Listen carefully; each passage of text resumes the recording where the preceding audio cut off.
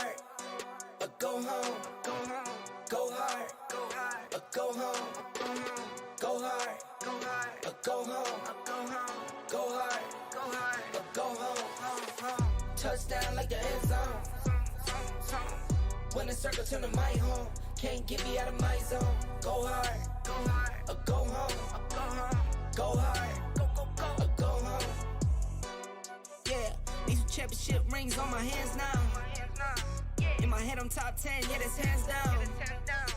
You a squad, now you're looking man down. Funny how foes turn to friends now. Drive a race car like a Atari now. Call filling up, I need product again. Treat the business like a playground, might slide on you. Do me wrong, might slide on you. Do a backflip, cause I'm mad rich. I'm the definition of what that is. Go hard or go home. Go hard or go home. Go hard or go home. Go hard or go home. Touchdown like the end zone. When the circle turn to my home, can't get me out of my zone. Go hard or go home. Go hard or go home. I'm a warrior, I go back to back, then go back to back. If I top the top, then a double back, and I'm topping that. Yeah, I beat my own records. Yeah, I gotta get money fetish. Same team, I don't set trip. Never dull, this electric. Went and put the rigs on my toes. Me and bro, that's the give and go. Stay 100, end zone, end zone. Keep them coming, I know. I won't flub my wrist, no, I'm not dumb like that. I just wanna give my mama 100 racks. Go hard or go home. Go hard or go home. Go hard or go home. Go hard or go home. Touchdown like the end zone. When the circle turn to my home, can't get me out of my zone. Go hard or go home.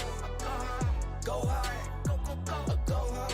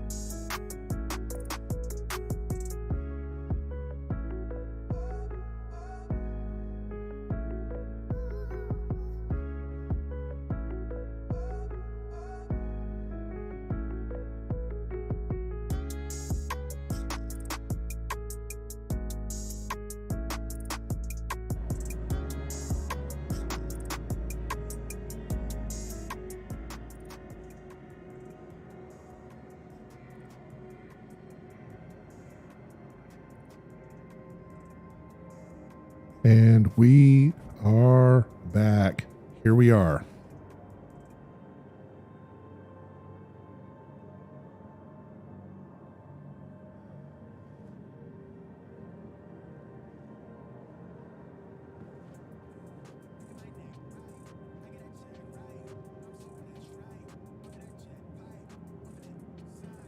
So what we're going to be doing today is we're going to be taking some refined Quantanium down to Area 18 and dropping it off. And then I'm going to open up the Discord server and we're going to do some live gameplay with some of our viewers.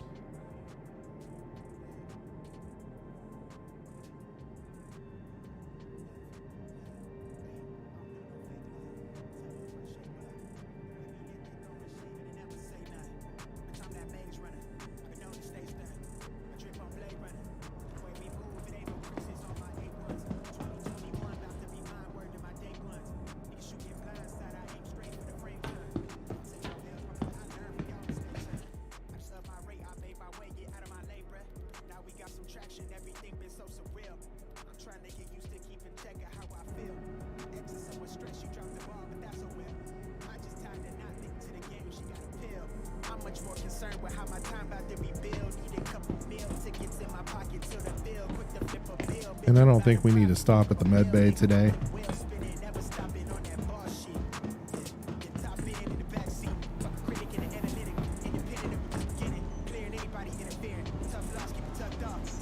Welcome to the ASOS Vehicle Retrieval System.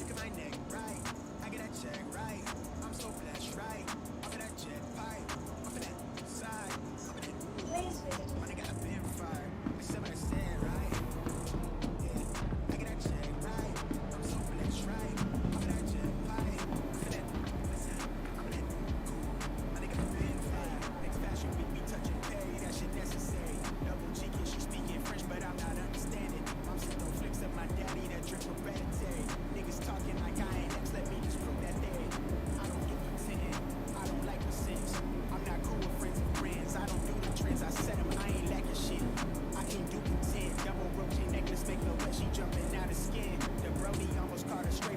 And if you happen to join chat, make sure and let me know so I can give you a proper welcome.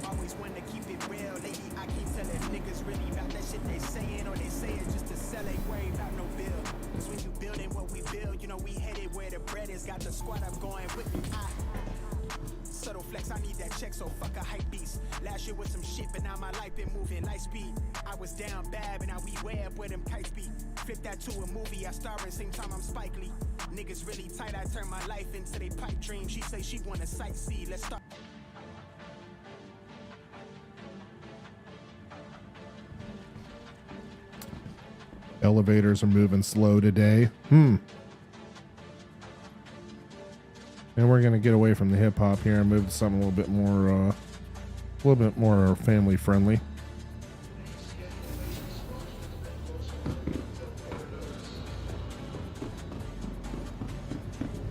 Soda, Chatley, welcome to the stream, guys. Good to have you back. Welcome, welcome.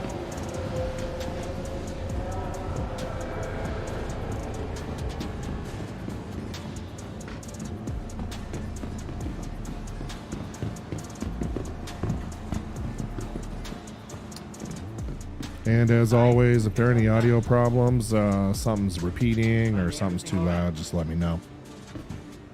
But what we're going to do today is I have 4 work orders that need to be cashed out. So what we're going to do is just we're going to put some stuff on the raft and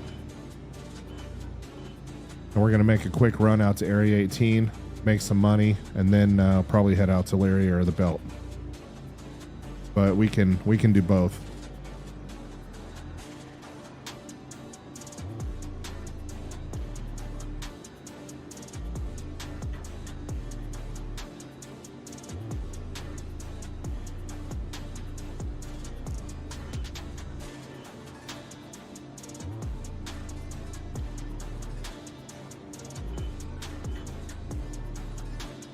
Now, the interesting thing about the raft is I can only do 3 of these at a time, which is probably a good thing in case something happens and I blow up.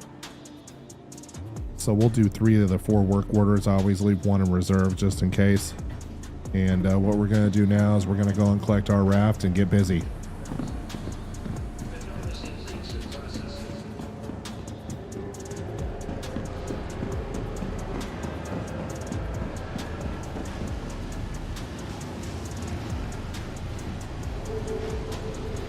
And if you guys haven't seen this new armor yet, it is absolutely gorgeous.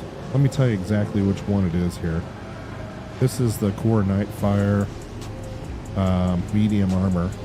They did a really nice job on this one. I think it's new in 3.17 in terms of the color.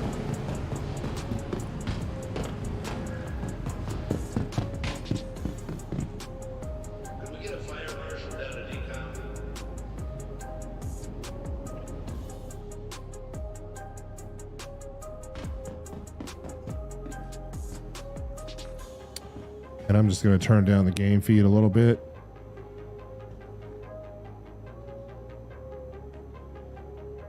And once again, if you're in chat and I missed you, just chat out. Let me give you a proper welcome. I always appreciate people watching the stream.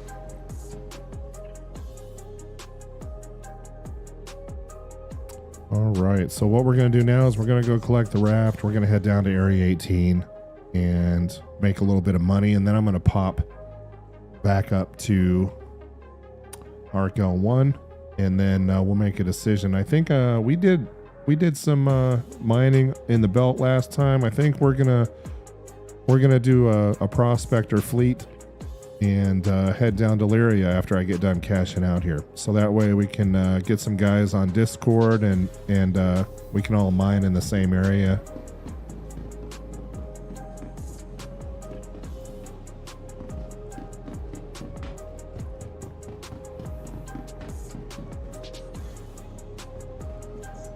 Welcome to the ASOP vehicle retrieval system. And Galactic, what's up, buddy? Always glad to have you on and back. I'm just going to do a quick run out to Area 18 here. I got the raft full of Quantanium. I'm going to cash it out. And then we're going to try and head out to Lyria today. Your vehicle has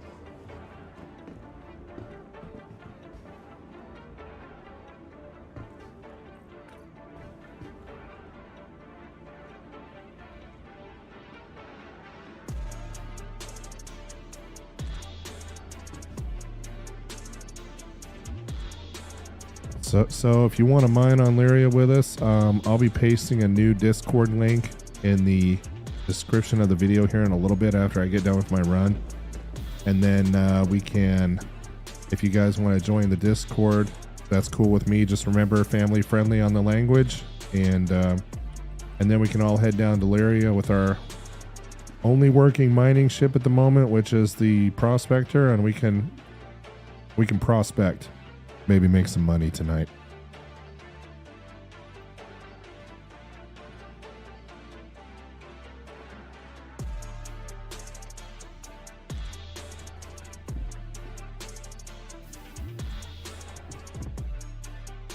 And man, I think that's Austin that just joined. So if he can join us, we'll be lucky because he's a bloodhound when it comes to the rocks on Lyria.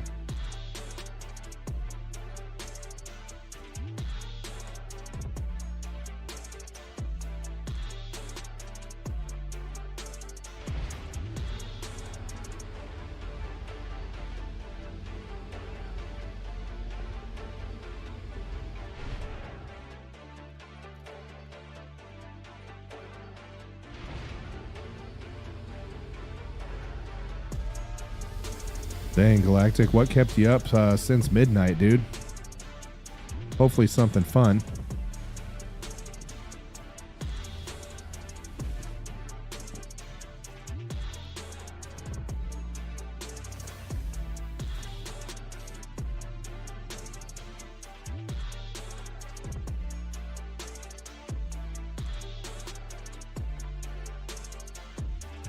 Now I wanted to show you guys something with the raft that they screwed up in 317.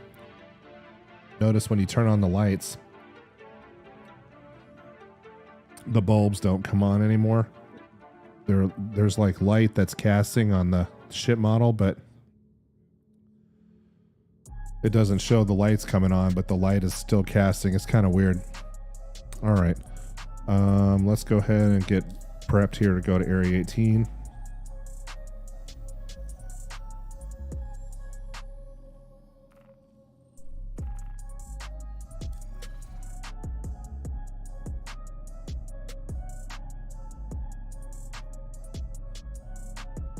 Not going to worry about filling up on hydrogen. Not going to really need it. All right, we're going to lift off here. If you haven't watched my video on the raft, I like it because it's with the default quantum drive, it sips fuel, so you can go all the way across the galaxy and back. Fairly fuel efficient. 96 SCU of cargo space, I believe, on this particular ship. So this is what I'm using for my Quantanium runs, and it's pretty maneuverable for a ship of this class.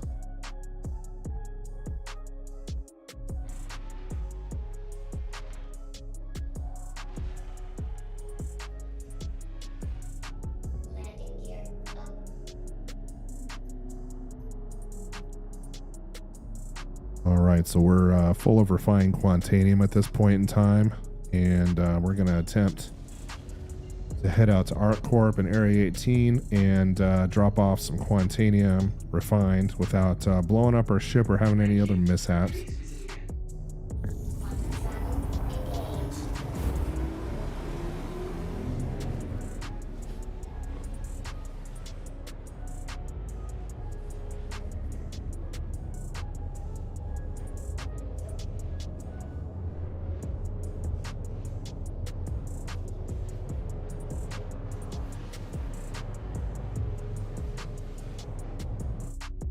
Anyway, this is the hazard paint for the raft. Really pretty paint. Nice paint that they did for this particular ship. You'll notice a little bit of wear and tear on it. I really like this one instead of the fluorescent orange. But a really cool ship. I like this one a lot. I have a Hercules C2 parked over there at Arc L1, but I just really like this one because it's so maneuverable and easy to fly. And yeah, I have to make more trips, but hey. The only thing I don't like about this ship is the quantum drive cooldown on it is pretty long. So if you jump into ArcCorp and somebody's waiting for you, you're gonna have a little bit kind of a hard time escaping.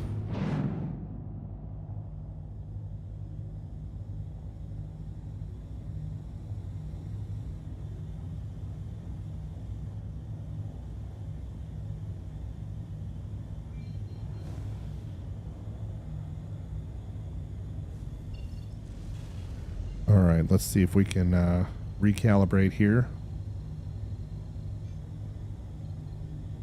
You know, I kind of refer to the raft as the diesel pickup truck of Star Citizen. It's just kind of got that feel to it for me.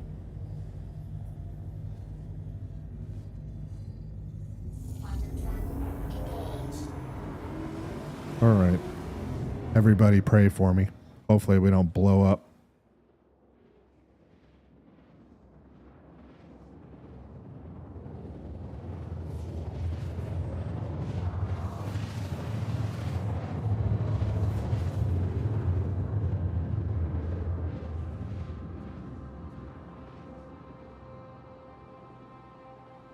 You know, the funny thing about Area 18 is you either get a vertical hangar or you get a nice horizontal one where you can just fly straight in.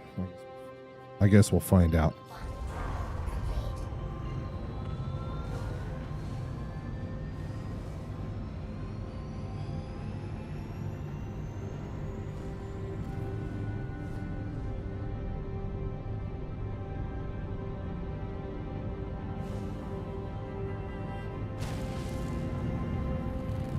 And for those of you who have not watched the stream in the past, you'll notice I have my performance overlay in the top right hand corner. So that's showing you FPS, CPU utilization, GPU utilization, all that stuff. And we're running in 4K.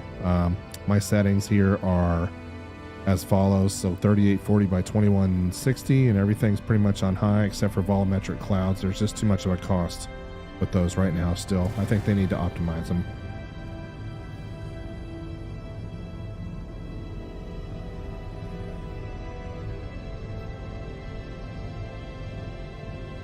You are clear to launch. Hello, and thank you for contacting me. All right, let's go in for a landing. Do a quick run to the trade center, make some money, and then we'll pop on to Lyria after hitting Arc L1, switching ships.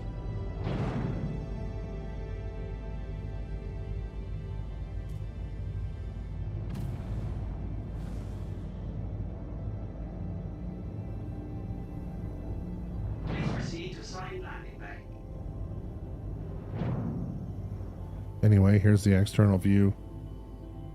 You know, every time my ship blows up in orbit or I have some other weird thing happen in Star Citizen that really makes me mad, I just try to remember how beautiful this game is, and Area 18 is one of those areas. I really, really like New Babbage as well.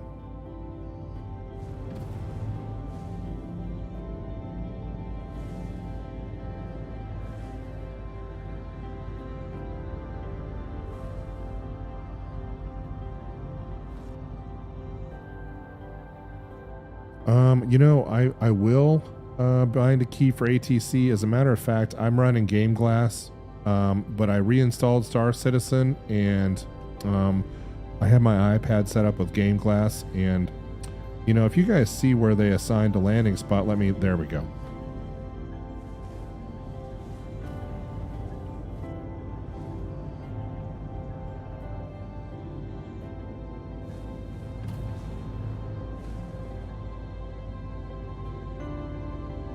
Anyway, back to assigning a key to ATC. So normally I have my iPad Pro sitting next to me with Game Glass running, and then I just hit the ATC button on Game Glass and boom. But I just reset up Star Citizen. I'm imaged my machine again, and I don't have all that set up yet.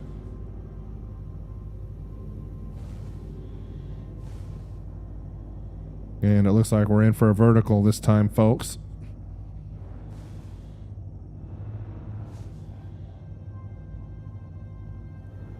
Alright, so I go extra slow and extra cautious, and you guys are going to laugh at me on how I do this, but when I have this much Quan on board, I just like to take it nice and easy.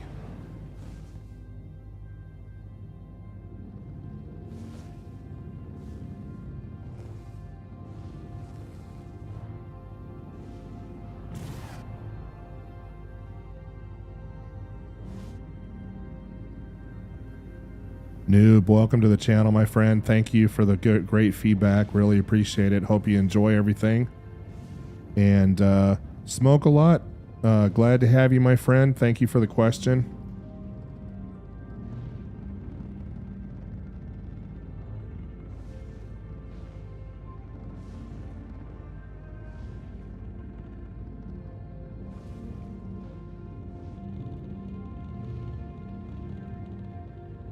What I should do is I should just create a Windows 11 image of everything installed already, including Star Citizen, and that way when I want to bump an image over to my game box from my NAS, I just, via Windows Riz or whatever they call it these days, I can do that. May spend some time on that next week.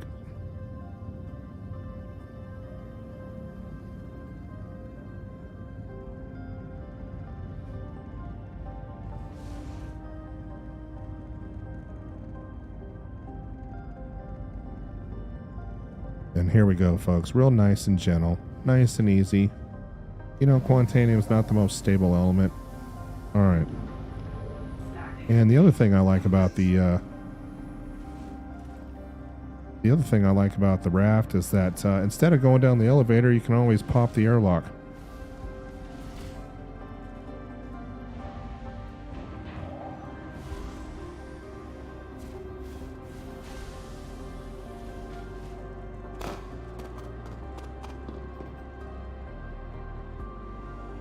And there she is, folks, the raft. Really like that ship. I pledged for it. I also pledged on another note for the Merchantman a while back. And I'm going to be releasing a video in the next few days on 317.2, what I think about that. Just went avocado. And so we'll get that done.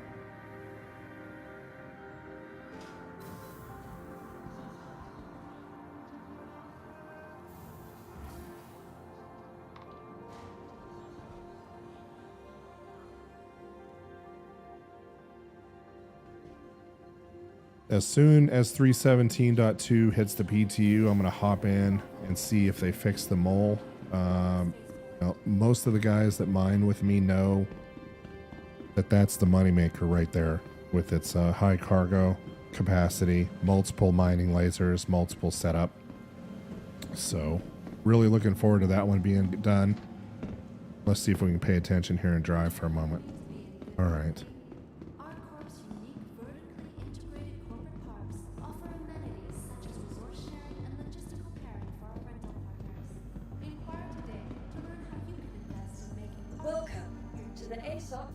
Yeah, and smoke a lot. That's a great suggestion. I've done that a few times myself. It's just that when we're on the stream, I try to do this for new players because we have quite a few new folks that join up, so that way they can kind of watch step by step how you go from point A to point B.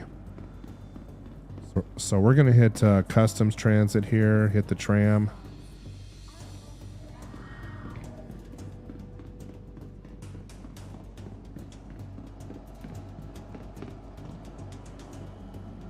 All right. We'll take the city flight out and we will head up to the trade depot, cash in, and then I'll start up the Discord server. We'll update the video description with the Discord, and then for those who want to mine on Lyria, we'll party up. And we got Vlad joining here in a little while, and I know he can find some good rocks, but I'll take a shot at it myself as well.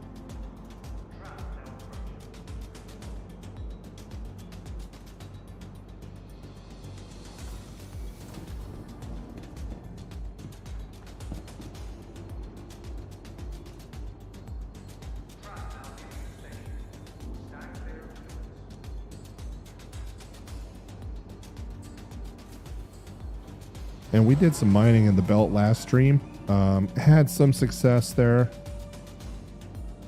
Had a little trouble finding band 5 because the Aaron Halo mining routes webpage is fairly accurate, but it can be a few 100,000 kilometers off. And it's not as fun as mining with 3, 4, or 5 friends on Lyria, especially if you find a really good Quantanium a Quantanium cluster on the moon.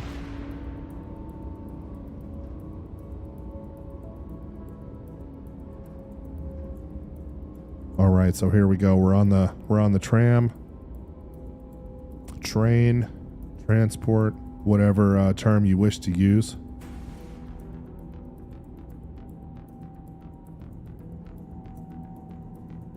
And we're pulling about 30 FPS here at 4K. Not too bad. Hey Thomas, welcome to the channel. Glad to have you, and that's a good question. We have some vets on the channel who can answer that question for you, but I'll just give you my 2 cents and say that if you want to, the mining on the belt versus Lyria, on Lyria, it's a little bit more risky just because people can find you and shoot you. In the belt, it's fairly carefree and relaxing, but you may not find as much Quantanium out there. And in 317.2, when the mole comes back, all the big mining operations in the game are going to kick back in and start pulling a lot of Quantanium. Okay, so we're going to head out towards Artcourt Plaza here, and as soon as you get into Artcourt Plaza, the first thing that you'll notice is the Trade and Development Depot, or Division, sorry. And if you head in there, and keep in mind we got our work orders collected, we put them in our ship, which was the raft. We took the raft from Arc L1 out to Area 18, And now we've parked our ship and we're going to go over here to the console. And let's see what we got. So the first thing you want to do is select cell. You want to select your Argo raft. Here's our Quantanium. And as you see here, we have 643,000.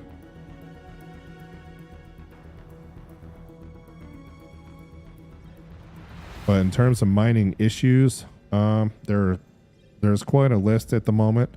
As you can see here, it is still more than possible to make really good money doing this. But the mining, just the biggest one for me right now is that the mining consoles on the refining depot are totally useless, inoperative.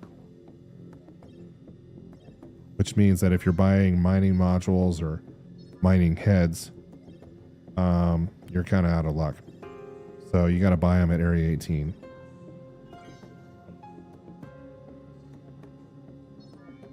And then as Noob kindly pointed out, you can be on a Quantanium run and the server will crash.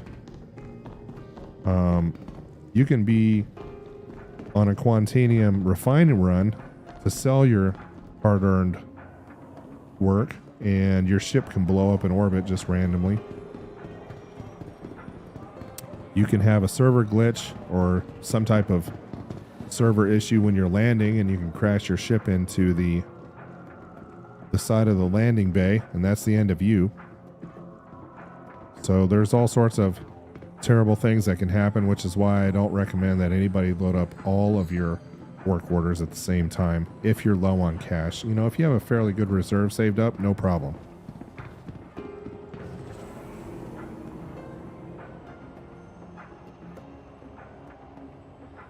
And Vlad or Galactic or anybody else out there, I'm sure I missed some.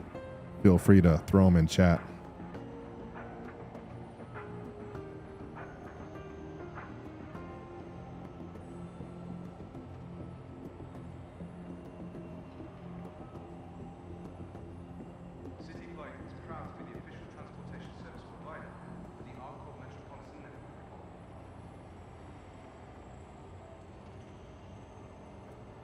And we'll just wait for our tram to show up here.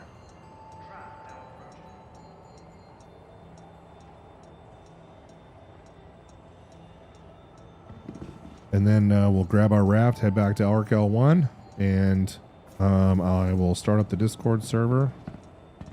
Hop on there real quick, and then we'll find out who wants to party up and go hunting for some Quantanium on Lyria tonight.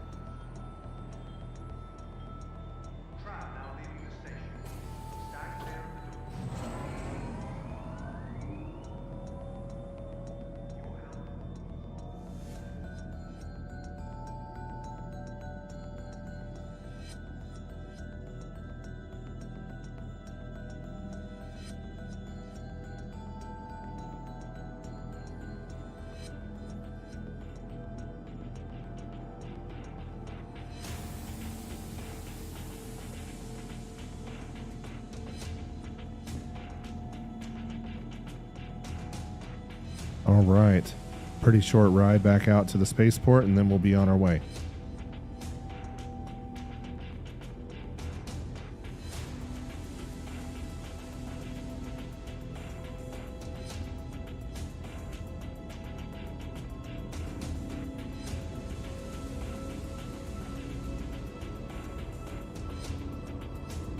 Yeah, there's scrap trading. I think I did a quick trade run video about a month ago. It's not incredibly lucrative, but you can make some decent money on a very short run if you're new.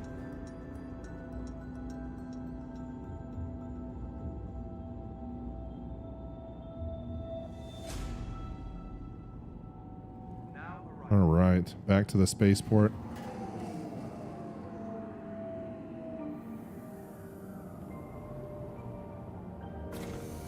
And then we'll go pick up our raft and head back out.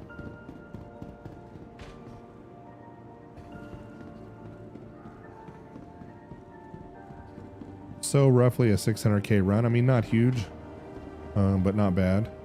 And that was pretty much all from our last stream. So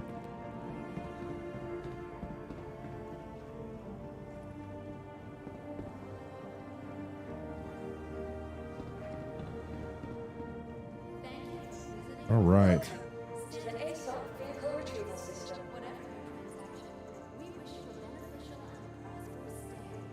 We'll retrieve this guy. Vehicle selected.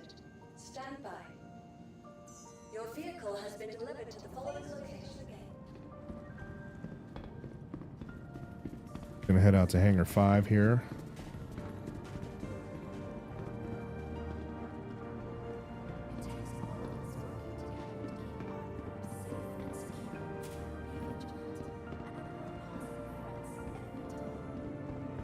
And I do have the Discord server ready, so, or at least I've hopped on. I'm not saying I started it because it's always up. And then I'll figure out why the Discord is not showing up in the stream here.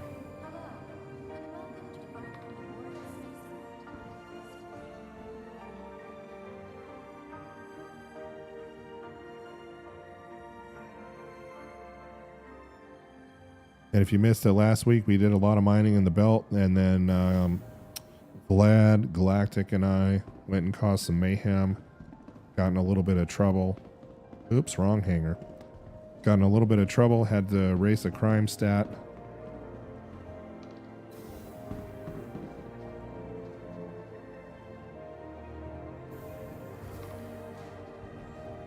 We went on a looting run and accidentally murdered like 15 people. So we had to go and clear the crime stat for that. Sounds good, Vlad. See you in a little bit, bud.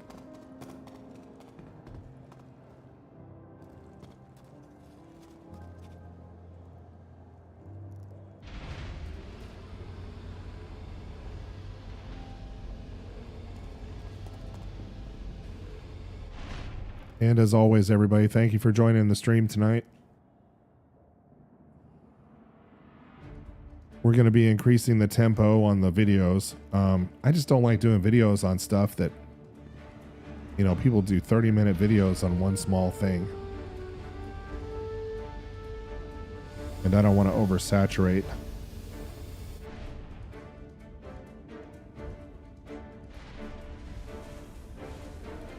All right, there's our airlock, there's our bridge.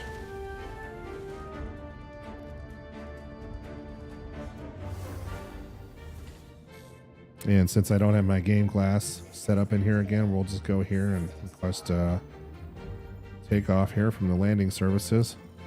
Turn on our lights. As you can see, there was no discernible use of Quantanium. Anyway, the Argo raft in this beautiful paint once again.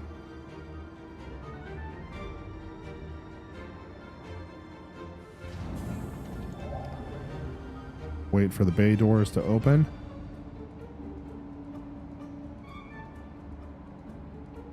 Looks good to me.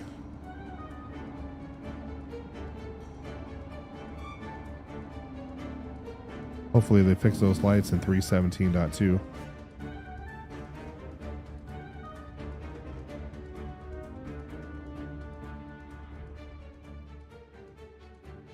And pulling 55 FPS, not too bad right there. Guess I should probably program in a destination here. Let's do that real fast. Back to ARC-L1 Wide Forest Station. Maybe. Maybe not.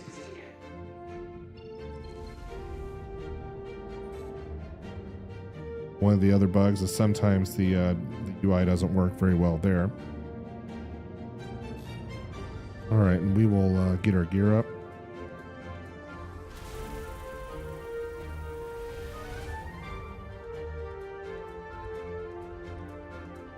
Really beautiful city they did here. All right, let's increase our pitch.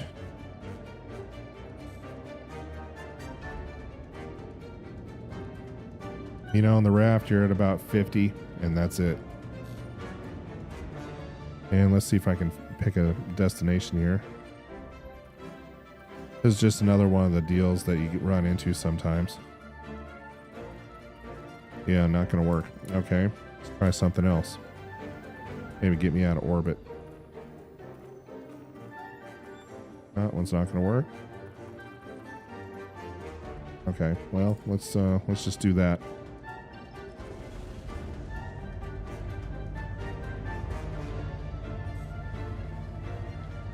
Anyway, it's alpha. That's just part of the process you go through when you're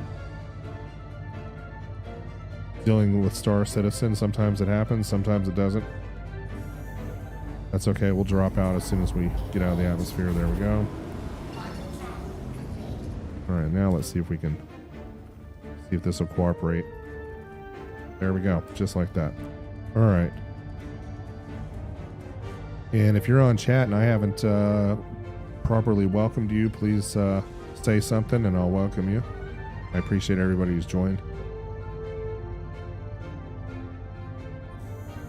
So basically what we're going to do now is we're going to party up with those on the stream who want to join, and we're going to head out to Lyria and see if we can find some decent Quantanium clusters and make a little bit of money. It's always better mining with friends.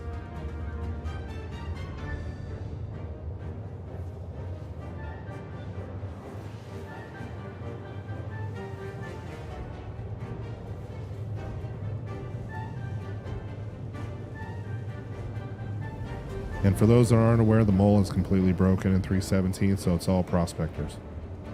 That's your choice.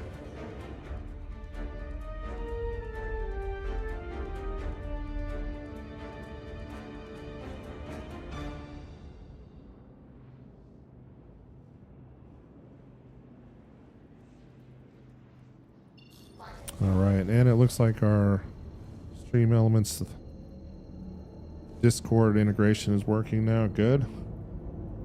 You know, I may actually upgrade to quantum drive on this because I just don't like that long cooldown. Calibration's really fast, cooldown's not so great. And I'm sure a better one will use more fuel, but all right, so we'll pop into here real quick and pull a decel maneuver, and then we'll head in and pick up a prospector. Make sure it's properly outfitted first.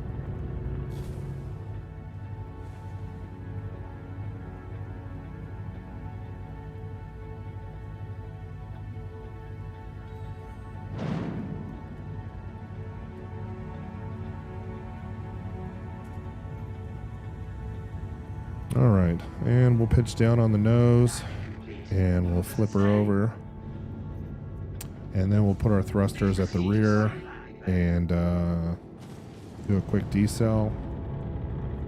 There's our landing spot right there. Hello, and thank you for contacting EDL Landing Assist.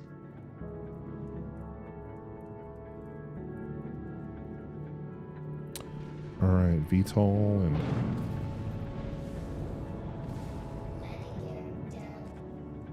and if you guys have a hard time hearing me or the game volume's not loud enough for you, just let me know. You know, noob, I will tell you this. We were out in the belt and I had another player who was on the stream at the time hit me at very high velocity just out of nowhere. So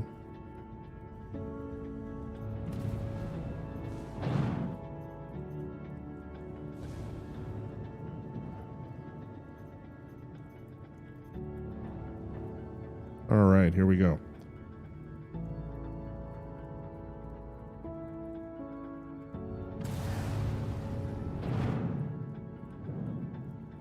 And we'll reduce our max velocity here, and we'll just put her down on the pad. And I don't have a fancy HOTAS setup for Star Citizen like some players do. I just use mouse and keyboard basically because I'm not doing a bunch of PvP or bounty hunting at the moment. That could change in the future, and I may go with the dual sticks and the whole 9 yards. But for now, I'm just using mouse and keyboard, which is more than adequate for mining.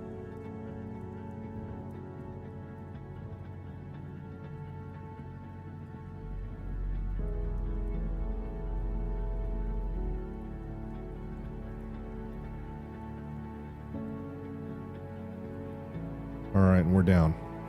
Landing complete. Have a pleasant.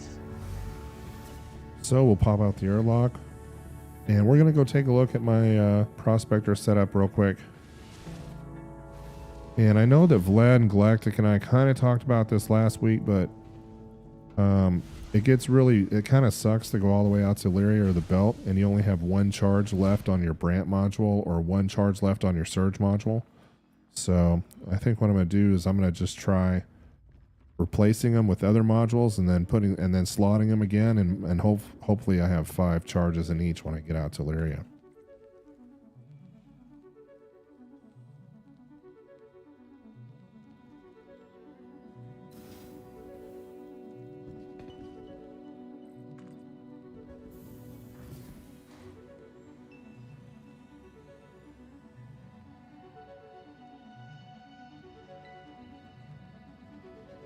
And we may have to hydrate because we're at 82%.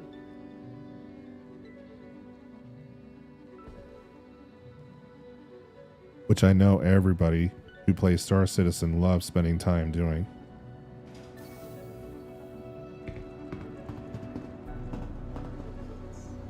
Welcome to the ASOP vehicle retrieval system. All right, let's get our Argo raft stored, and then we'll make sure that we are properly outfitted for on the prospector side. And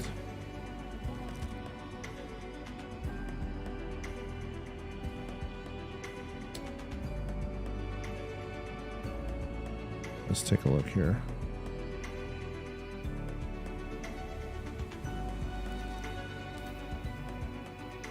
All right, vehicle loadout manager, prospector. And I have a prospector configuration guide if you're wondering how I run mine.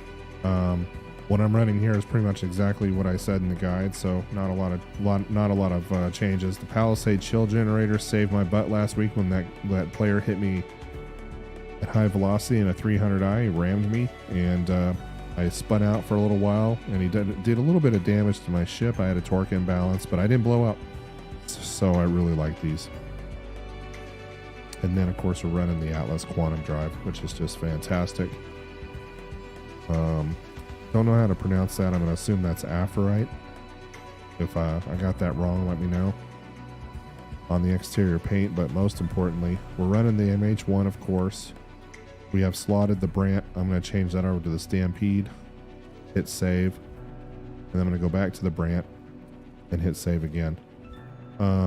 You'll notice here that I have available 4 and in use for, so I'm getting to the point where I'm going to have to do a module run out to Area 18 because you can't buy them at Arc L1 right now. We're going to do the same thing with the Surge. We'll put the Stampede, we'll slot it, we'll save it.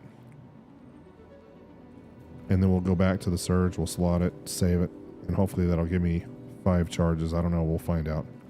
And of course, we're running the FLTRXL. This third slot is kind of, whatever you feel comfortable with. Other players have different opinions.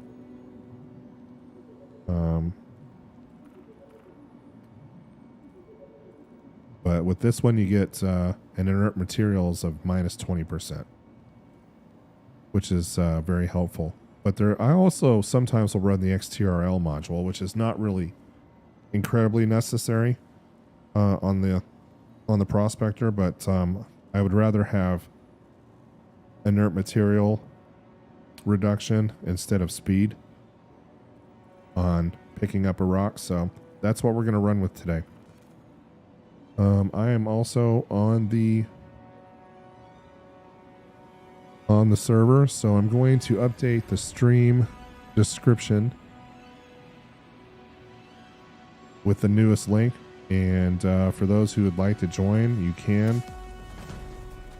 Let me just get that done real quick.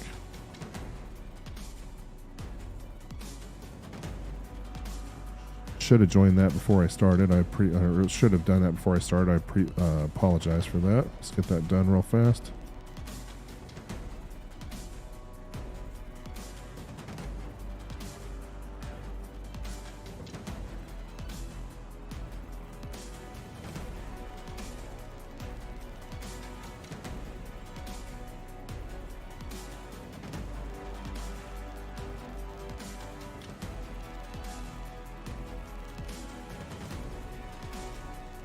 And almost there.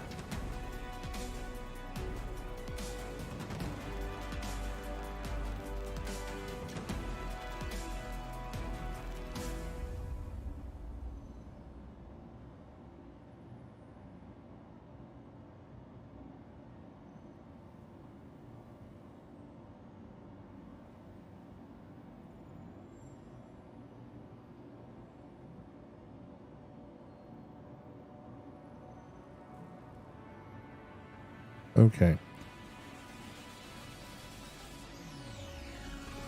All right, the description's been updated with the Discord information. And what I'm going to do now is we're going to do a quick bit of see if I have anything to hydrate with on me. Of course I don't. And of course nothing in inventory either. Except for a burrito.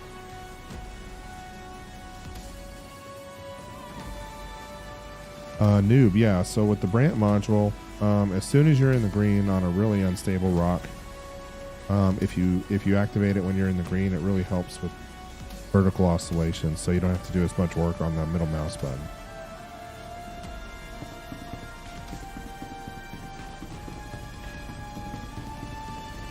The surge, which you're not very likely to use in the belt. I mean, it's a kind of a time saver more than anything else. I'm gonna head down to the refinery and we'll just grab some stuff there. Thanks for that tip, by the way, Galactic, on eating in the refinery and drinking. The surge module is very helpful on high mass, stubborn rocks on Lyria.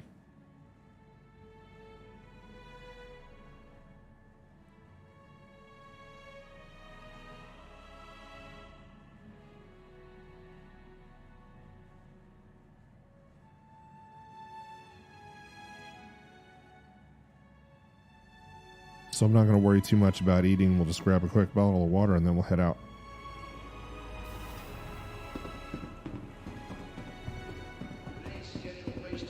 And you have a couple of choices if you don't store it, of course. You can head up to the Galleria and then go all the way up to the food court, or you can get it here.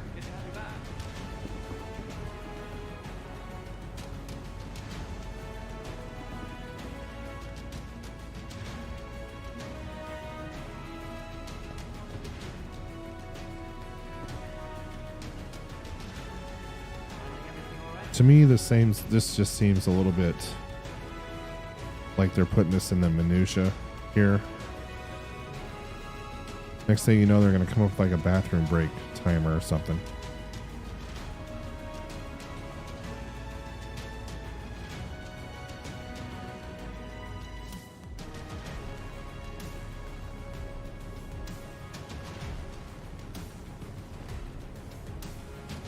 And if you have any problem joining the Discord server, just do a shout out.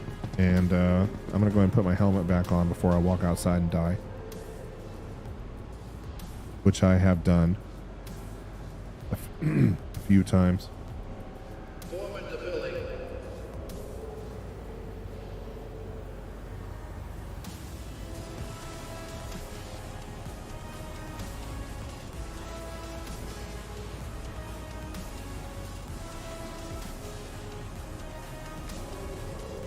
I wonder if I lost my helmet for some reason.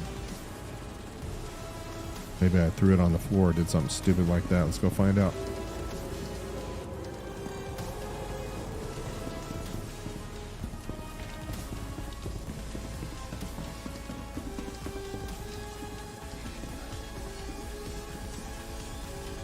Okay, looks like it's gone, so we'll just equip a different one.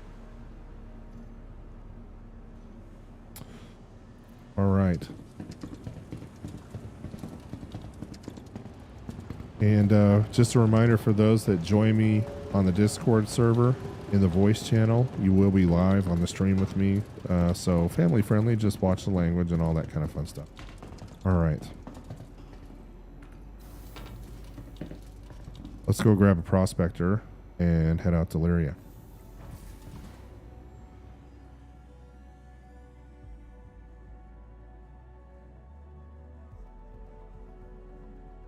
Yeah, and Galactic is exactly right. The surge is kind of pointless.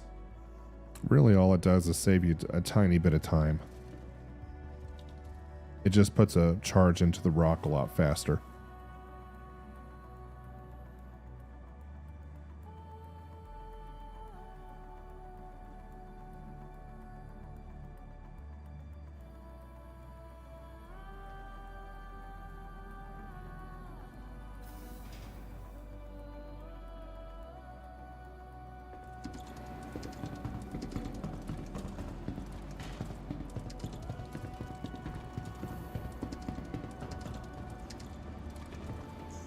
Welcome.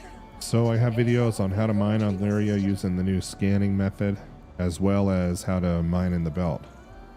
And the way that you find Quantanium in the belt is different. Slightly different. Vehicle selected. Stand by. Your vehicle has been delivered to All right, pad 2, let's go grab it.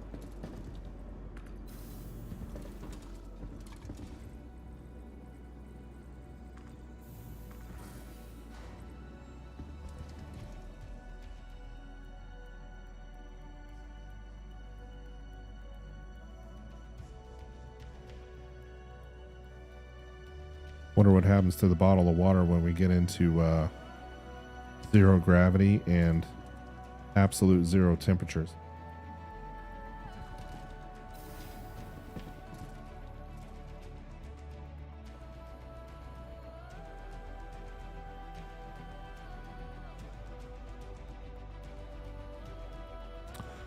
Oh, that's right. Wrong one. I just remembered I accidentally pushed the button above hanger. We're on pad 2.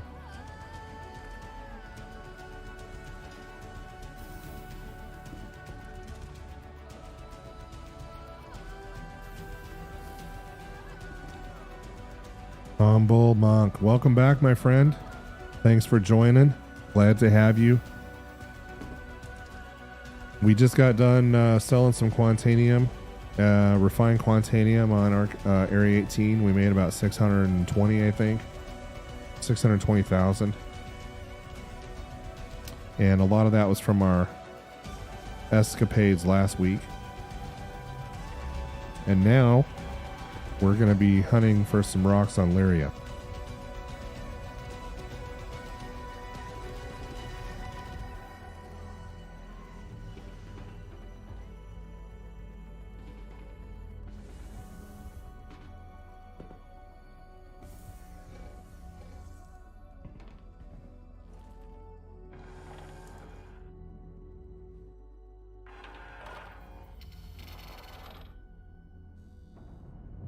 All right, we're full on gas of both kinds.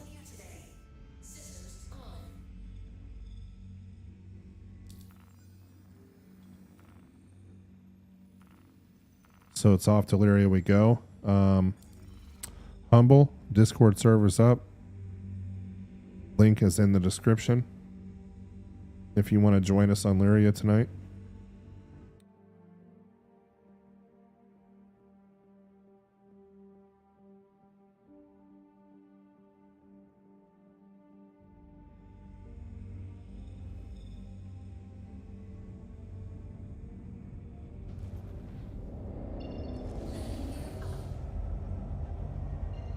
So this Atlas is about twice as fast as the standard Prospector quantum drive, and calibration is really fast and cooldown is really fast. You know, noob, on these streams, we normally do a couple hours. But I don't think Monk made 3 million in 2 or 3 hours. That was probably a little bit more mining, but I could be wrong.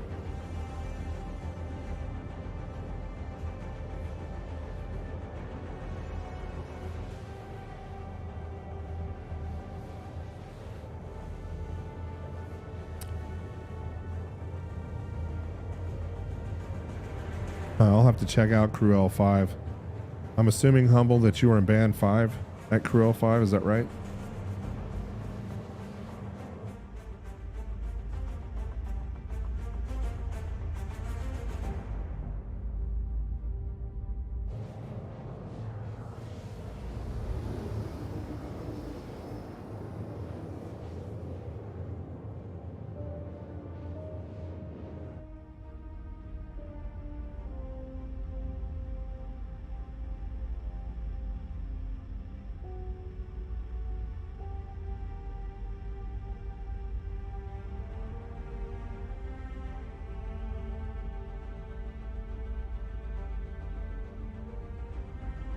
All right, and Discord is up and rolling, and I'm in the general voice chat area.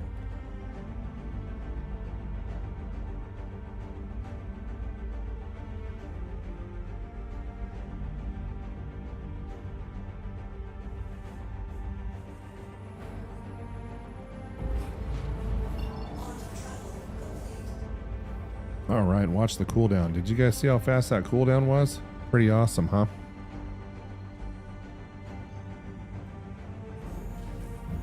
And then we're off to Lyria.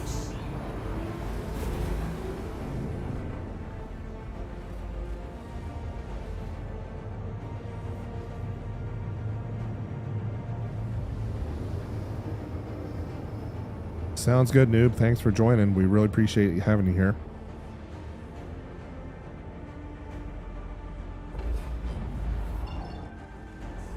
All right. Let's see. Let's see if we can find a good facility to point towards. I can't remember. Was it Spal 5? I can't. Somebody let me know in chat. Spal 9.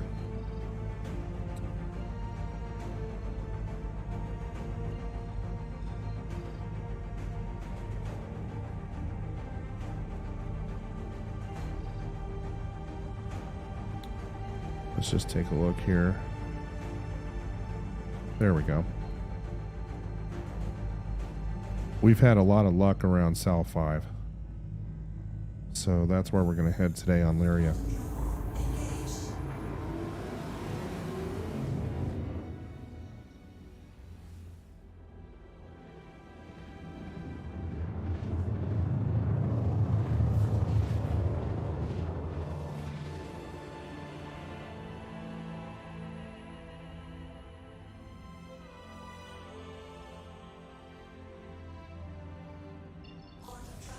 All right, here we are.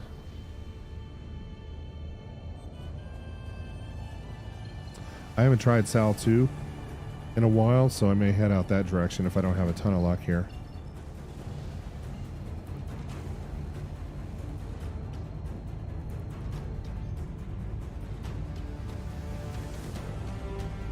All right, so on Lyria, we don't put our mining head out. All we do is we scan, slow down, and then we just change our scanning angle to 2 degrees.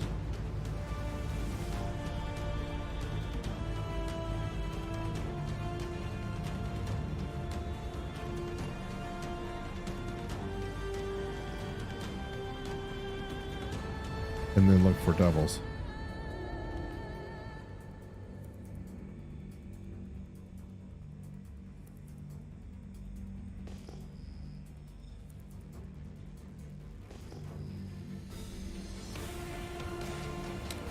And look, I had something right below me.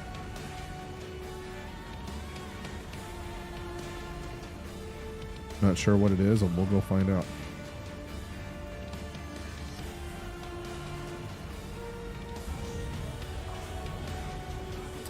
Granite deposit, so nothing worth looking at. So we'll pop back up here.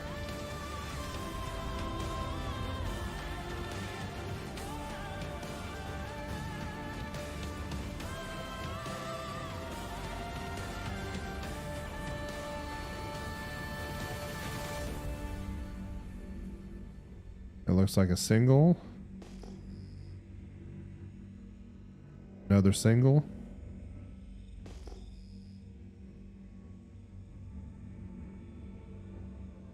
Another one.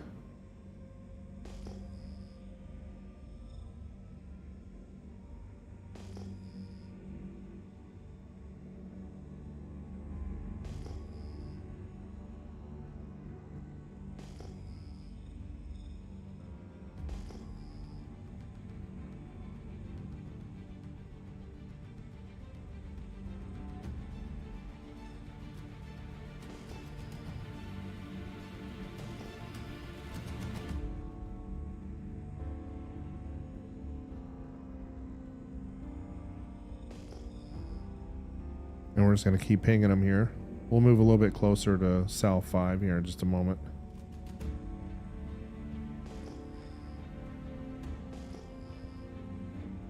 And when you can get 2 or 3 prospectors running at the same time and looking on near this one, things tend to run a little bit faster.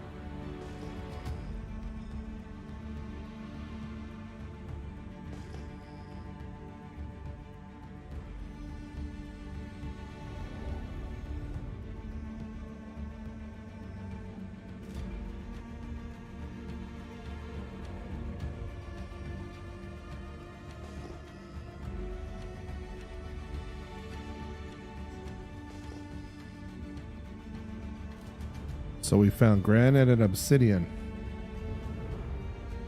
Pop up here.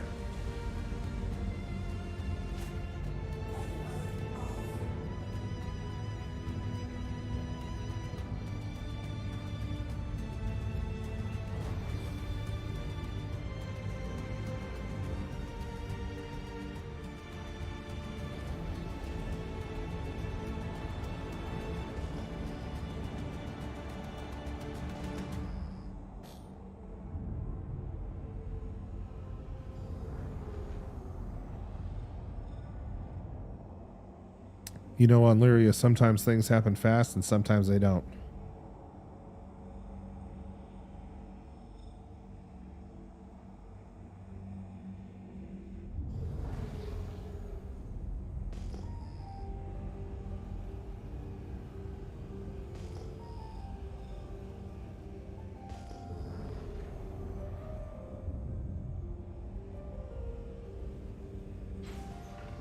Okay, there's a Quantanium deposit there. Let's go take a look at this one.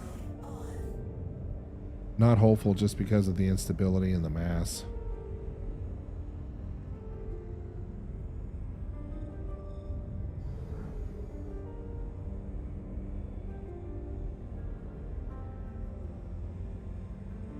Yeah, it's a 4%.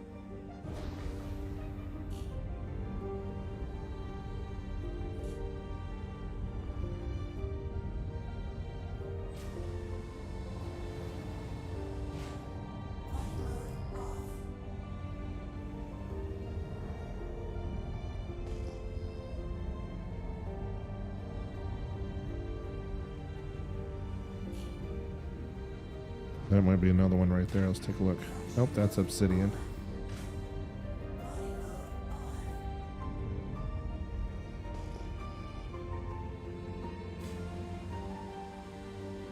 So we'll just stop right here and we'll do a little bit more scanning.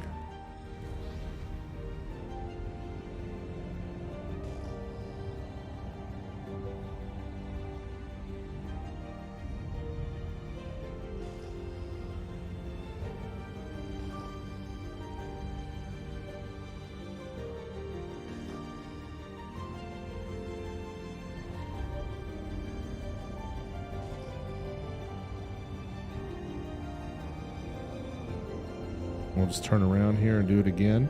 And this is mining on Lyria after the 317 patch.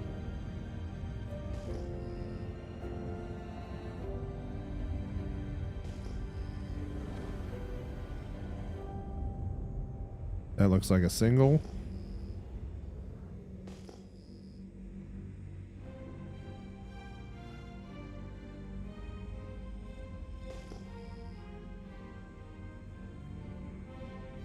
Okay, keep heading out towards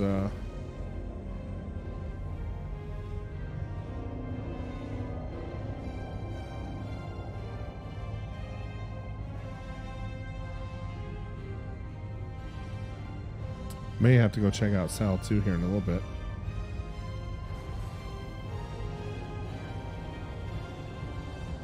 Anyway, what do you guys think about some of the features coming out in 317.2? I know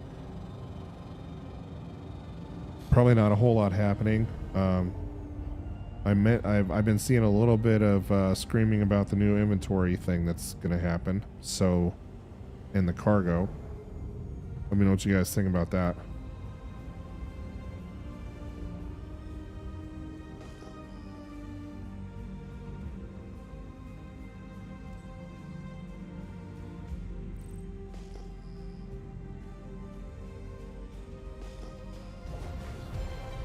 Like a non-scannable there.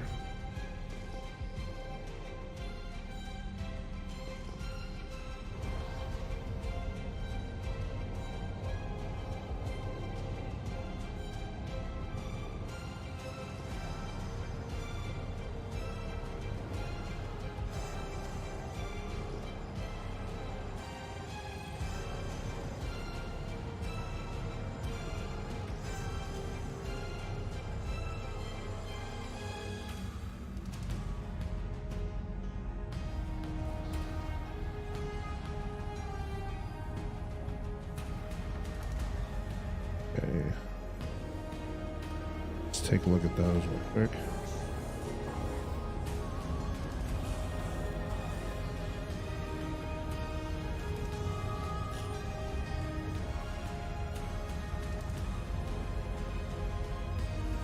Okay, we got granite right there.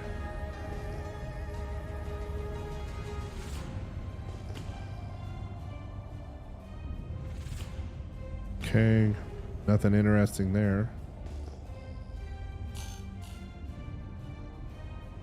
Hey Vlad, let me know if you can hear me in Discord.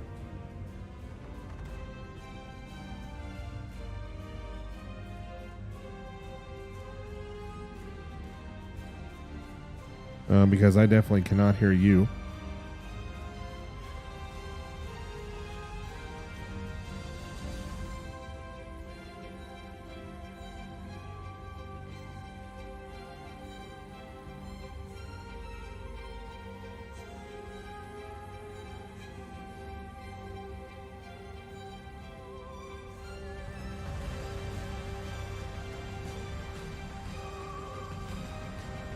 And I'm just going to pause here and just make sure my settings in Discord are correct.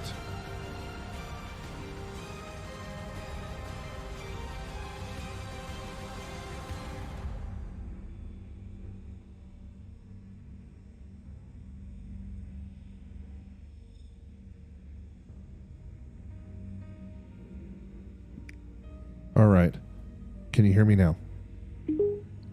I can still hear you. Can you hear me now? Yes, I can hear you. There we go. All right. What's up, Vlad? Welcome back, man. Thanks. Now we're cooking with fire. Nice. Too bad Galactic doesn't want to jump on. I know, right? He mentioned something about being up till like midnight since midnight. Well, I happen to know I saw him online a couple times today, so if he's been up since midnight, he's been playing Star Citizen for most of that time. All right. So I figured we'd head out to Lyria today. Oh, there's a double. Let's go find out what that is. Oh, Aphorite. Just so we can do some multi-prospector mining instead of floating around out in the belt. Yep, sounds good to me. I'm in my prospector. I just need send me a party invite and I'll head over to you. Or if you want, I can send you a party invite. Yeah, let me send one over to you right now. And if Humble wants to jump on or anybody else wants to, you can strip mine the whole planet. Okay, party invite is out. Got it. Yeah, Humble, we missed you. We missed you on Discord last week, bud. If you want to join us, feel free. Or anybody else on the stream. The link's in the description. I will say that Galactic Hazard showed me a amazing spot for Quantanium, but I can't tell anyone about it because he's afraid that if we disclose it on your stream, that everyone will go there and it'll be useless.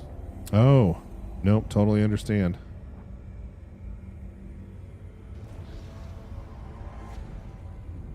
But he and I were helping somebody else, one of his buddies, get earn enough money for a mole, which was very nice. Wow. So instability 742, mass 48, 32. That's that a good one. looks kind of promising. Hey, there's a 42% rock right there. I'll take it.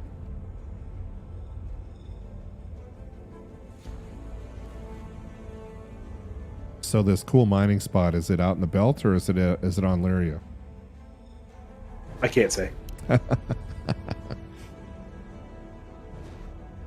I will say I have played around in the belt a little bit more with, so I was primarily hitting band 5, but I also tried hitting like band 4 and band 6, so just outside the optimal areas, and it actually is about the same because there's far fewer rocks, but it's a lot easier to find, to hunt. You don't have to like scan 50 different rocks to find one Quantanium rock. You can go a lot faster. You can scan a lot faster, and you can still find Quantanium at about the same rate.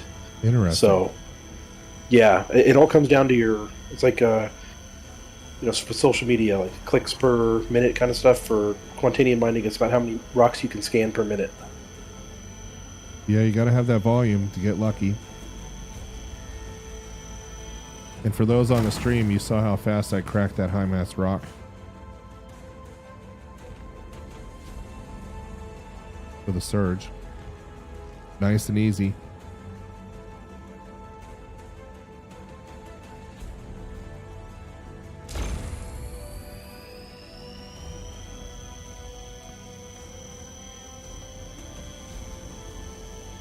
See if we can stabilize here. I'm having a problem driving.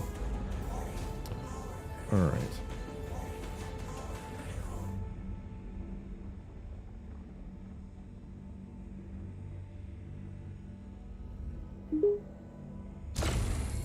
Landing gear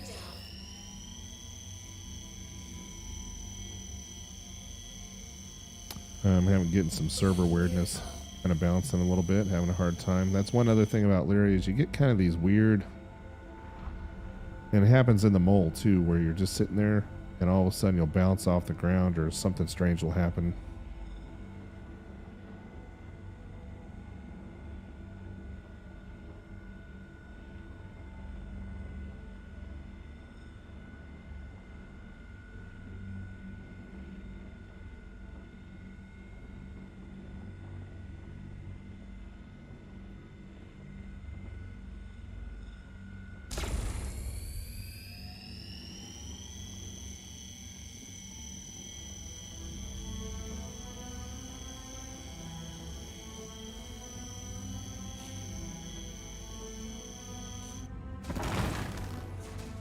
Alright, there's the first one. That was 100% Quantanium, that little fragment. This one's not going to be any Quantanium.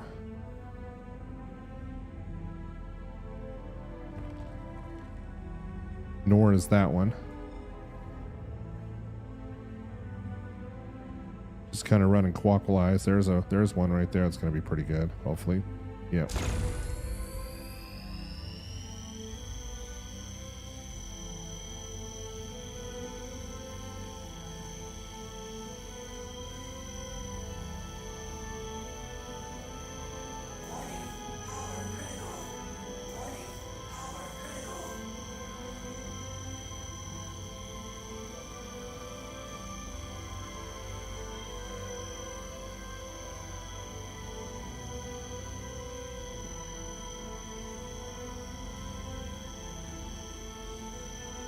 And then Vlad, maybe if we have time tonight after we get done making 500,000 or so, we can go do another bunker mission or something where we shoot something. Oh, man, I don't know if I want to repeat it last week. Yeah, no kidding, right? I will make sure to bring plenty of crypto keys this time. Yeah, and I would have been fine if my inventory hadn't whacked out on me. I will say I've enjoyed doing a couple bunker missions since then. I try to do them Iron Man so I can get some good armor. So I just go in with an undersuit and a gun, one gun, and then try and loot armor from whoever I can kill or the dead guards and all that kind of stuff. And it works out pretty well, except the third bunker mission I did the other day. As soon as I took off, I just randomly exploded and lost all my loot. Oh, so no. that was fun. And that was that's just one of the funny alpha bugs we were talking about. One of the people on the stream was asking what kind of mining bugs we run into, or alpha bugs we run into. Yeah. And the random ship explosion is really kind of demoralizing a little bit.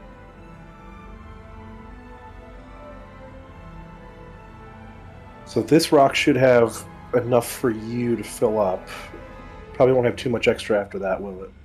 Most likely not. If you just want to start hunting around for like a big field, and I'll just run this back, drop it off, and come on back, and then you can have the first. I'm gonna head back to the daylight side. Try and find a nice spot in the sun.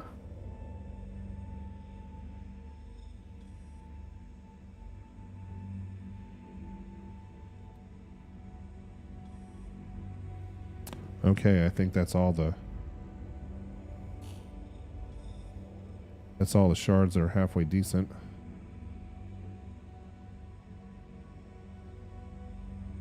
And for those that are new, I can tell before the scan completes just based on the optimal window size.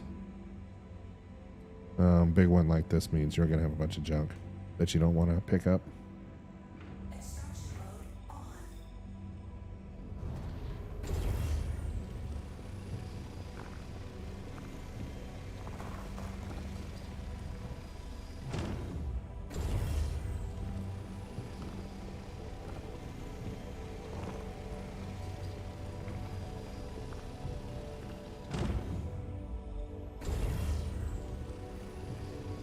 100% Quantanium so far.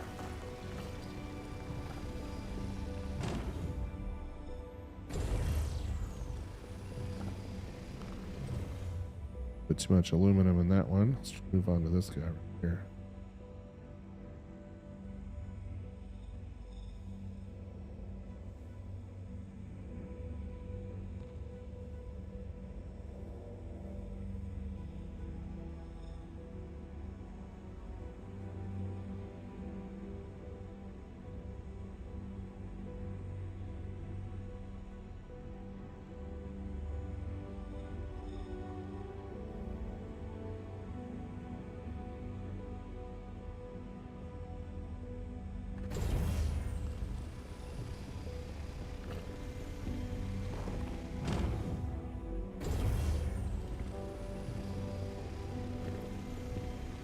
And our time until critical countdown timer has started, of course.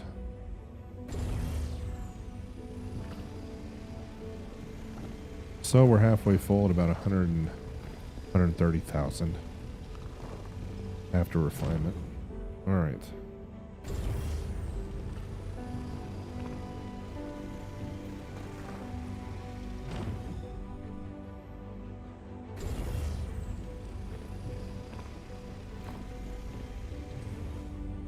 That one has too much inert in it.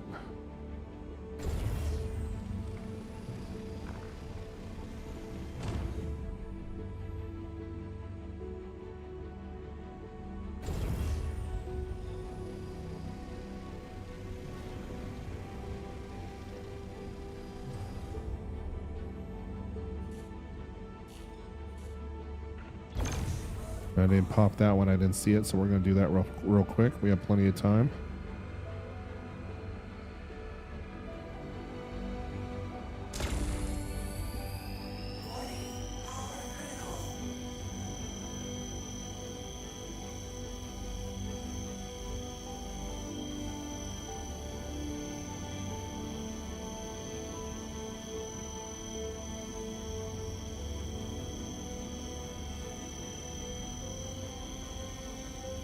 I usually don't start getting worried with the Atlas until we're about down to 10 minutes.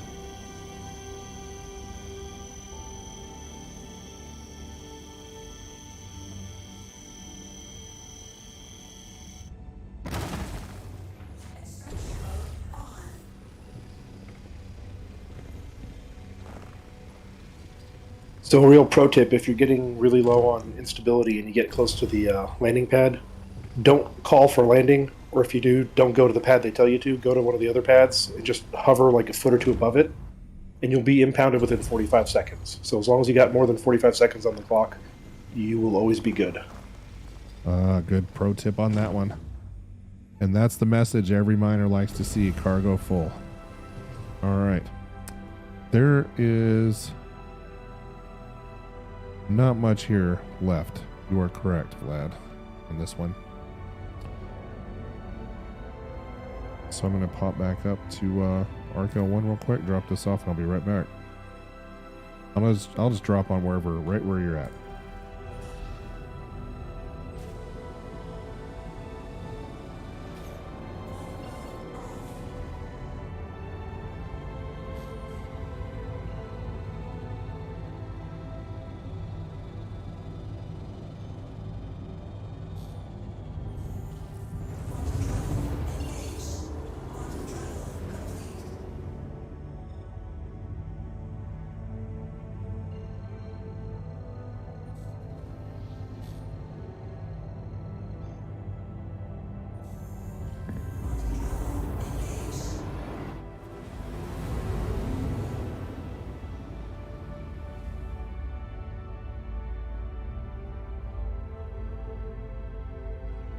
Yeah, the brand's really nice. Honestly, I personally don't think there's a better combination for the Prospector than the Brant and the Surge.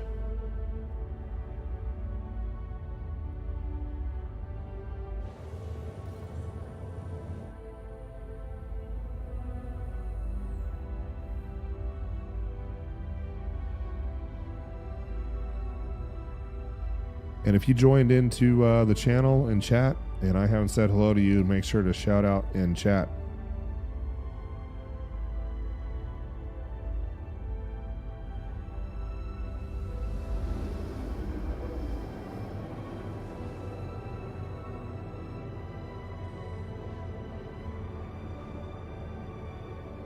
And as Vlad was mentioning, the fine that you pay for getting your ship out of impound is very small in comparison to losing a whole load of Quantanium, your ship, whatever you're wearing.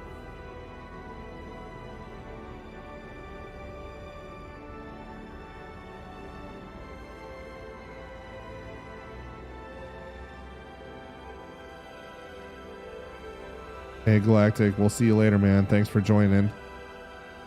Get some sleep, man. Have a good night, Galactic. See you later.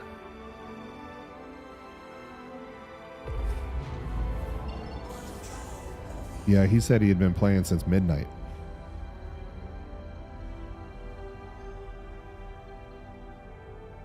Or had been up since midnight, I'm sorry. Yeah, I got online after work yesterday, and he was getting ready to go to sleep, so I think he must have slept in the afternoon and the early evening, woken up and been unable to sleep anymore, and then just started playing and couldn't stop. So 317.2 went Avocati today, I believe. Looks like it's going to be out in the P2 soon. I'm curious to see. It went Evocati a couple days ago. Oh, it did? Today was just the first, was the next iteration of it. I think they're up to like the B or the C patch, but I should get an email when it goes to Wave 1. From what I've heard, it's not going to take too long for them to go through the testing phase, just because it's mostly bug fixes. And hopefully the mole is back in business. Allegedly.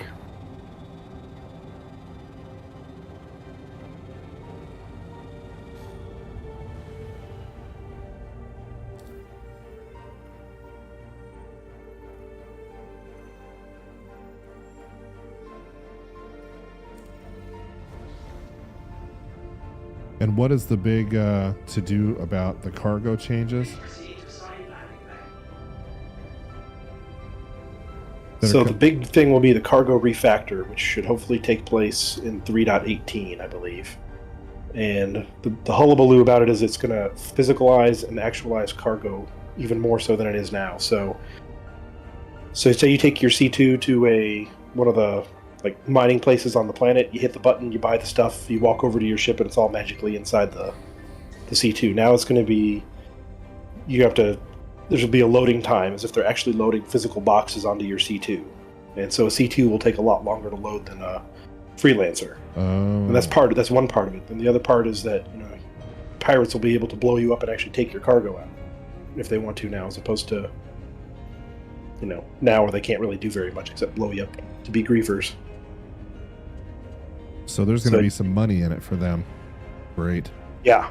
It should be really interesting, because the reason I said, we'll have to see about the raft is when it comes online, its cargo is not like a cargo bay. It's really those 3 32 SCU containers. Right. That are like shipping containers we have now. And it's the same way the Hull A is designed. So all of a sudden, if you're moving cargo in large 32 SCU chunks, the raft can be loaded really fast. Whereas like a C2 carrying a bunch of random stuff could take hours to load. So it'll be interesting to see how that plays out. And it should make trade a lot better too, because they're changing how the consoles look, so you'll be able to see how many goods are at the actual location, as opposed to now where you just kind of keep buying and guessing and hope you don't hit the limit. And you'll be able to see, refresh time till they get more. So I'm really looking forward to it as a C2 owner. But I may have to buy a Hull A or something like that in game, or a raft. And then you're going to have to pay somebody for overflight while you're loading up that thing. Yeah, exactly. Or pay an extra fee to get it loaded twice as fast. Yeah, because the pirates will just be sitting there waiting at all the known spots. Yeah. So, I think it's going to improve pirate gameplay, but also counter pirate gameplay. So Antoine Monroe is asking, any idea when the A2 will be available? I thought it already was. I'm not sure. No, you can't buy it in game yet, can you? It should probably be 3.18 and then at the very least, because it usually comes out the next patch after it's a patch or two after it's first released.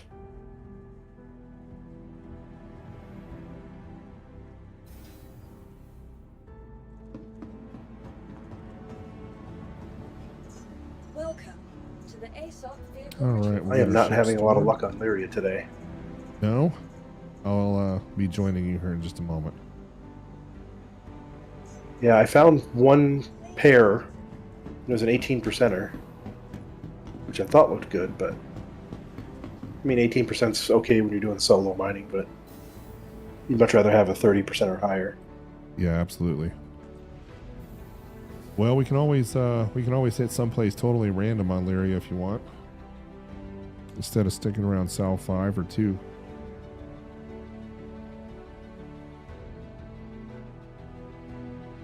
At the speed I'm moving, we're nowhere near Sal 2 anymore.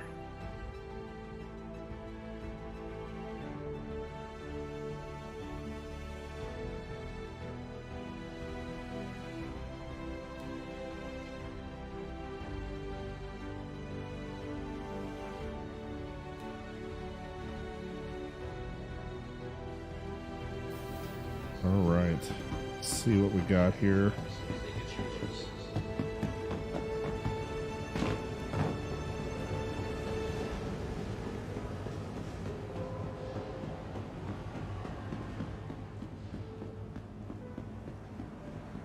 And for those who are not aware, the black screens here do not work in 3.17 at all. You can buy some modules like this FLTR XL. You can buy that one. FLTR module, you can buy that here. And of course, they have a few mining heads. But I don't know how good the Klein or... I don't usually use those at all.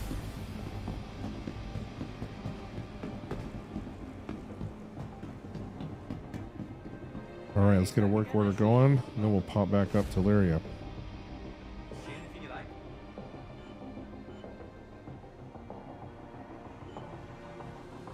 So we have 2938 of refinable Quantanium, not bad.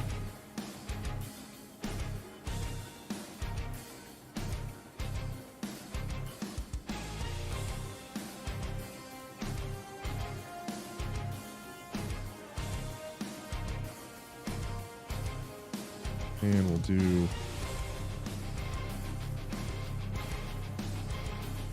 let's see, 2791 on fair and exchange.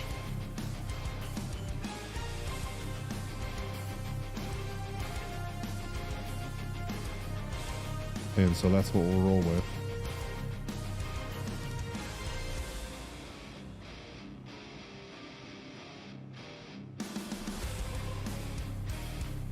All right. Wait for the work order accepted dialog to disappear. There we go. And we're off.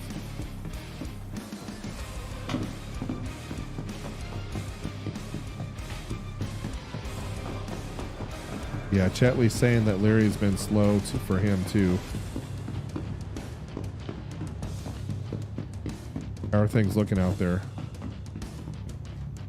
I have only, out of like 80 rocks I've scanned, I've only come across one double. Wow. Everything else has been a single. Weren't we finding like triples and quads? We were like a month ago. A month ago, right? Maybe Lyria got hit really hard. I think, the start of the patch, it was definitely a lot of stuff here, but now it's... They definitely have altered the spawn rates and stuff to change things up. I think part of it was there's just way too many people making too much money, but... I mean, now it's the belt. You can make so much money in the belt.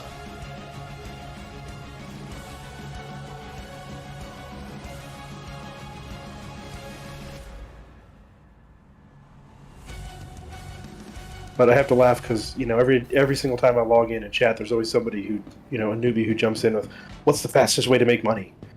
And it's such a loaded question. It really is.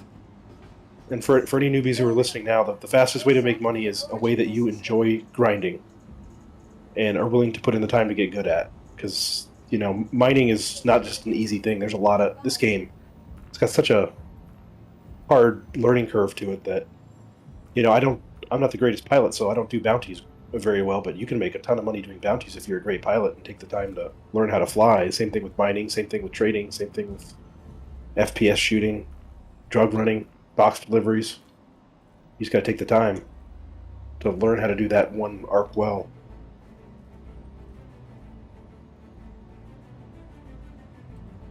And there's a, is there like a reputation aspect to it as well on the bounty hunting side? Kind of like an Elite Dangerous, you know, where you have to gain reputation in a system? Or is it just all?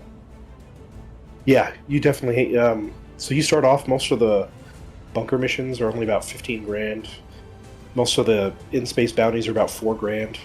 When you get up to the higher levels, like you can see it in the, if you hit F1, the thing right near the middle, it's called Delphi. That shows you your reputation with everybody. And that's one of those things where it'll, you know, when you get up to like level 4 or 5, you're talking like $90,000 for a bunker mission, you know, close to 100,000 for the advanced bounty missions. So there's money to be made if you take the time. Vehicle selected.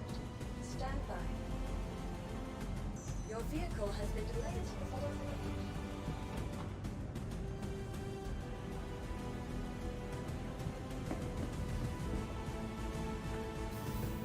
All right, we'll pick up our prospector on pad 2, and then I'll be back on my way to Lyria.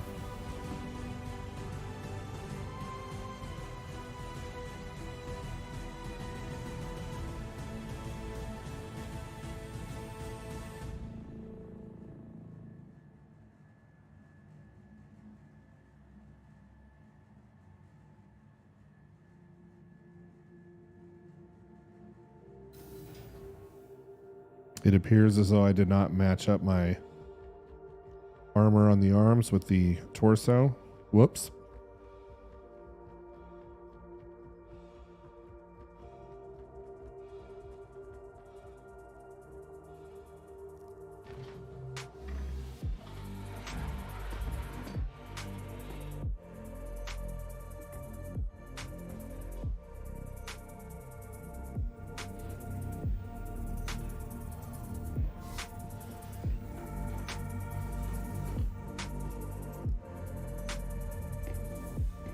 All right, and let's just check levels here.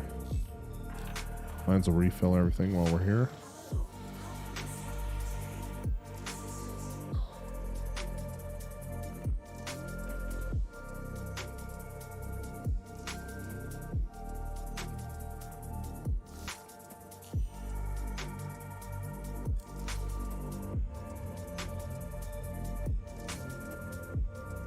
Jordan, welcome to the channel. Thanks for watching.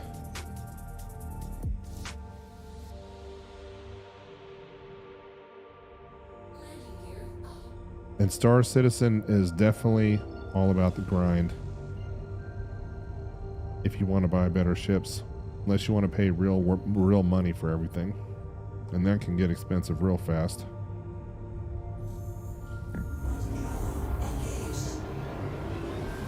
Do they still offer that $25,000 game package?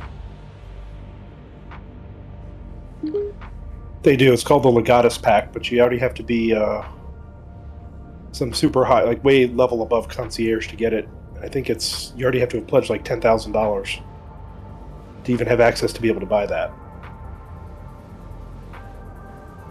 But it's there if you want it. And I think somebody posted that they have access to some kind of lounge that 0.01% of Star Citizen players have access to because of their pledge level. Thought that was interesting. So if they're an early pledger, then they might, but it's called like the Million Mile High Club. Yeah. And it is now only available to people who originally had access to it, like so the super pledgers at the beginning. And if you have, I think like 1,000 referrals, that's how you get access to it now. It's purely by referrals now.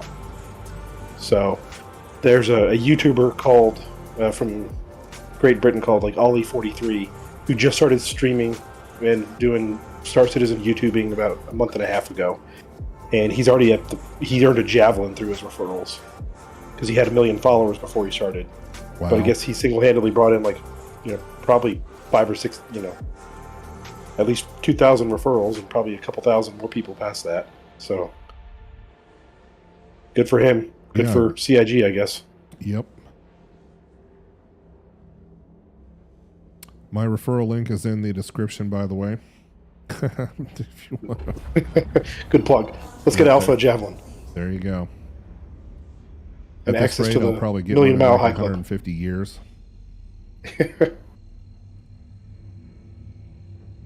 All right, I have finally found my 3rd triple.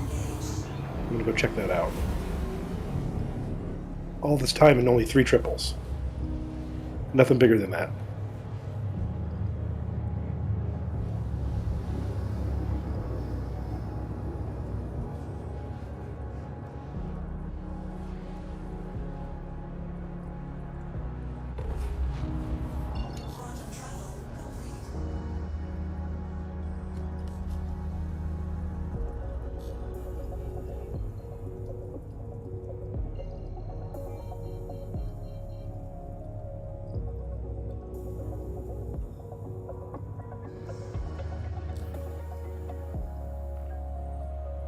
So I've got a 3,500 mass roughly, but it's only it's 28%, so it's probably worth breaking. But slim pickings out here so far. All right, well, let's just keep on rolling until we find something decent.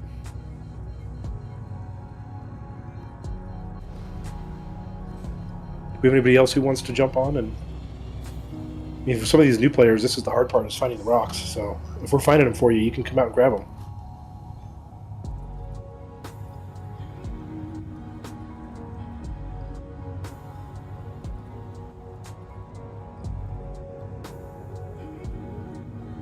Yeah, it's almost free money if you're new.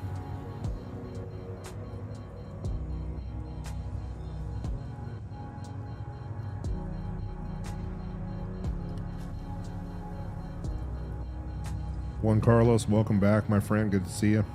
Jordan, I don't know. I can't remember if I said hello to you, but if I didn't, hello.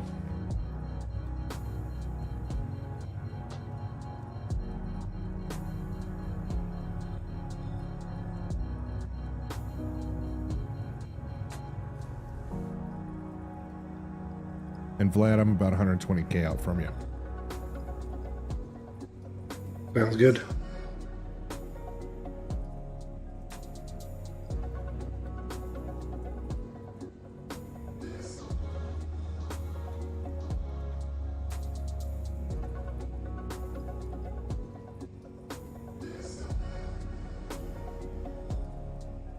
And once again, the Discord link is in the description of the live video.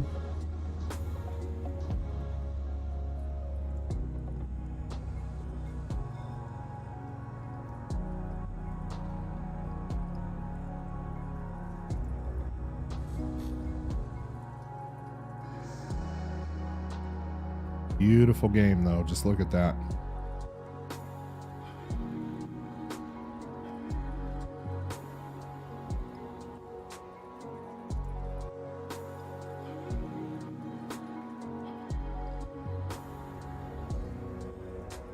I am hoping they fix the altimeter in 3.17.2.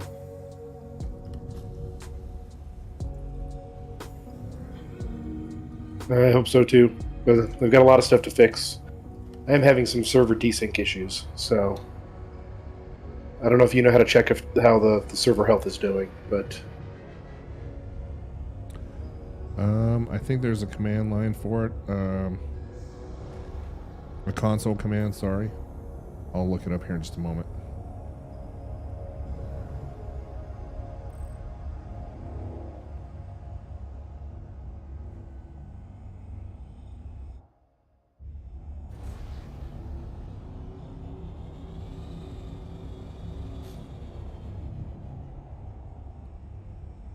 And Bots28, welcome to the channel. Thanks for joining. Good to have you.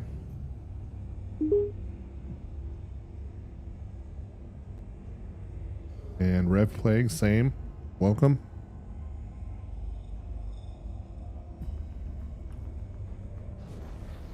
All right, I'm 11 kilometers out.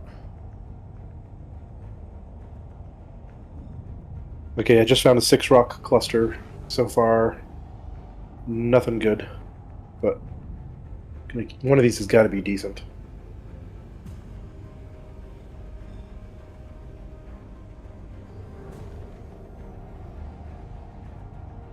Yeah, and if you haven't downloaded or installed the game yet, my referral link is in there. You'll get some money in game, and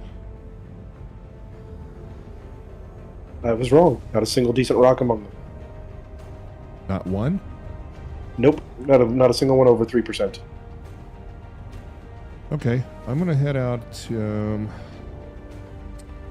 at roughly 155 and start scanning.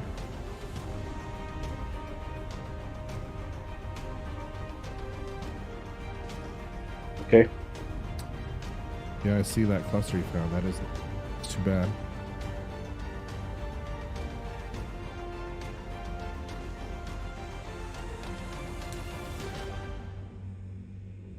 One of the things I don't like about Lyria is, like, in the belt, when you have your mining laser out, you can immediately tell what type of deposit it is, so you can scan much faster. Here, I mean, you're just looking for doubles and triples, but at the very least, it'd be nice to be able to tell what kind of deposit it was from a distance like you can in the belt. Yeah, I agree.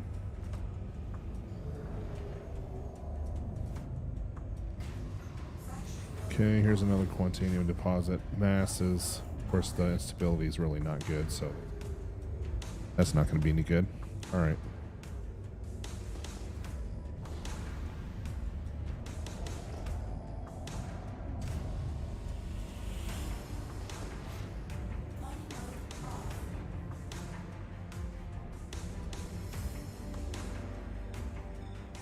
Yeah, I think Lyria has been pretty much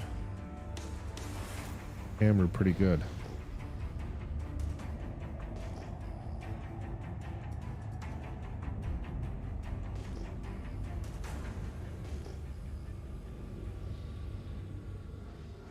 Are you finding it hard to tell the difference between the doubles and the singles with the little UI thing that they've done here? I was, but do you have your mining laser out or not? I will put it out now. So what I've been doing is just zooming in when I flash the rock to check. Okay.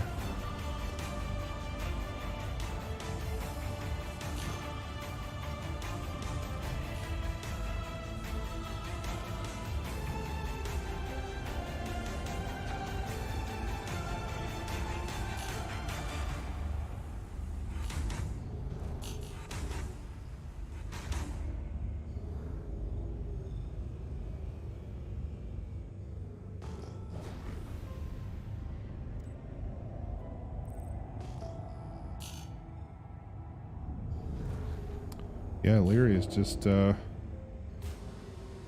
a little bit harder these days.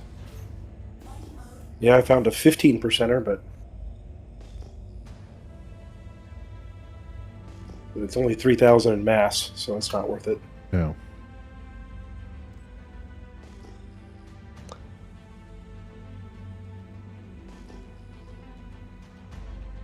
Okay, let's see what that is. That's a double.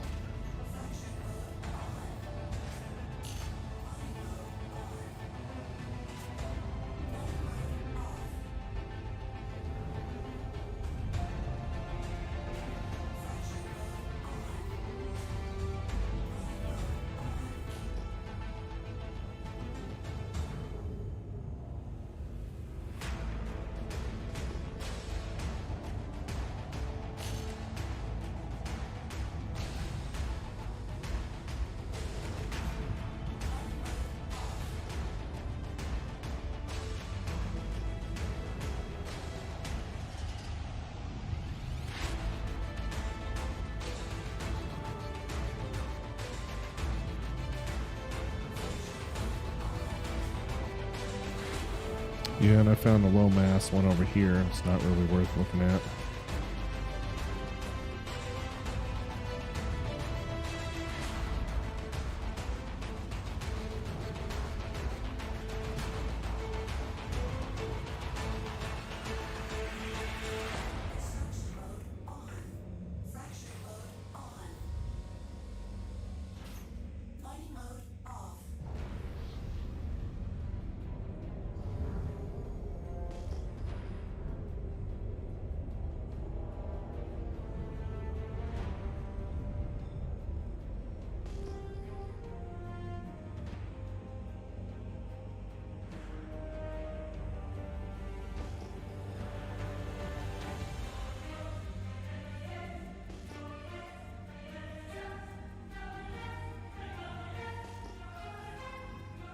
you want to pop back up into orbit and head someplace sunnier, let me know.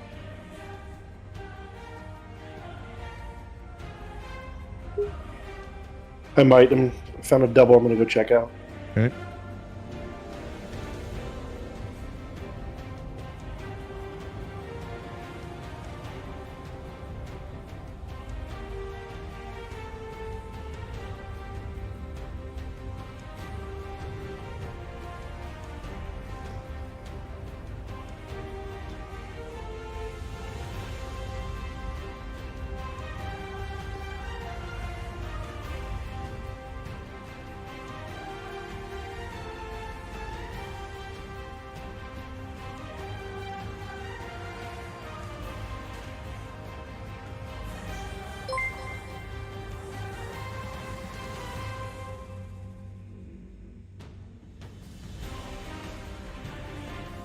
And Jordan, thanks for the sub. Appreciate it.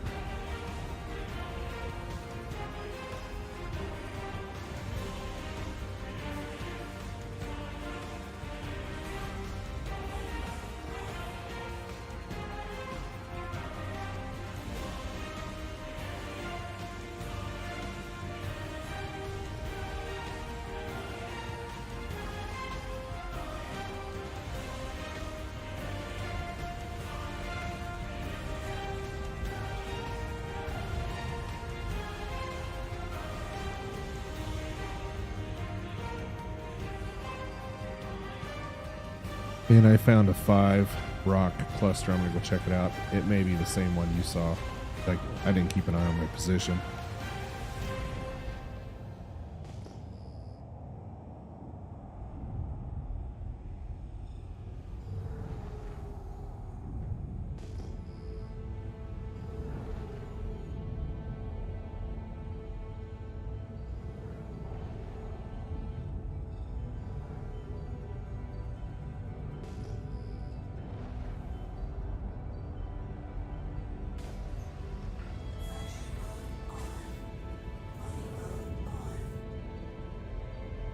Was one of the rocks in that 5 rock cluster you found with a mass of 8414?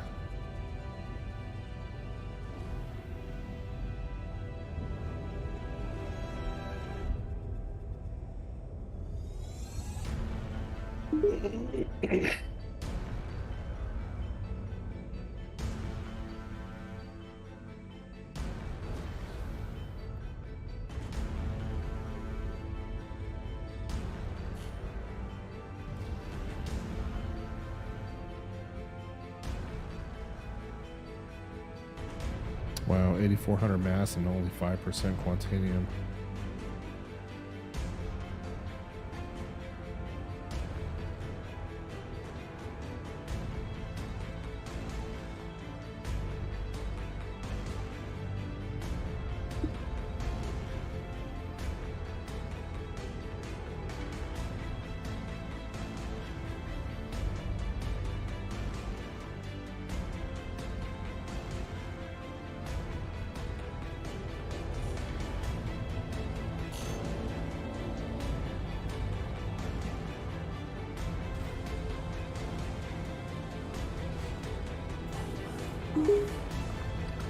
So Galactic Hazard's friend, the one we were helping earn enough for him to buy the mole, he showed us how to poof annoying rocks out of existence. So little small ones that are blocking you from being able to suck in good rocks, Yeah. you can poof them out of existence without blowing up the whole cluster. Really? And how did he do that? If we get some dirt rocks out of this, which we probably will, I'll show you. At least it worked in space. Okay. Hopefully it works on the ground too.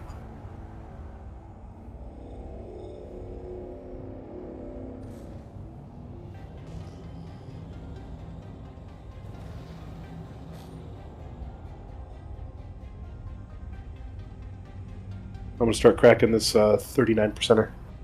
Alrighty, I'm just going to keep on hunting here.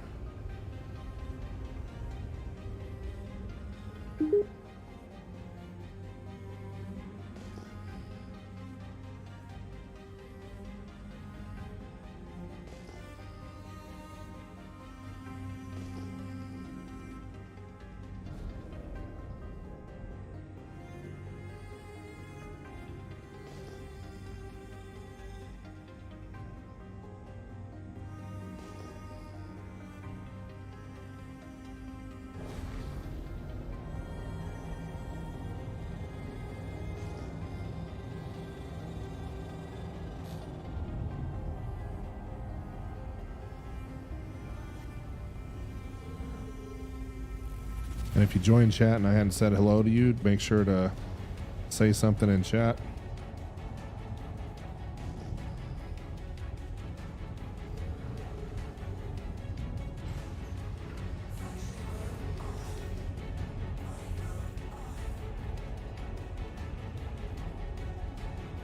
$61.30, but only 2.66 on instability. Not hopeful.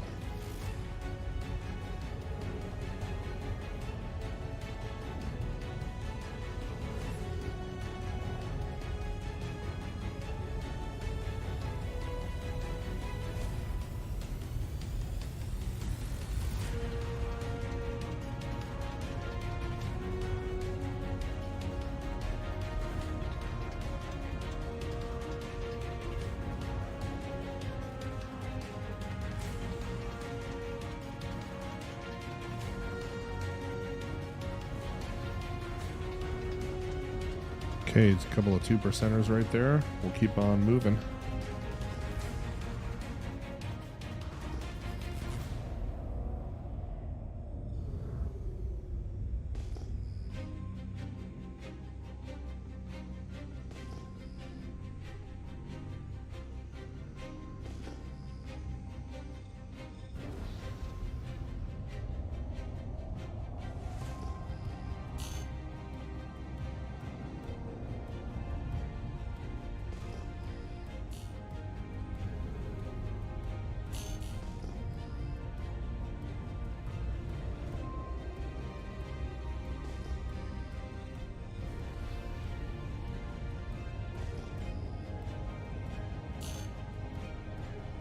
And I'm just going to point towards the sun and head that direction.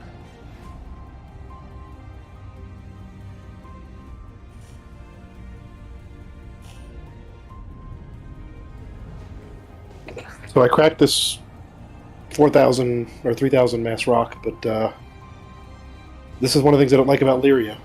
Half the Quantanium ended up underground. And that just ticks me off sometimes. Yeah, it's not good. That is one thing nice about the belt. You never have that problem.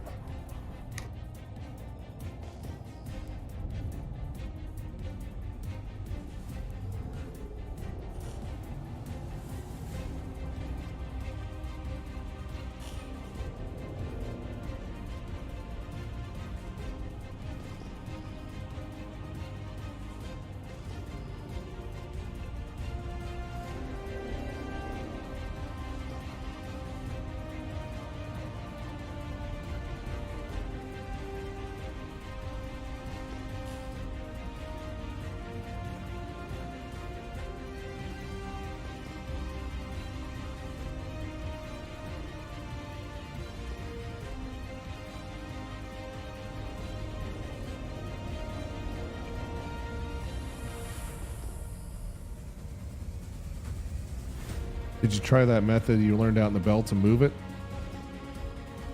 Try and move stuff around? It's not necessarily moving stuff, it's disintegrating bad rocks. Only once they're at the purple, if they're inert or they don't have any Quantanium in them, let me see if I can find one I can try and disappear it. But it'll take a while because I need to disappear a lot of rocks. Okay. Yeah, the one right on top is inert material. I could just try overcharging it on purpose and blowing it up.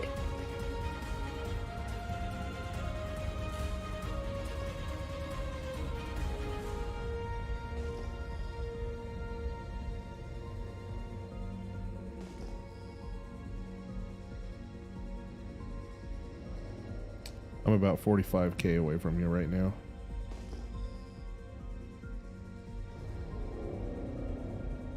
Yeah, so the server desync is making it a little hairy to try and do some of these. It'll go from being below outside the optimal zone to all of a sudden you're halfway up the overcharge. Oh no.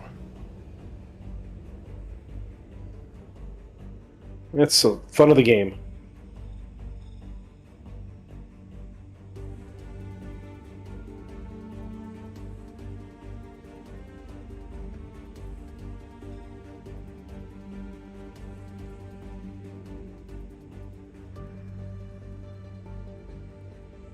Yeah, it works. disintegrating the little annoying rocks works. It does. Okay.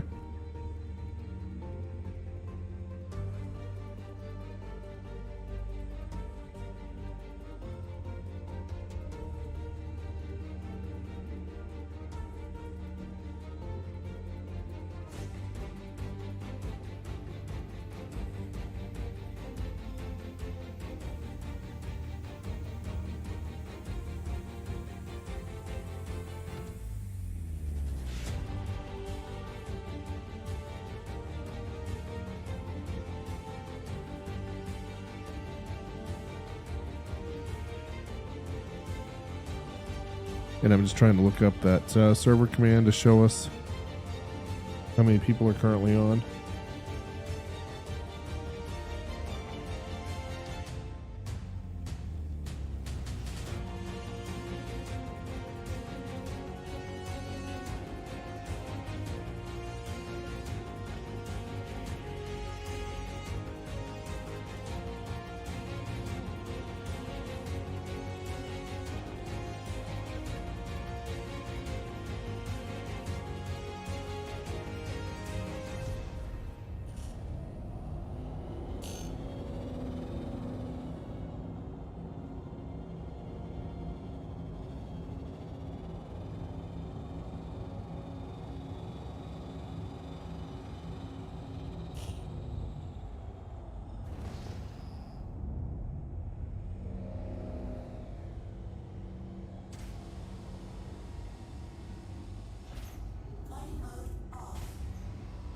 Yeah, so for rocks that you just want to disappear, as long as they're purple rocks, you just hit them with your mining laser at like 10 to 15% until they start to shake a little bit. Then you bring it down to like 5 or 6% and leave it there for about 10 or 15 seconds. It'll just poof away. Really? It's a small explosion, so I wouldn't be like right up against it when it does it, but But you don't have to be if it's just a shard, right? yeah, You can exactly. always So I wait. mean, these ones have been pretty. I'm only about 10, 15 meters away from them. They're not too bad, and it hasn't even touched my shields.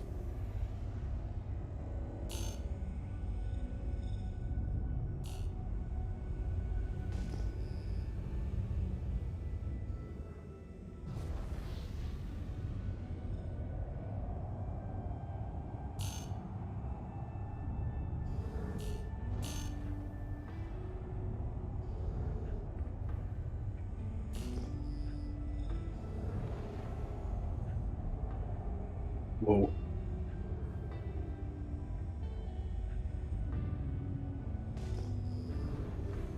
Ah, crap.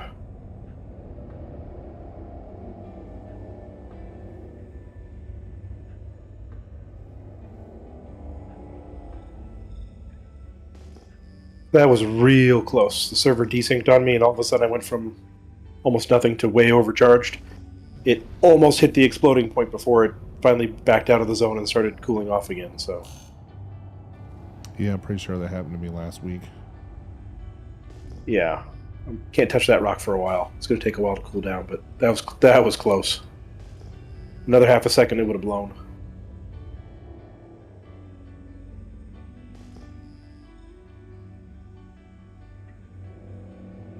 I don't remember Lyria being this difficult just a month ago for sure.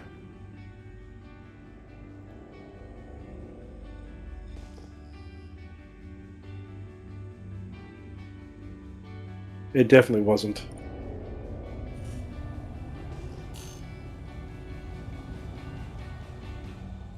Still pointed into the sun and hunting.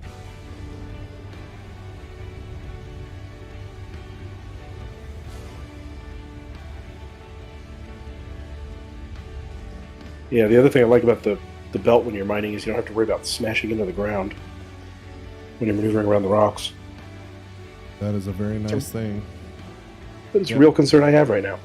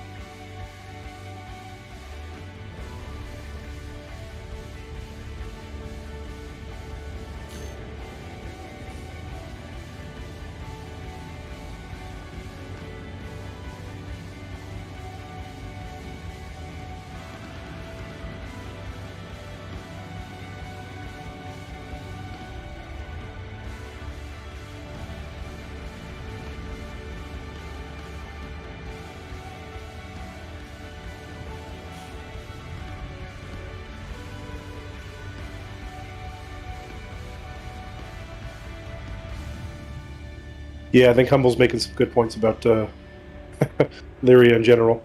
I agree. Well, we can always head out to the belt. But I was hoping we'd find a good cluster on Lyria today. Lyria seems like it's definitely made for multi-crew gaming. Yeah. Multi-crew mining, at least. But at least the last couple times we were here, it was definitely worth it to have multiple people. Because the rocks were so big and they were so hard to crack without a couple people. But it definitely looks like something has changed. Or we're just in the wrong area.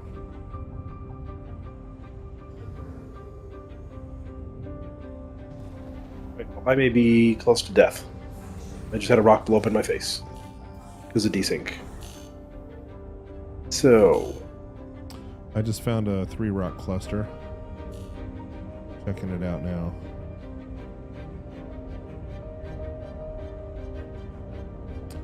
Correction 2.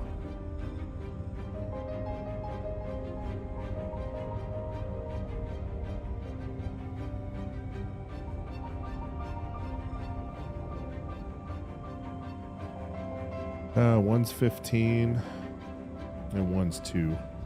Not worth it. Well, my shield generator just blew up, and my power system is severely broken, so I'm gonna suck up a couple of these rocks that are still here and then skedaddle back and get fixed. And then, I don't know, if you haven't found anything by the time I'm done, maybe we'll try the belt. That works for me. Maybe Humble can join us since he knows where everything is.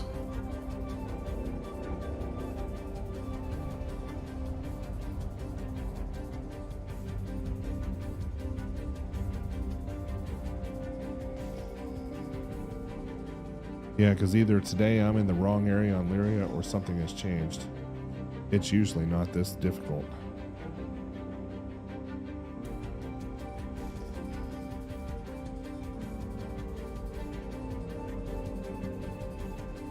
And I've been searching for a while here and really haven't found anything worth looking at.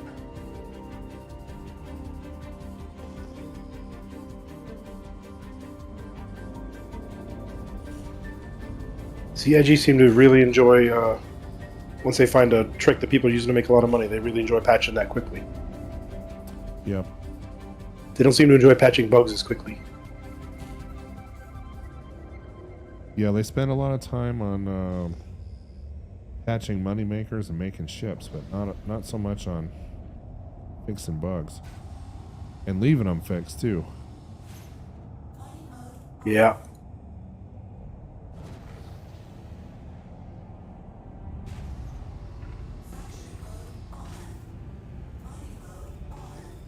Alright, I am going to head back up to Arc L1.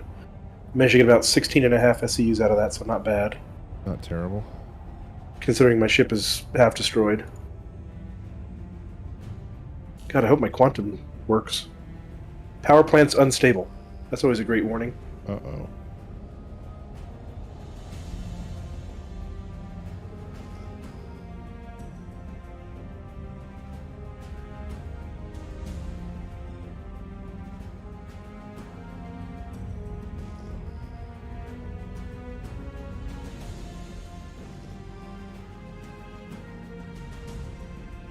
Yeah, and Monk, if you know a great place, I know you mentioned, was it Crew L5 at the beginning of the stream about? Maybe we can give that a try.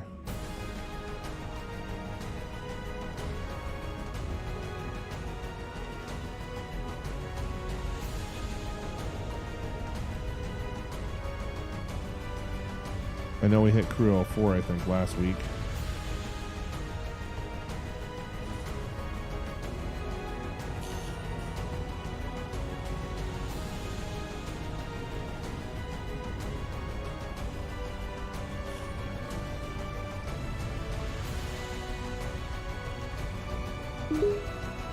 I have a good spot that I usually go to on the belt right between Arc L1 and Hurston L5. Hey, look, we can So- try that too. I'm up for it.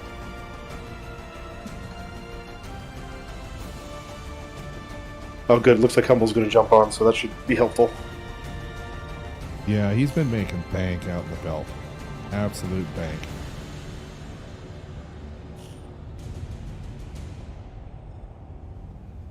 So he's saying her L3. So I'm just going to keep hunting around here until you get fixed up, and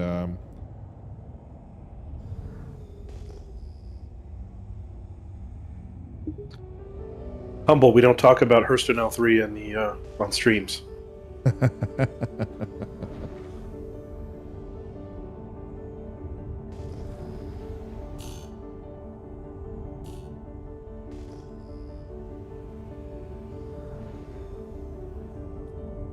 man, just Lyria is just not panning out today.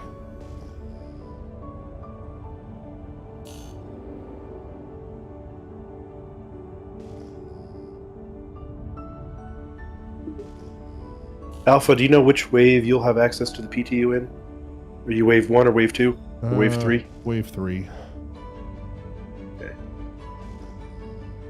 Is it just a matter of submitting lots of bugs in Spectrum that gets you earlier access, or That gets you up to wave 2.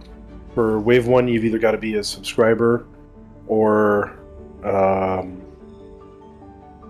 concierge, I think. I am concierge. Then you're in wave 1. Okay. And you think wave 1's going to be in the next couple of days? I do. At least I'm planning on it. I want to try out some of the stuff, and I definitely want to try out mole mining and see how the scanning works in there, as well as some of the bunker missions. Make sure they fix some of these bugs. The one that's really been ticking me off is the C2. You can't use the turrets because they require the inner thought system to work, and the inner thought's broken just on the C2. Oh my. Oh no. My power plant is crapping out right outside Arc L1 station.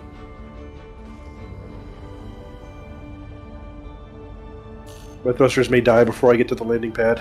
Oh, you're kidding me.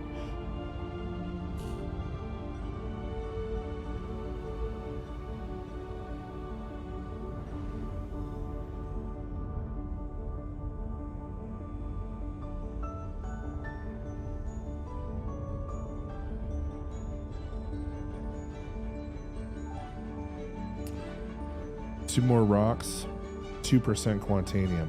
Man.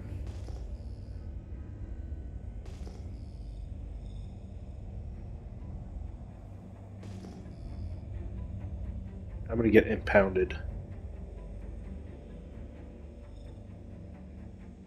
I don't think I can land safely.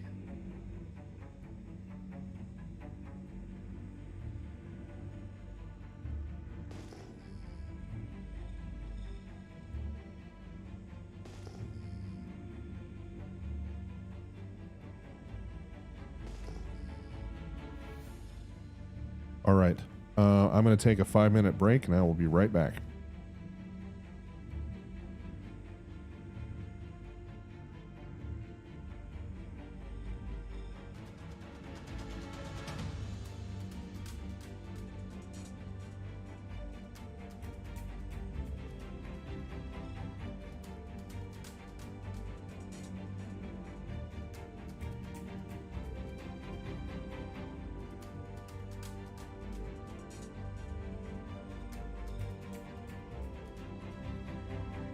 So for any of the new players on the stream, I'd just like to make a plug for something called the guide system. If you guys have never heard about it, it's you can go onto Spectrum and request a guide for different types of missions that you want to learn how to do, and it'll team you up with a veteran player who is your guide, and they'll show you how to do a lot of the stuff. So there's mining. I'm a guide for mining and for trading and some basic stuff. The things I think is really awesome about this game is that the community is always willing to help people out. It's just a lot of people don't know about that aspect of it, where you can get a guide to help you out. So if you guys are ever looking for specific stuff that you want to try out, go to the guide page and see if there's someone online who's willing to teach you about it. I mean, all these little tips and tricks take hours and hours to perfect and learn. It's nice to get a head start if you can.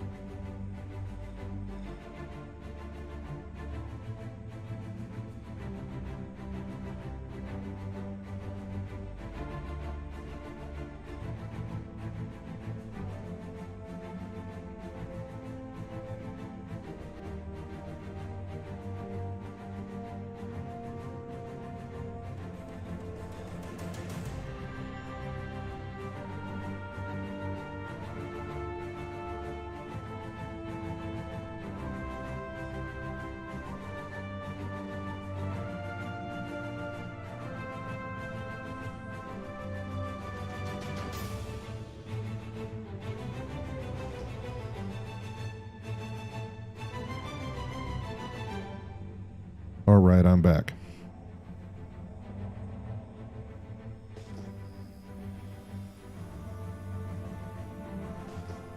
So Lyria is not panning out, so we're going to head out to the belt here in a minute. And Monk, I accepted your friend request. At least I hope that was you.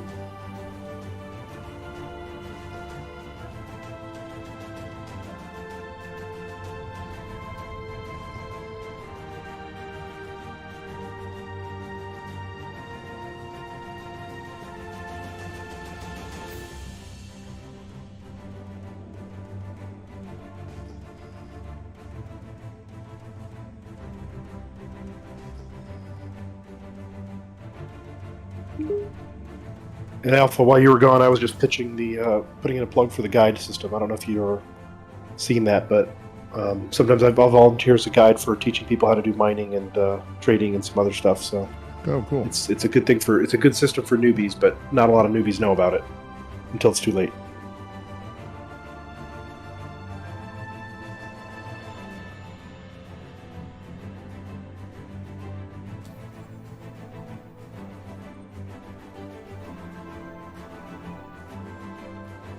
Okay, Monk, I got a party invite out for you, bud.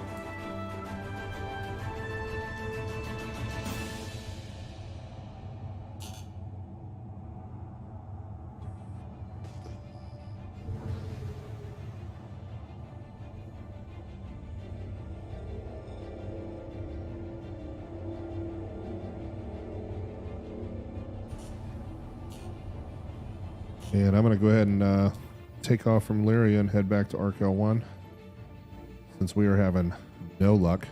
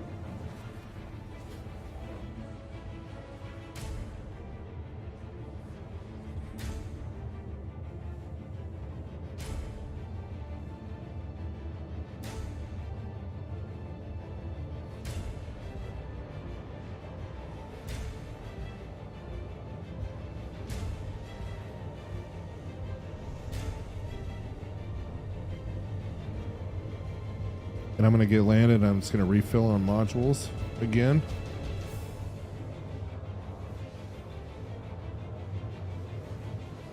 And then did we figure out where we wanted to go in the belt? I think while we wait for Monk to come on, is he on the server? I don't know if he's on our server yet, but I think while we wait for him, we can go to my spot out in the belt. Only about 1,300 to repair the ship. Not too bad. Pocket change, my friend. Oh yeah, easy pocket change.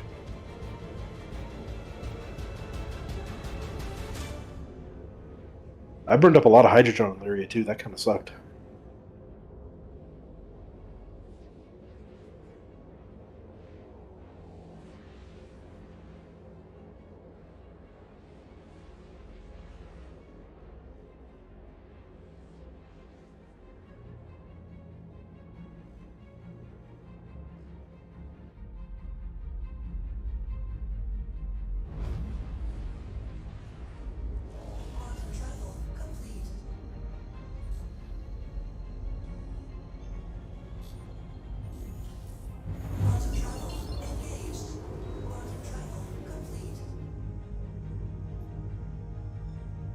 And actually, I don't even need to do a module refill. I'm just going to tank up on hydrogen.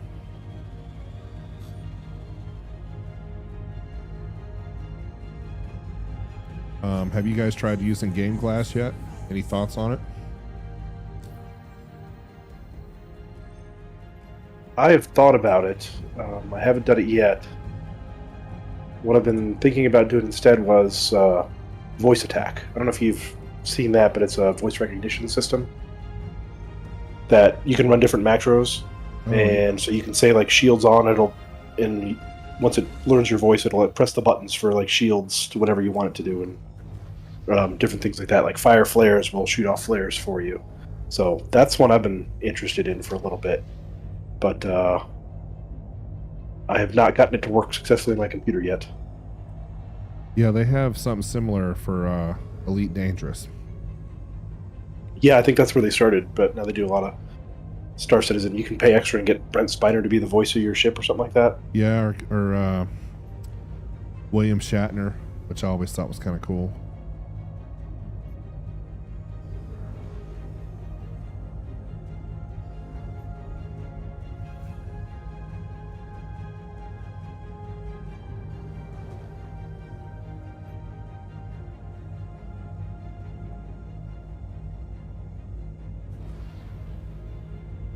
And if you guys want to, we can always pop back out to the main menu and try and hit a different server too. This one's feeling kind of...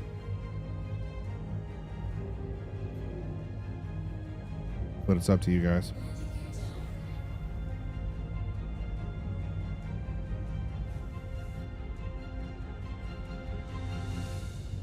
Or Humble, when you were hopping on, did it say how many people were on the server? Because sometimes looking in global doesn't really tell you.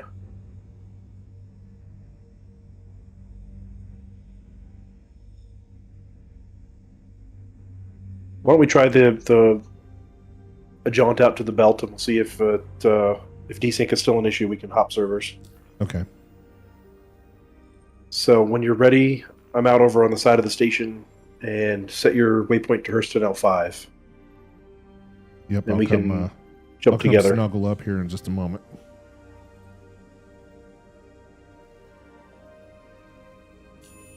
Now, if I prematurely drop out of Quantum while we're linked, will that drop you out too, or will you just keep going to Hurston L5 and I'll drop out? Unknown. All right, let's figure it out.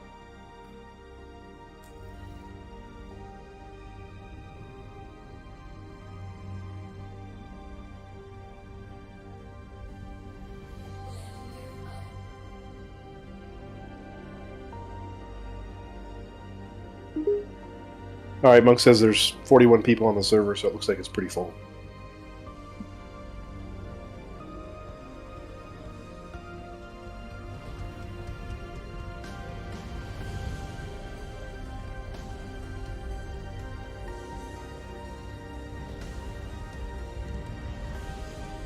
All right, I'm coming up on you now. 1,200 meters out. And then which one were we going to today? Hurston L5. Or L5, okay.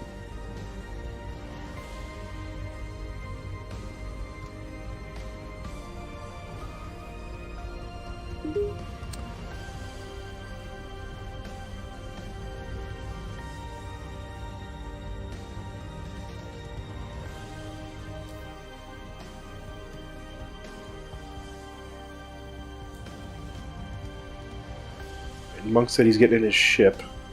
Okay, well, we can hang for a minute. Yeah, we'll hang for you, Monk.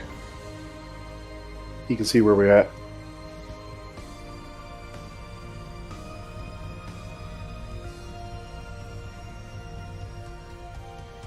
All right, I'm right next to you. Yep, I see you. That's a pretty good screenshot. Although your prospector looks a lot prettier than mine. Yeah, With your paint job. I think I might grab that one. Why not? Of course, your gear are down. Oh, thank you.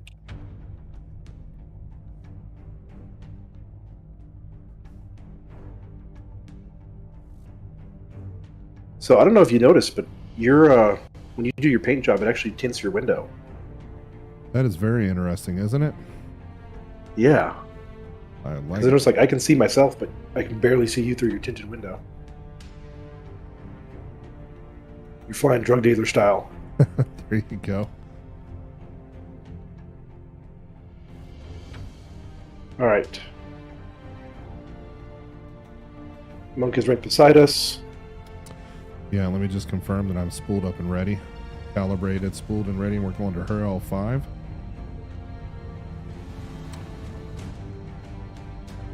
And spooling complete, calibration's done on my side. All right, and Monk is good too, so let's hit this.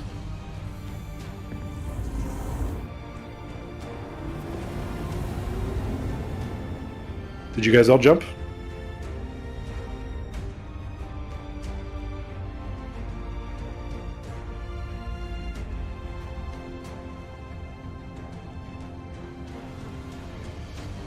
Did you jump with me, or did you still stick there?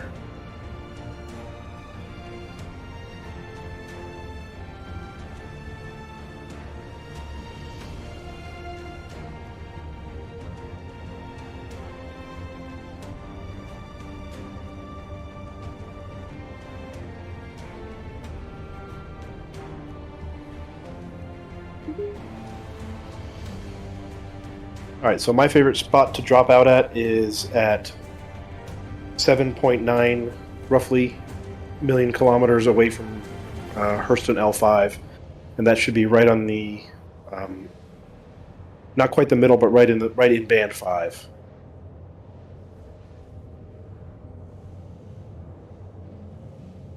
And Alpha, I can't hear you. Can you hear me now? Yes, I can. Awesome.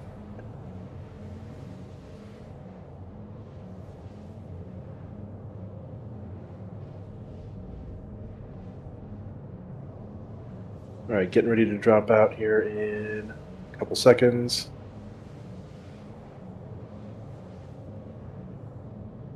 Did you guys drop out too? Nope. Okay. I guess we figured out that doesn't work.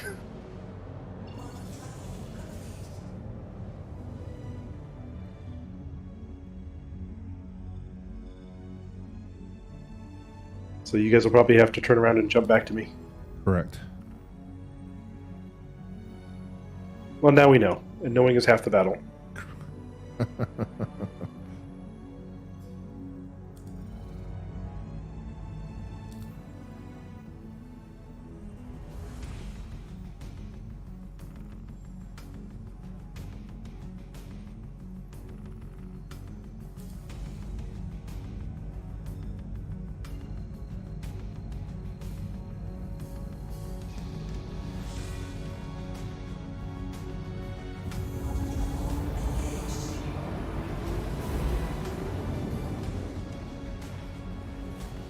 Yeah, I think I went about 1.3 million kilometers past your drop point.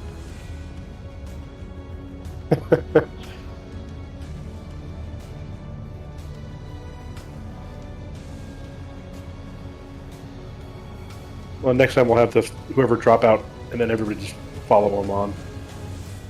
It'll probably be easier.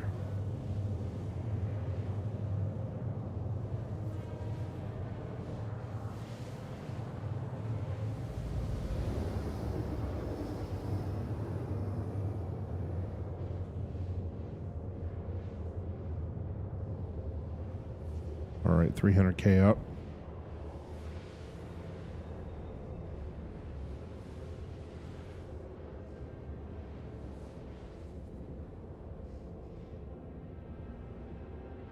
So what I like to do is set my quantum point to arc L1 again and just fly straight to it for the most part. And then I set my ping angle to 179 degrees. And that way, if there's nothing in my immediate vicinity, I just zoom ahead for a couple of kilometers and try again. And I'm always headed right back towards where I need to be. Okay. Eventually. But I can, and I usually set my speed limiter to about 300 or 400 kilometers per hour, just because I can go pretty fast that way. And if I do find a Quantanium rock, I can zoom up on it. That's just my preferred way of mining in the belt. All right, I'm 10K behind you.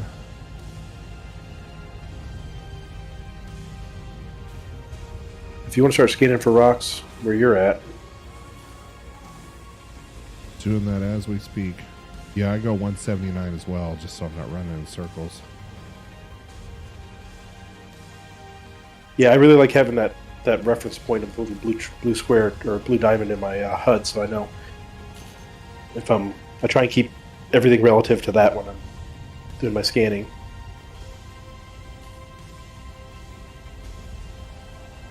That way I don't rescan the same rock 3 times.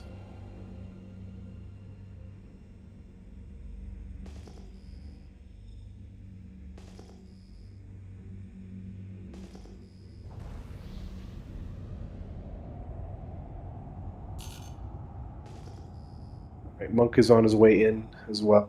Okay.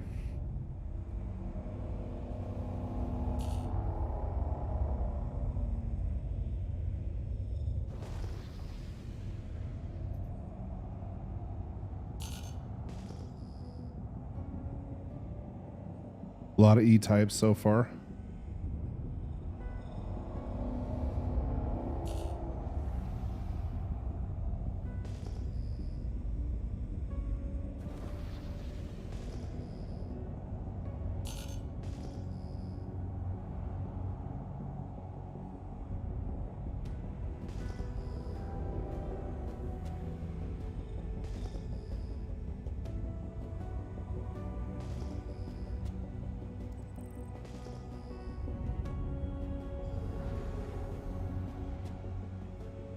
And quite a few unscannables.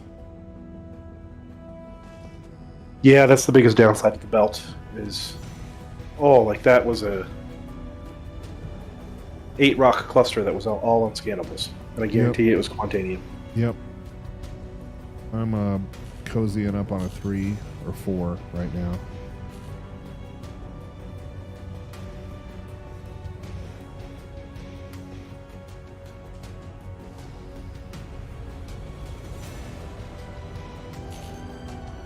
Oh, my bad. That 8 rock cluster is Quantanium, and it is scannable. I'm heading over to it now.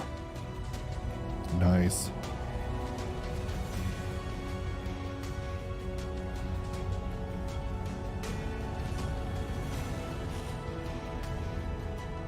So that's another weird thing I do with the belt. I always scan an unscannable one twice, just to make sure.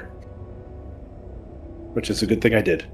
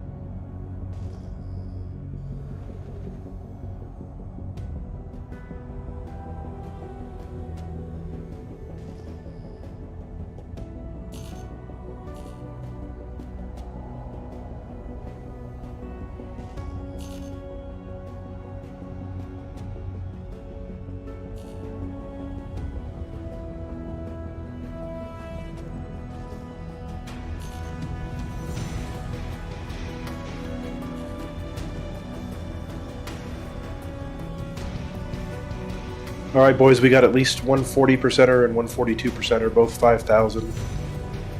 We've got a 10%er, a couple of 2%ers. Beautiful. So, enough here for all 3 of us. I'm 26 kilometers out.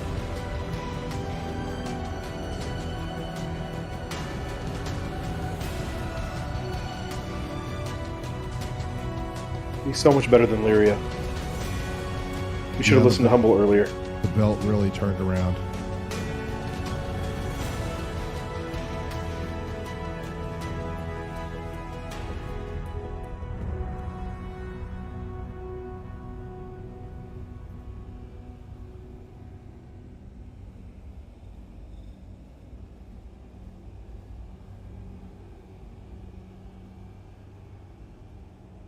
So a 13%er, 9%er, and 2 40%ers. And the rest are all 2 or 3. Not too shabby. I would say that's a good day. Wow, look at that. Man. Beautiful.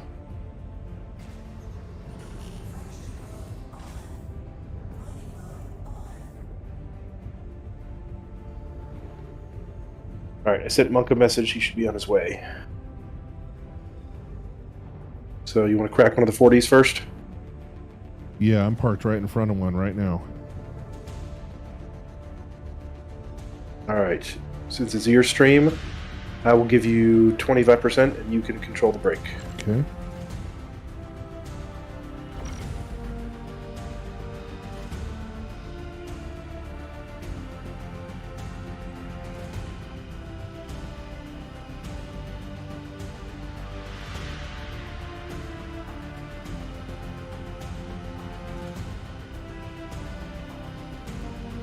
Yeah, looking good. Just hold steady right there.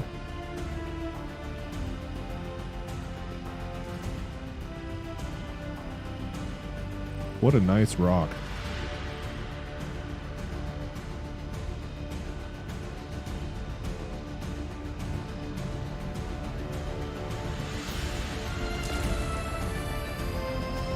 All right, there goes the Brant. Gonna bring the power down now myself.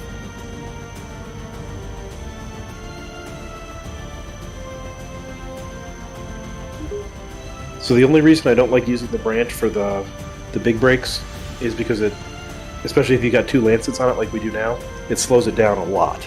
Yeah, it does seem to do that, didn't it? Of course, I did drop the power down on it quite a bit. Let me bring the power back up. There we go. Oh. Here, I'm going to turn mine to 0. That way you can control all the power. Okay, yeah, we're almost done here.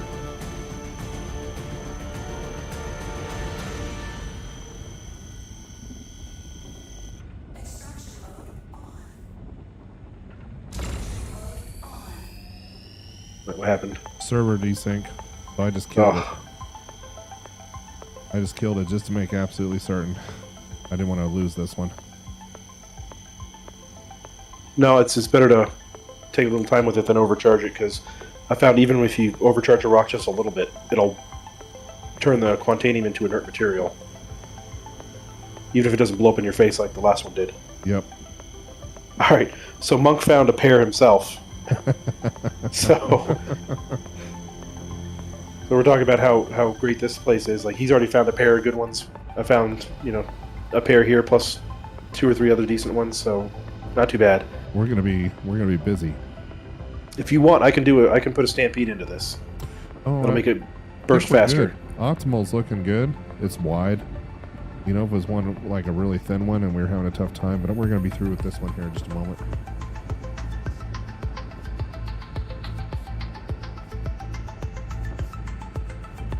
And you're right, Brant was totally unnecessary on this one.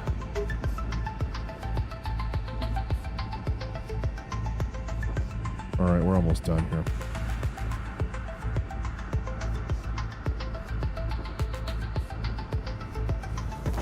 There she goes.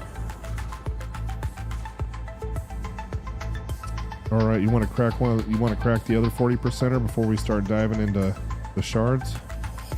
Yeah. And then I'll work on that one, and you can crack this one up. If you need any help with any of the shards, let me know. I can give you 0% laser buff. Oh yeah, I see. I think I see which one you're talking about here. Yep, here it is. Your rock. So where do you want my power at on this one? Give me 20%. Man, look at that optimal window. That is just crazy. On a rock like that. Okay, you're at 20 on my laser. Perfect, thank you.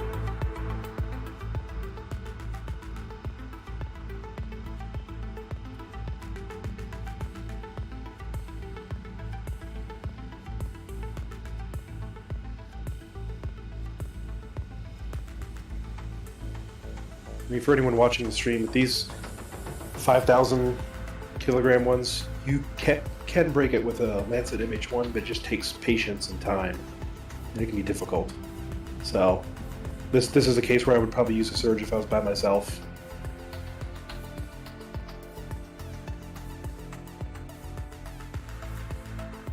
But anything bigger than this, you're not going to be able to break with an MH1 by yourself.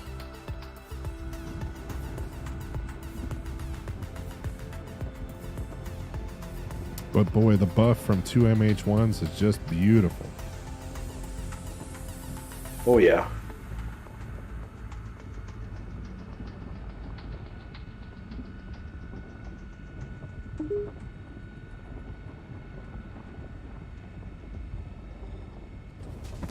Look at that.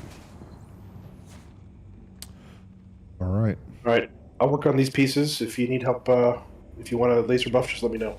Will do.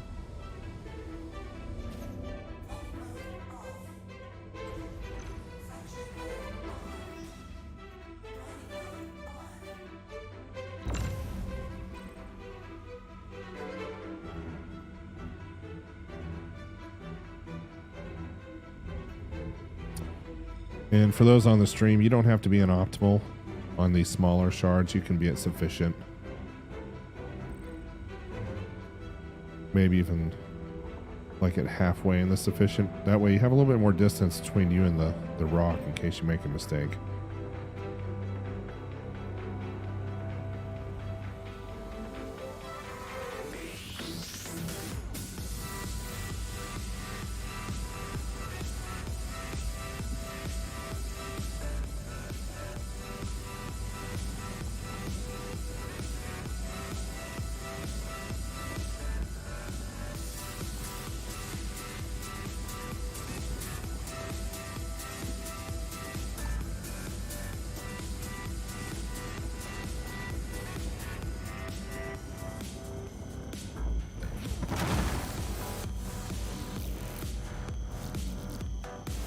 And once again, if you see a large, and I'm just going to zoom in here, a large optimal window like this, when you start the scan on a shard, it's not going to be any good.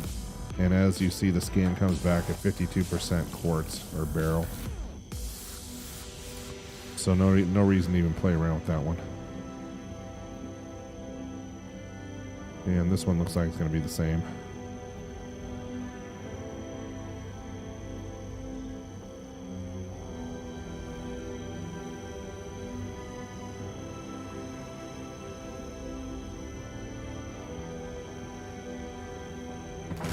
That one's going to be good. Small optimal window. Yep, 100% Quantanium.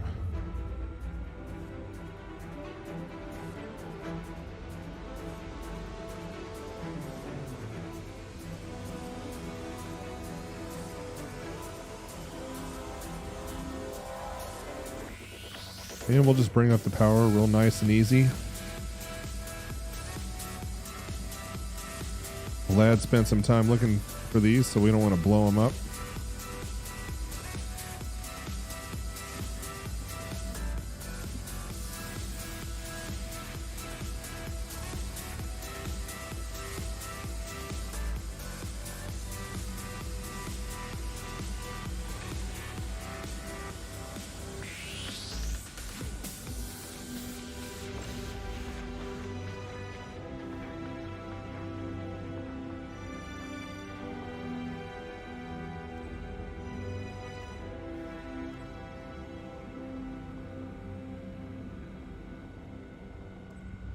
And we're just going to take our nice sweet time here. Don't rush anything. Don't get over eager.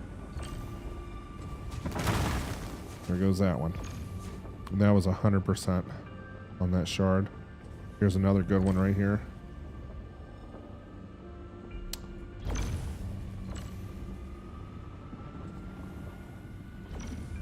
And there's more Quantanium here than we can take. And actually, I'm going to stop and just kind of take some glamour shots here.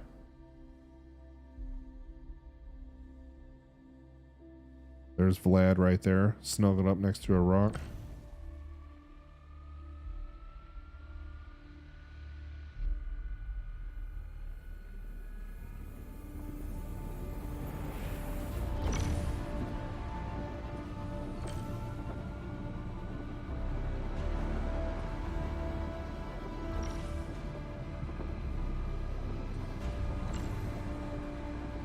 And you can kind of see here, you know, I'm at sufficient, but even if I get into optimal range, it really doesn't help with those oscillations on the charge level, you know, so it's just better to back off a little bit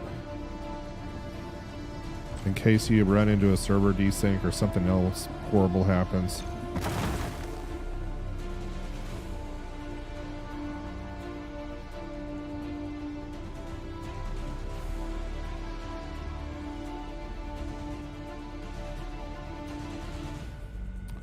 You know, Vlad, does it seem like they've made these rocks a little bit more frisky?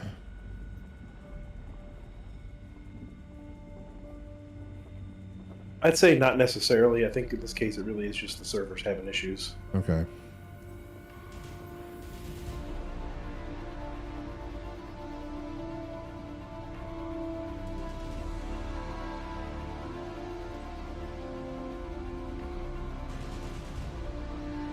So I have about 8 shards of 100% pure Quantanium and another 2 or 3 shards of almost decent amount of Quantanium.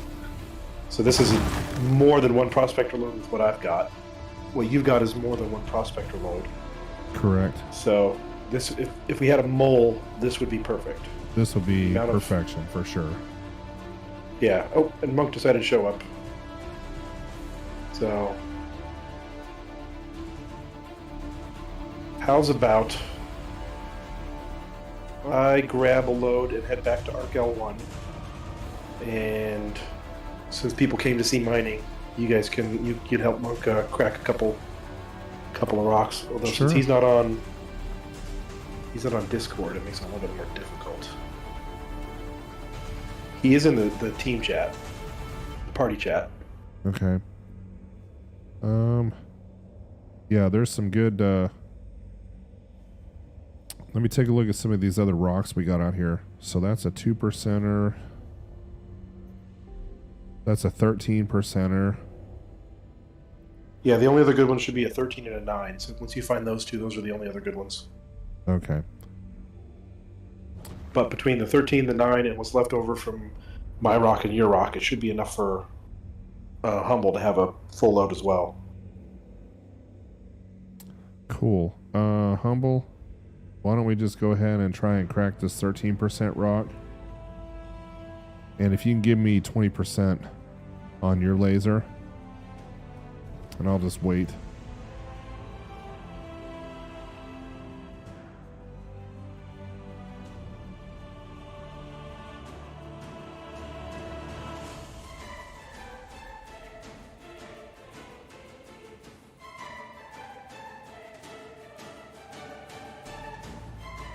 Yeah, I'm here. Oh, you are on. Awesome.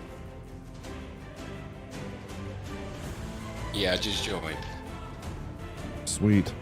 All right, if you want to give me 20% on your laser, we'll hit this. We'll crack this 13%er next.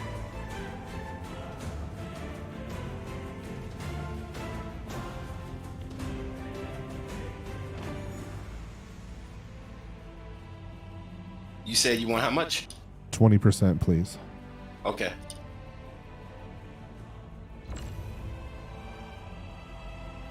Oh man, look at that optimal window. That's amazing.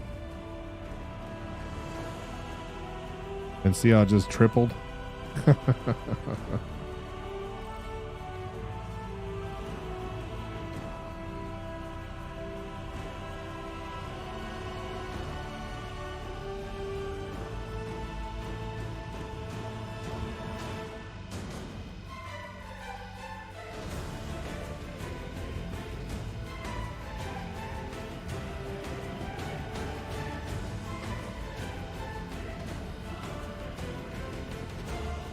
And for those on the if you want, I stream, can show you where I go the next time.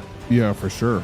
And for those on the stream, you can see who's on Discord live on the stream just by looking in the top right hand corner of the screen.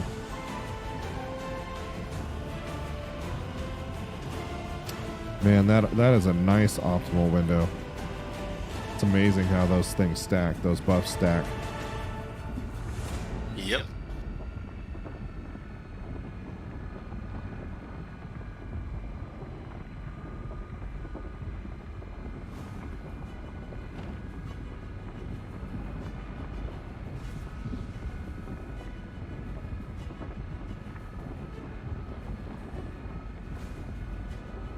Yeah, I usually don't use any modules on it.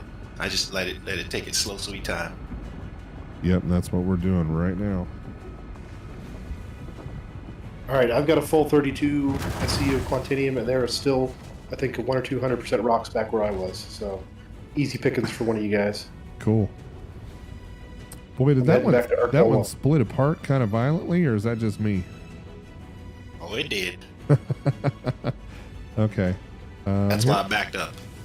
Here's an 18%. Yeah, I'm on the 54 right now. Okay, I'll just crack the 18 because we're going to be hanging out here until Vlad gets back anyway.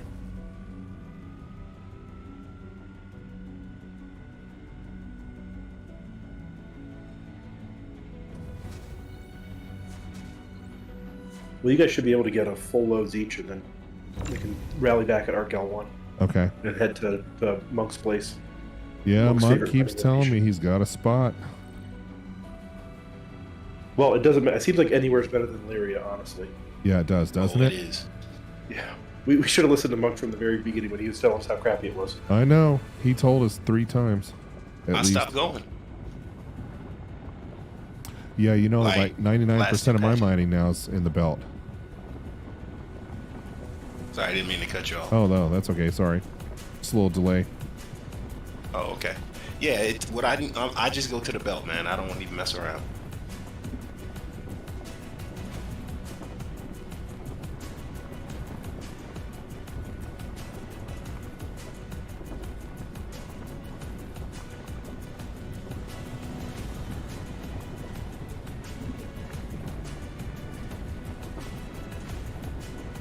Well, if you guys can, for those on the stream, if you came here to see mining, you're going to get your fill of it tonight.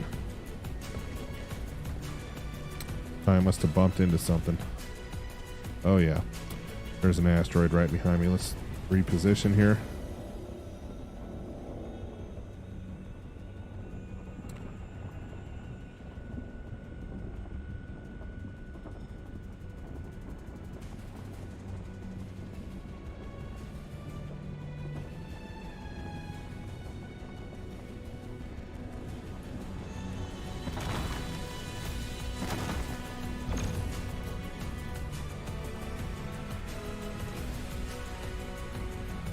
You know, as much as I enjoy the mole, I have to say that it's really cool to have 2 or 3 prospectors in the same area. Yep.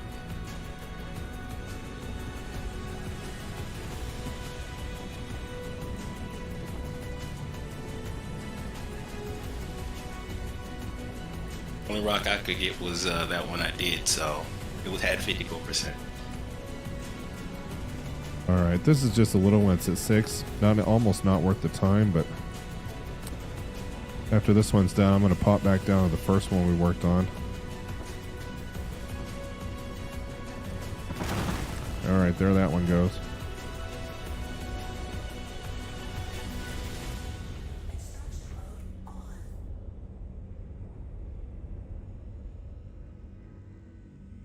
And Humble Monk, if you just want to start collecting, feel free. Roger that. I think that Vlad mentioned there were still some pretty good shards on his rock that he left behind. Yeah, I only got one good out of this one, so. Yeah, you can pop down by me too. There's a couple of 100%ers down here. Okay.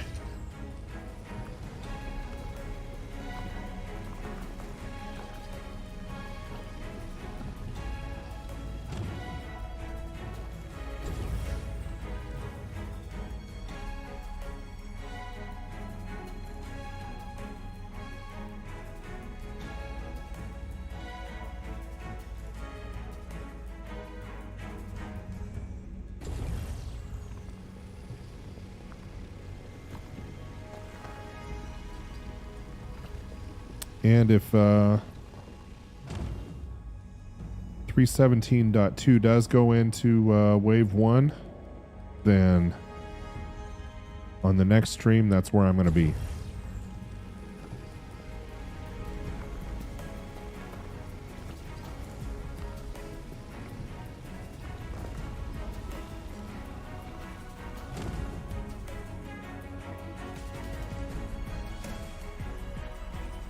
Look at that.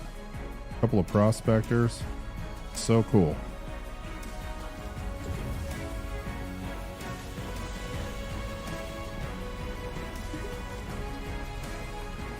So at least I can join you in Wave 1, and I'm pretty sure Galactic Hazard is also going to be in Wave 1 if he wants. Okay. So at the very least, we can always team up in the PTU. Monk, are you able to join Wave 1 PTU when it's out? No.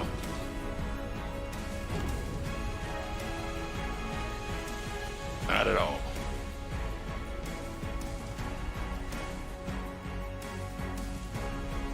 That's probably a smart decision. Yeah. I keep getting beat up by the same asteroid.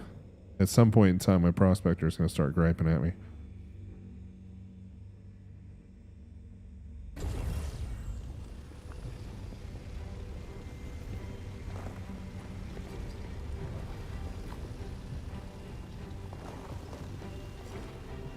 All right, I'm almost done here. I mean, Monk, everything is going to be yours. Roger that.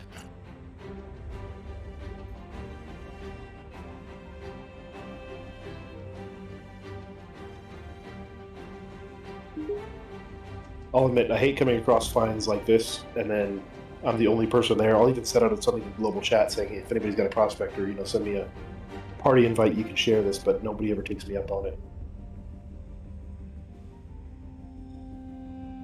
It's like, I promise I'm not a pirate here to kill you. All right, so what every miner likes to see, there's a cargo full message for me.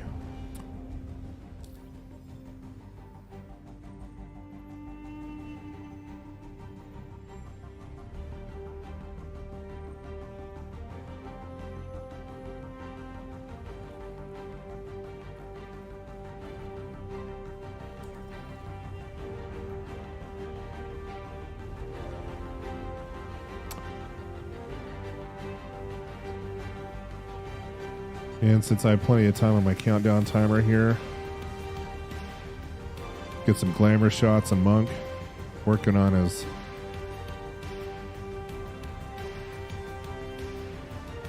there you go, everybody. There he is.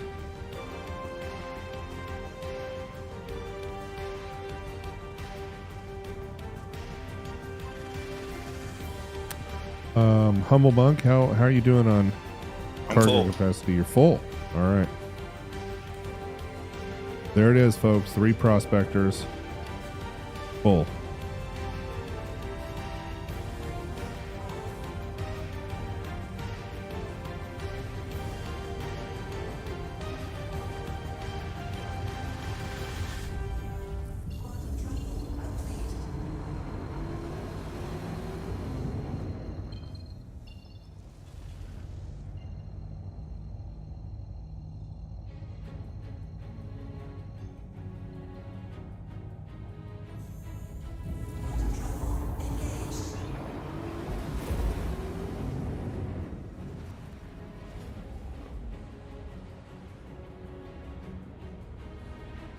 So that run right there between myself, Monk, and Vlad, we're probably talking, what are you guys thinking, 750K? Probably between 600 and 700, yeah. I'm not sure, Monk, were you able to get like a solid 32 of Quantanium, or did you get a little mix of stuff in there?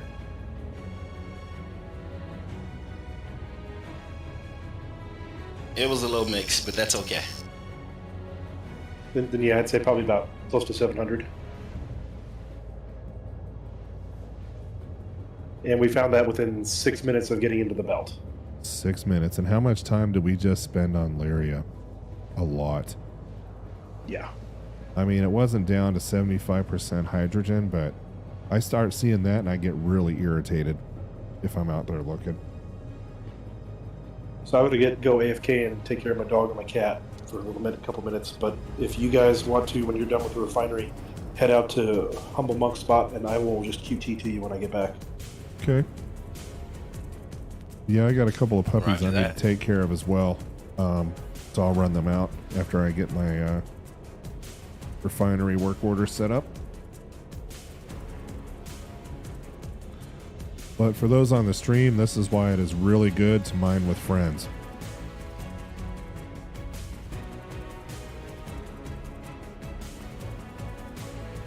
And it looks like I need to do something about sustenance as well, because I'm down to 38% and 57 before we head That's out. why I carry fruit. No, fruit. Actual fruit. Really? Yeah, I go on delivery missions and loot those boxes and get the fruit. I thought I stocked up my prospector with some stuff, some water, a couple of burritos. I'll have to double check.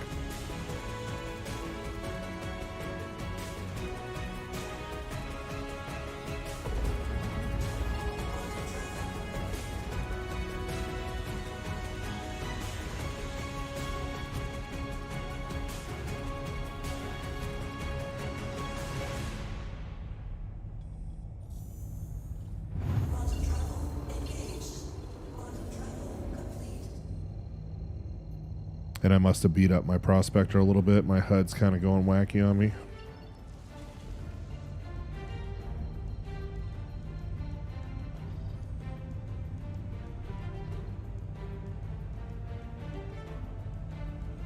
Gravedigger 27 says that mining on Lyria is dead, and then he pulled 50 loads out of the belt last week at over 12.5 million payout.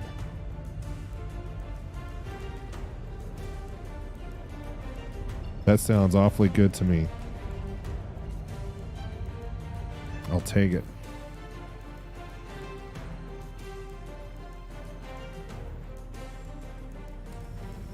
And for the new folks on the stream, if you haven't been mining in the belt, you should be. And I have a video up on the YouTube channel on how to use the scanning method, because it is different than what you would use on Lyria.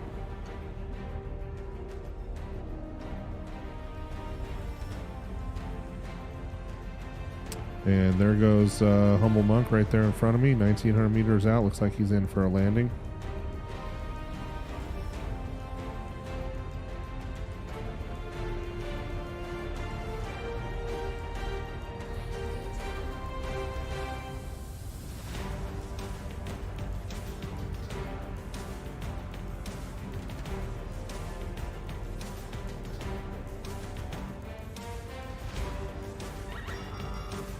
And my volatile cargo warning just went off, and we got landing pads right next to each other, man.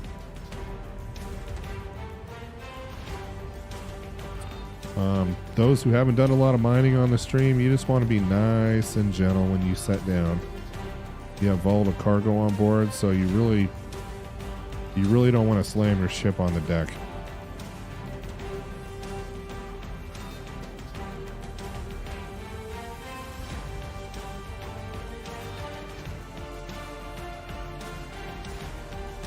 There we go.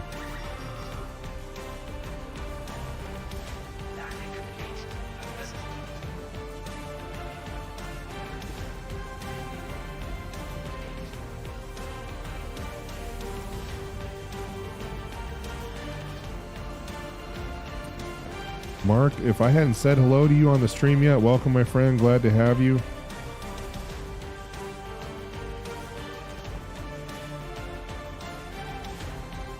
I just carry mine in my...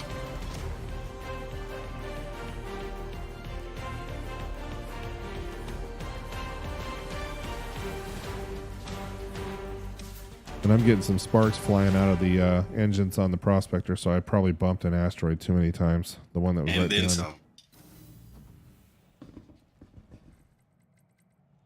You hit it pretty good. I did.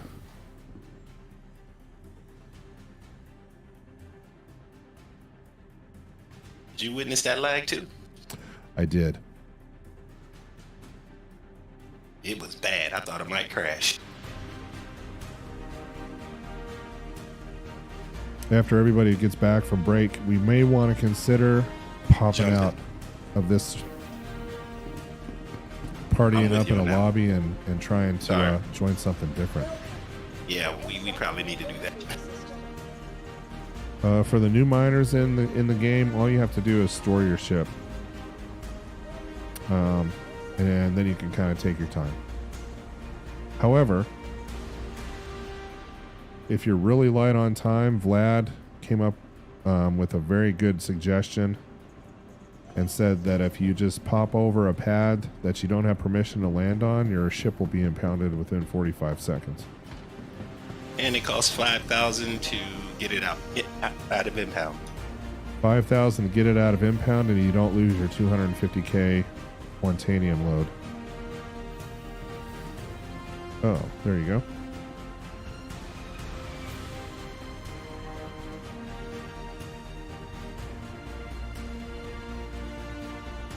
As you can see, I go darn near naked. Yeah, I see that. And if you're not out for a fight, me on the other hand, I'm just trying to look pretty. Yeah, I know. But I'm using the arrow helmet, so it makes this stuff yellow. It does make the HUD yellow. Makes a big difference. So Mark says that he's saving up for a mole and he's ready for 317.2, and let me tell you, we are too. You know, I was a little bit skeptical about the mole. But one of the things I really fell in love with the mole is that you can run 3 different mining lasers with 3 different module loadouts. Hey, back again, I see. And the cargo capacity, of course, is just fantastic. See anything you like?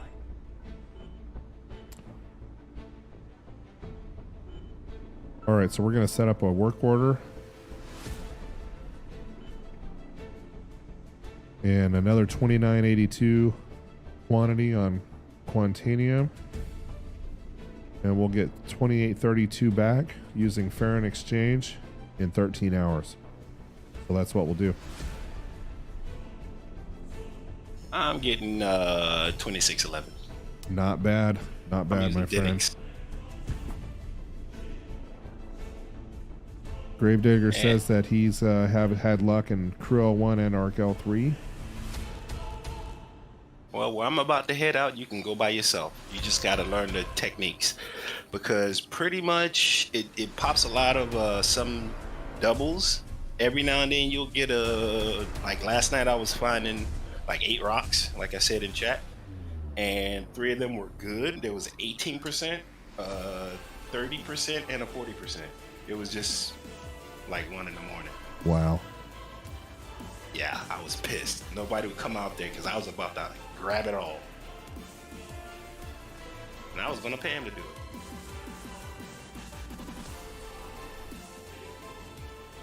So if you ever see my username in chat, and you know, one of those things. And I asked for somebody to come out there to spot the rocks for me so I can come back and get it, because you'll get paid. Yeah, if you see Humble Monk asking for help, you should go out there because there's going to be a payday, probably. And Mark, thanks for the sub, my friend. Appreciate it. All right, so what we have here is I'm just going to work on sustenance a little bit.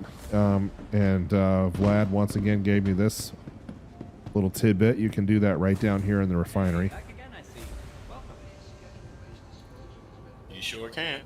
And I'm just going to remove my helmet.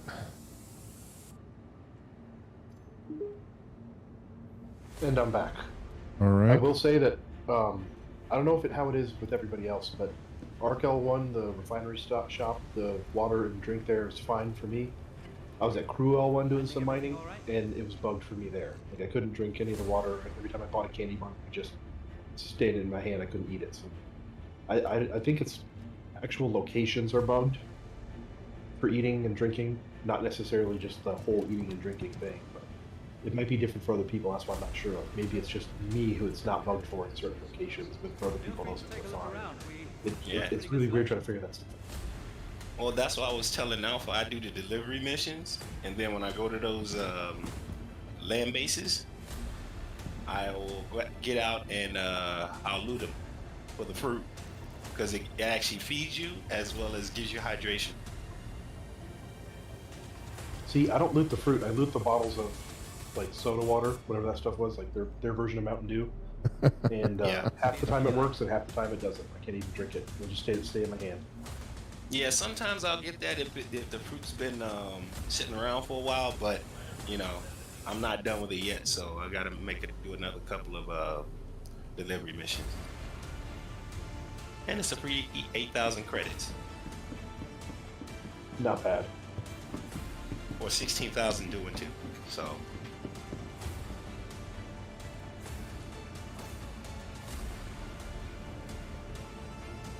All right, put our helmet back on. We're all fed and watered. And speaking of feeding and water, I'm going to go grab my pups real quick.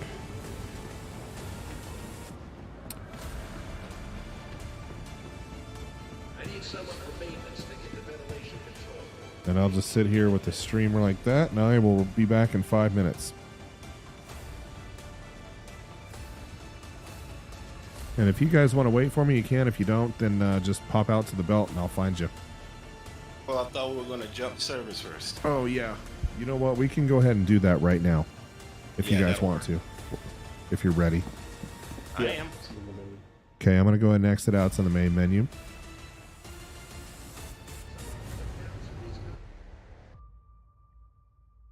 And location-wise, either one of you in a major city, and the reason I ask is not to be creepy, it's more for internet latency. I'm near San Diego. Okay.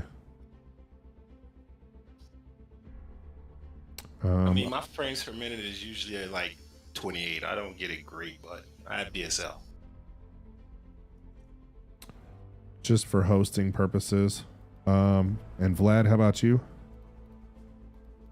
Are you out in the sticks like me or someplace else?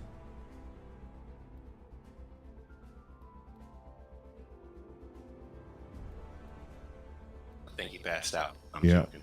I think you're right. I'm going to go ahead Oh, and... sorry, I was muted. Talking to myself. No, I'm in a major city-ish. Major... It's big enough. East Coast, West Coast? I'm in the Southwest. Southwest? Okay. I'm going to go ahead and make you the party leader. Just because maybe we'll get a better... Yeah, so... All right, we're all out to the main menu. I've made Vlad the party leader. If you want to go ahead and join. I'll hop back in.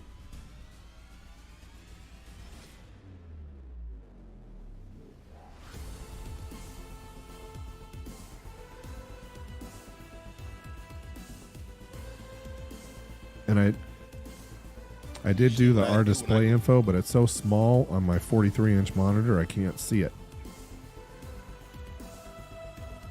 Just an FYI, what I normally do whenever I go out to where I'm going is I'll shoot the crew all 5, drop out at 39,500 or 39,400, and then work my way back. And for those on the stream, take notes. All right. So I'm just gonna hit the lobby, and then I'm gonna put the mic on mute, and you guys can go ahead and take off if you want. Will And do. how do you guys think this server is? Think we got a better one, the same one? I'm still loading, so the beauty of DSL. It doesn't go down much. So far, it looks like it's a little bit better. A little Okay. smoother. Yeah, I'm good. I'm in now. All right. Yeah, I'll just stick my guy over here near the Welcome.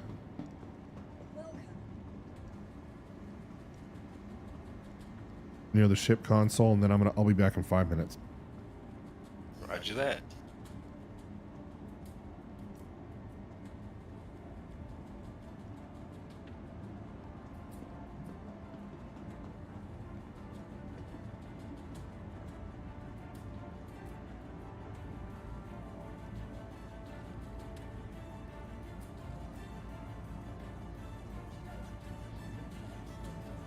All right, Mr. Monk, I'll let you take lead, and I'll follow you behind. Roger that.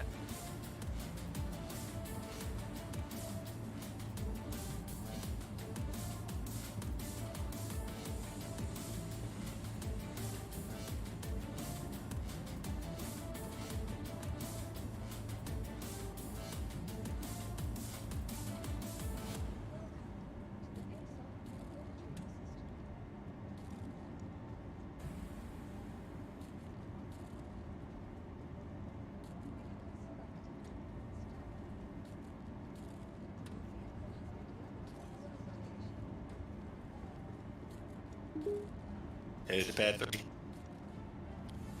I'm at pad 2. Where'd you say your destination was? They usually set Crew L5. 205. Got it.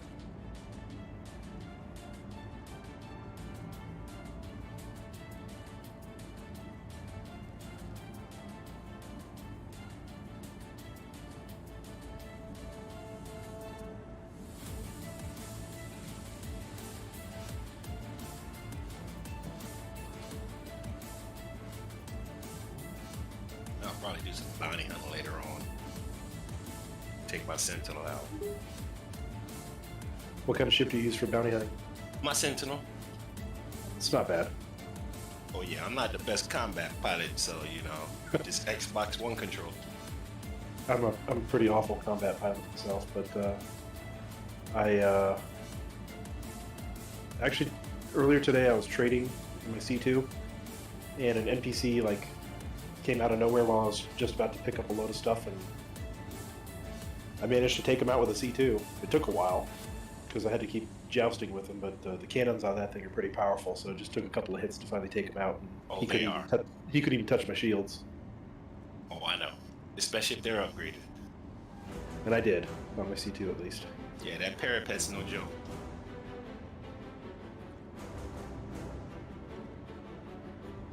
So the crew L5 that's almost the same area that I was going at with Hurston L5.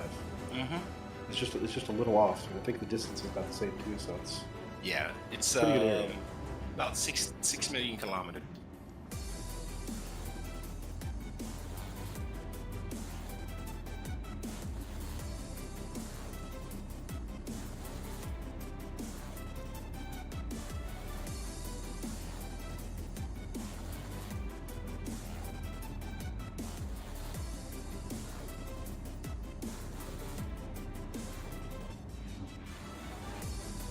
In essence, it's just a different track or a different patch. yeah, probably good to switch it up.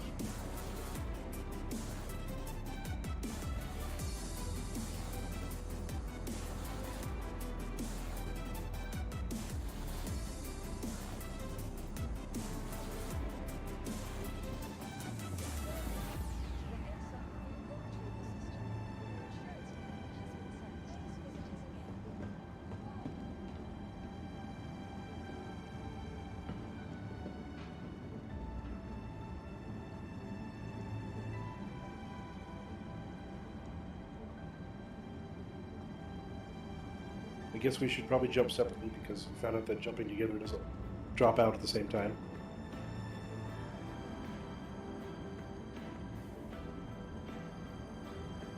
So you said 39.5?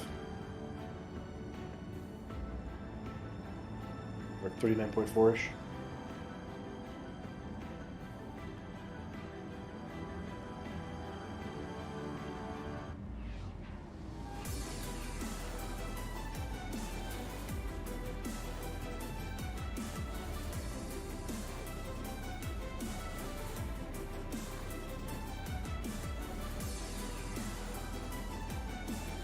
You keep quantum calibrating it, it's messing me up. Oh, sorry. All good, man.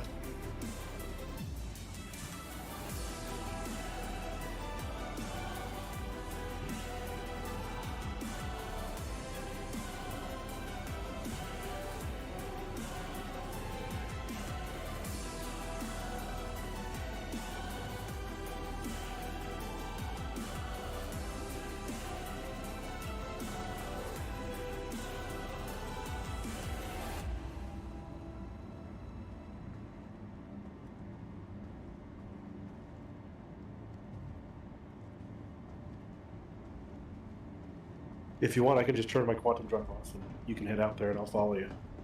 That might work. Alright. I'll turn that off.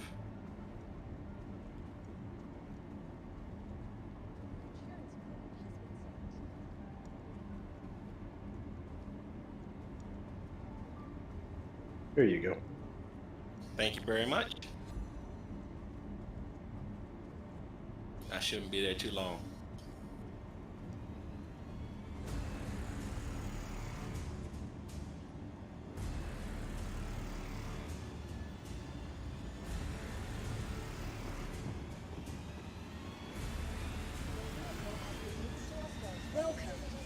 ASOP vehicle retrieval system. All right, I am back. Well, even if we drop out at different places in the belt, you know, it just gives us more areas to scan. Your vehicle has been delayed. And we'll be close enough that we can quick quantum jump to each other.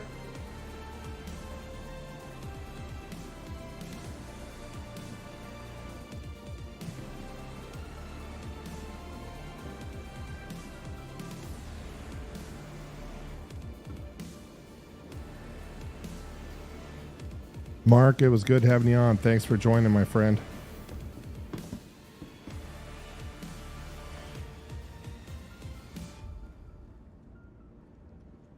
All right, I'm about to drop soon.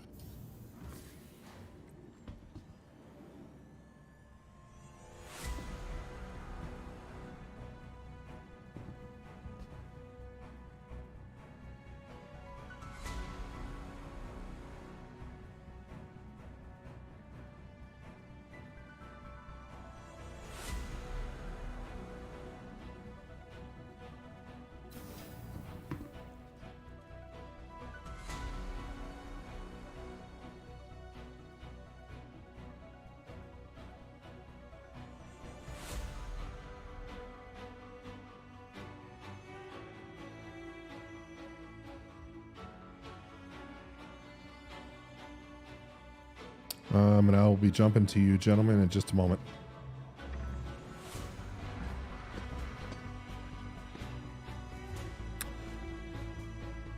Gravedigger, the 43 is nice.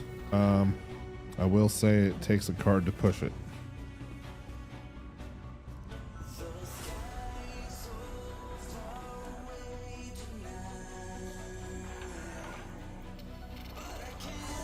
How can Miss help you today? Systems on.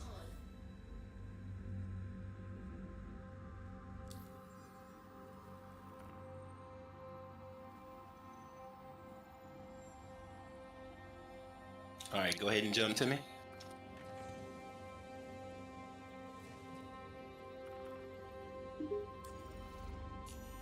It should be there.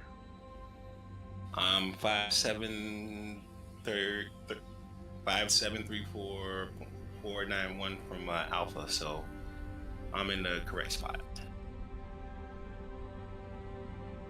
Usually when you work in this one, if you jump out to 39,400, you're going to be about 5,800 back out, somewhere around there, and then you want to work back towards Arkel 1.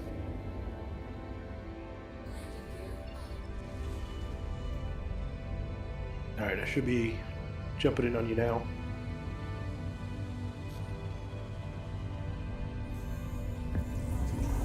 And I'm in quantum now, headed your way. Wow, this is a solid patch. Yep.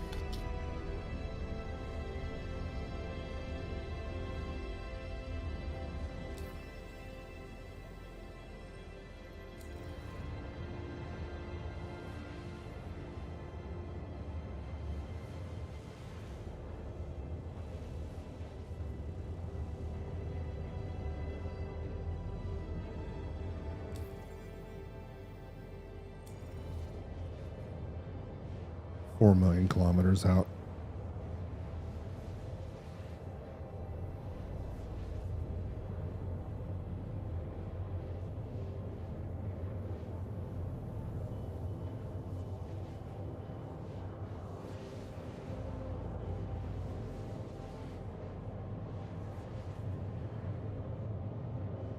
Just so we're not scanning the same area, Monk, I'll head kind of to the right if you want to keep to the left.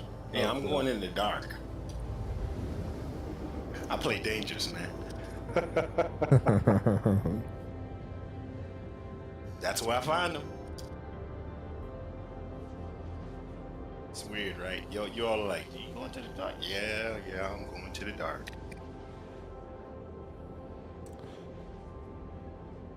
I tend to run into big rock looking things in the dark.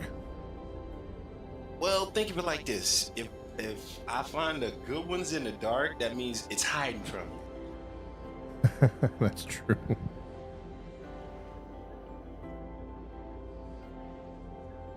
And it's over there for a reason. Normally head towards the sun all the time.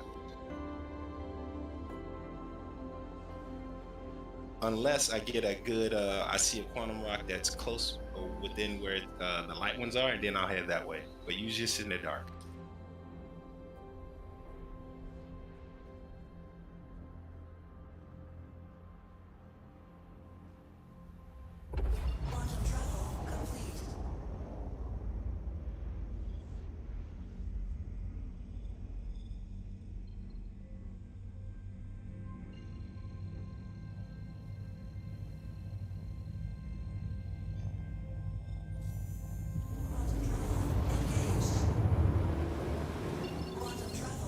All right, gentlemen, I'm here.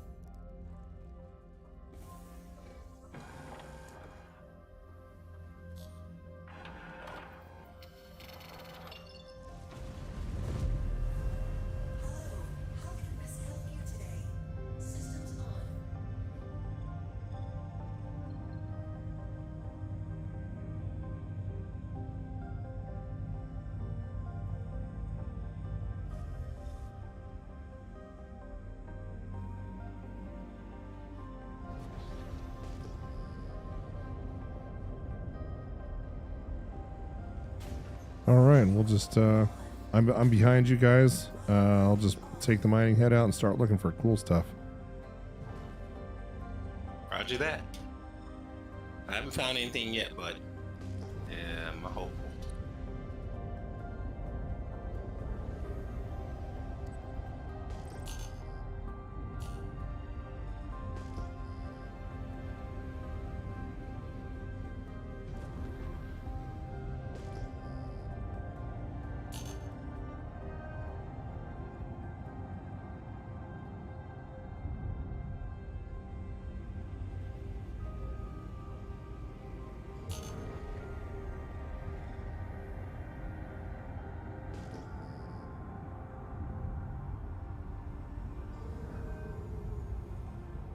Okay, one Q type so far at 18%. I've got a 4600 mass 38 percenter. Go ahead and grab it. Either you or Alpha. Yeah, go ahead and take it, Vlad.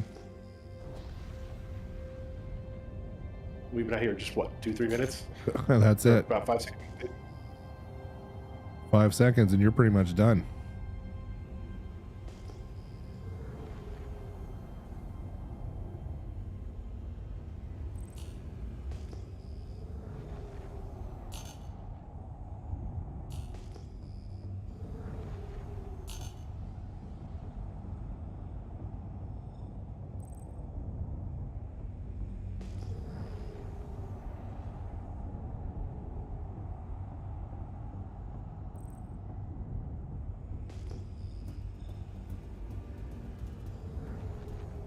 And now you have an idea why I come out here.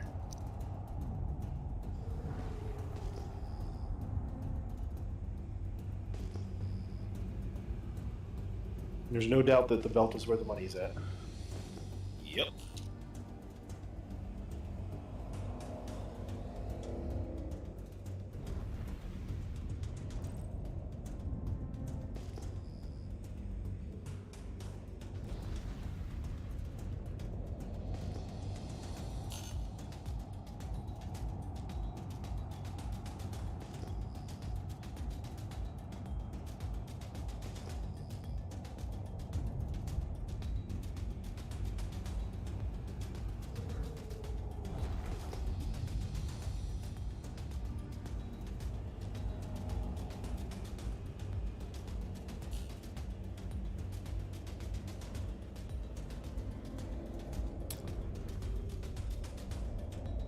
That's a Quantanium rock.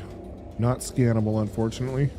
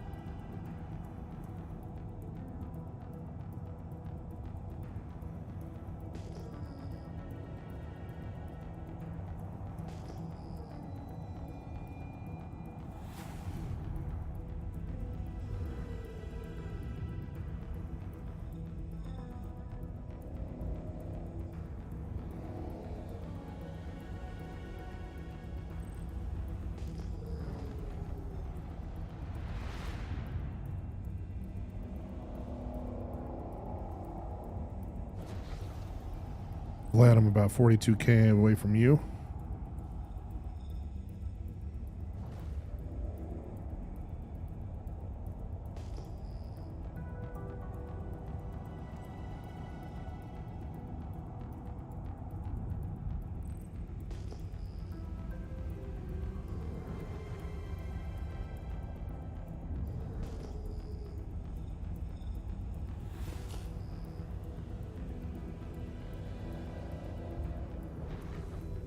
All right, sorry about that.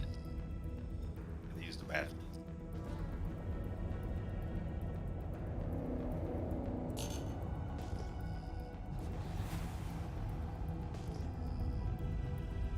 I'm running into quite a few E-types out here, so I'm going to jet out towards Vlad a little bit.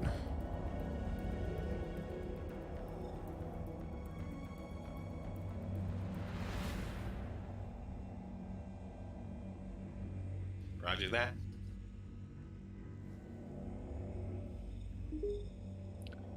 Yeah, I had found 2 other Quantanium rocks. They were just 5%ers though, so Okay. there's definitely more out here. I can smell them.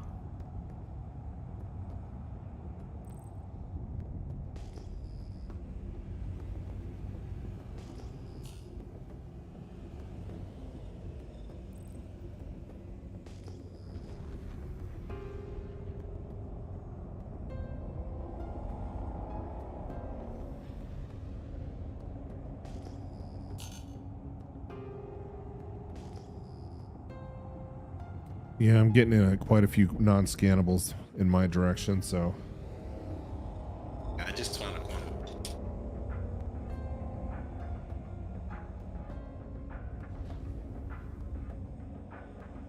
And it's in the dark.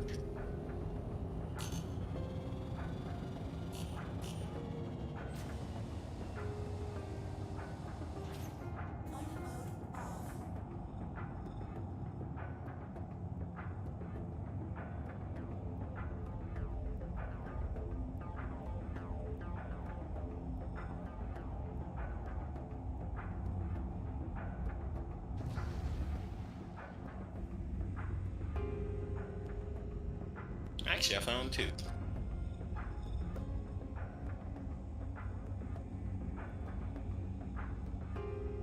I'll check them both out, Alpha, and if any of them are good, I'll let you know to come to me and get it. yeah, I'm about 15K out from you right now.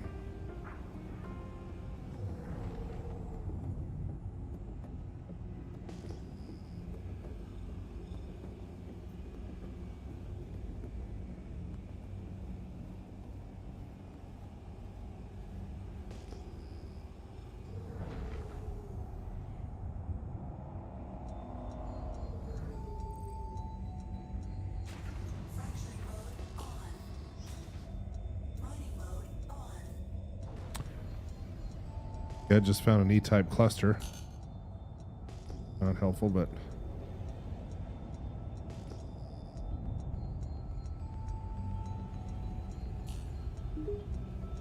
Well, even those will be profitable with the mole. yep. Being able to pull up 96 SCU, even something like Lyria will be worth it. Well, the Lyria comes from the M-type. What's the fancier thing in the E-types then? Is that the Hephaestonite or the No, it's not Borays. I think like diamonds and stuff like that. I like how in the future diamonds are practically worthless. I mean, they're still worth something, but not as much as they are today.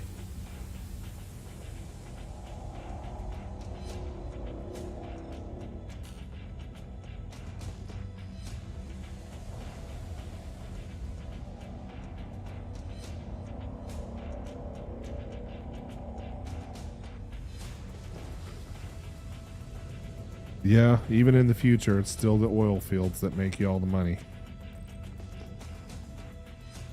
Essentially.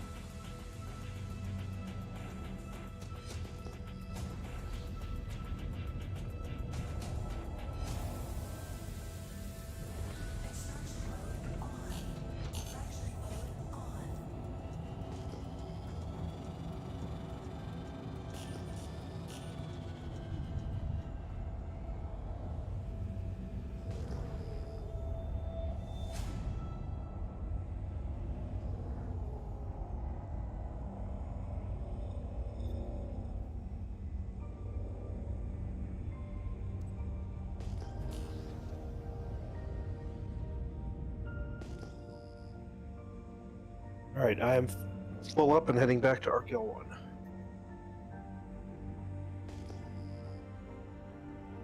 Nice, easy trip for you. Yeah, and I'm getting about 29 SCU of Quantanium, so not bad. Not bad at all.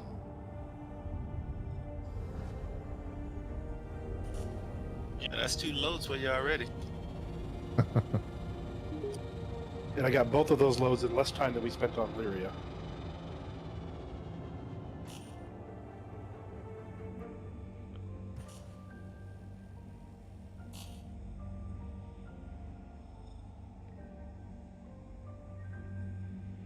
Yeah, who would have thought that Lyria would become so bad? Alright, Alpha, I got a 30% over here. You do? Okay. And just come on over and get it. I'm not worried about it. I'm not hurting for credits at all, so. I'm just out here to show you the area. Well, how many millions do you have, Monk, if you don't mind my asking? Oh, only 3 so far, but I mean, I just purchased a $6 million ship, so. Oh. No, I mean, you're not like Galactic Hazard level. He's still got 240 million. Oh yeah, I'm not at that point. I'm not. No, I don't know how many bought them. people are Galactic Hazard level. Still quite a few, actually. Like I said, the only reason I didn't reach that level is because I got bored with the easy trading and I had to go to work. So, I mean, that was just a couple of hours of trading at night and I made 100 million. Wow. Hey, Joshua Ruiz, welcome to the stream, my friend. Thank you for joining. James, if I hadn't said hello to you yet, I apologize. Welcome. And I agree with James. I think everybody should have the Prospector. Yeah, I'm going to give one away when we get to 1,500 subscribers. You're not too far away from that. Nope, we're getting there. I just think that out of all the ships in the game right now, the Prospector is the best has the best ROI by far. I'm sure that there are some, you know, the C2 is really good if you're in trading, but I mean,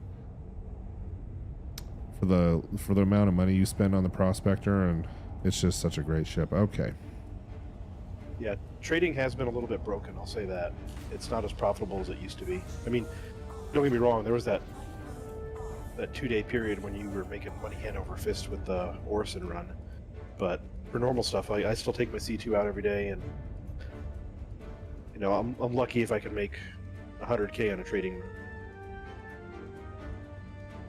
a 20-30 minute trading run, maybe 100K, whereas I can make 250K in that amount of time in the belt. So Humble, you sure you want to give up this rock, man? This is a nice one. Oh, I know. It is all yours. That's I just can my keep looking. cockiness. No, it's all you, man. Go ahead and grab it. I appreciate it. Thank you. Yeah, like I said, man, I'm sitting on 3 mil with 4 orders in, so no big deal.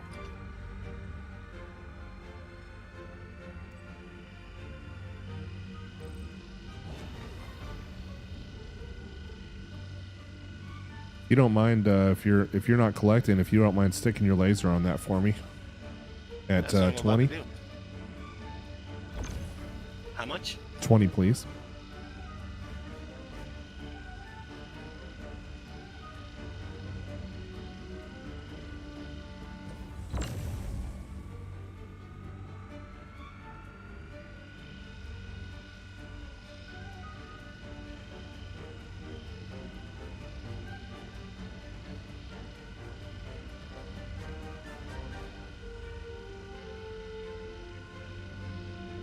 It's just amazing to see that optimal window double, triple.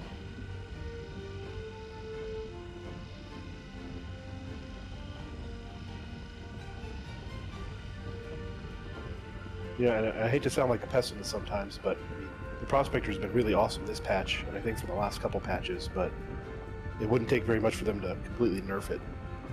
And they may. Well, I All know we he's gotta do bought me is- about 10 ships. Well, so we were having this discussion a couple months the other day, and I know there's going to be a full server wipe for at least 4.0 when that comes online, because there's so much stuff, but with 3.18, they're doing a cargo refactor, there's going to be a whole bunch of other stuff. Do you think there'll be a full wipe for that one, or just a partial? Or no wipe at all? So, I mean, that means we have the stuff at least till the end of the year, which is not bad.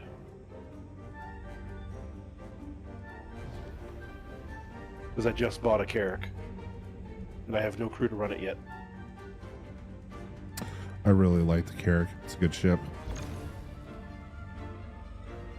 Yeah, if it was in real life, I'd say those are first world problems, but it's a game, so it doesn't really count, does it? It's future first world problems.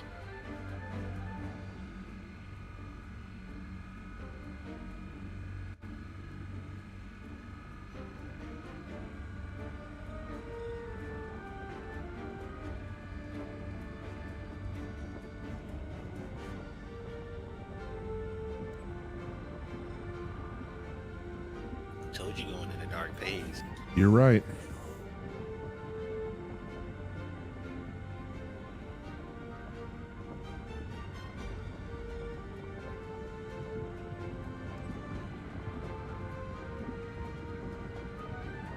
Yeah, 2 trips out to the belt, and it'll be a 500K night for me.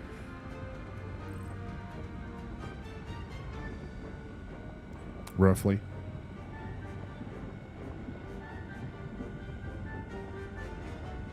And then when the mole comes back online, well, that's going to change everything. So what's the verdict? Did they break it on purpose? Or was it a accidental code thing? I think it was probably cold.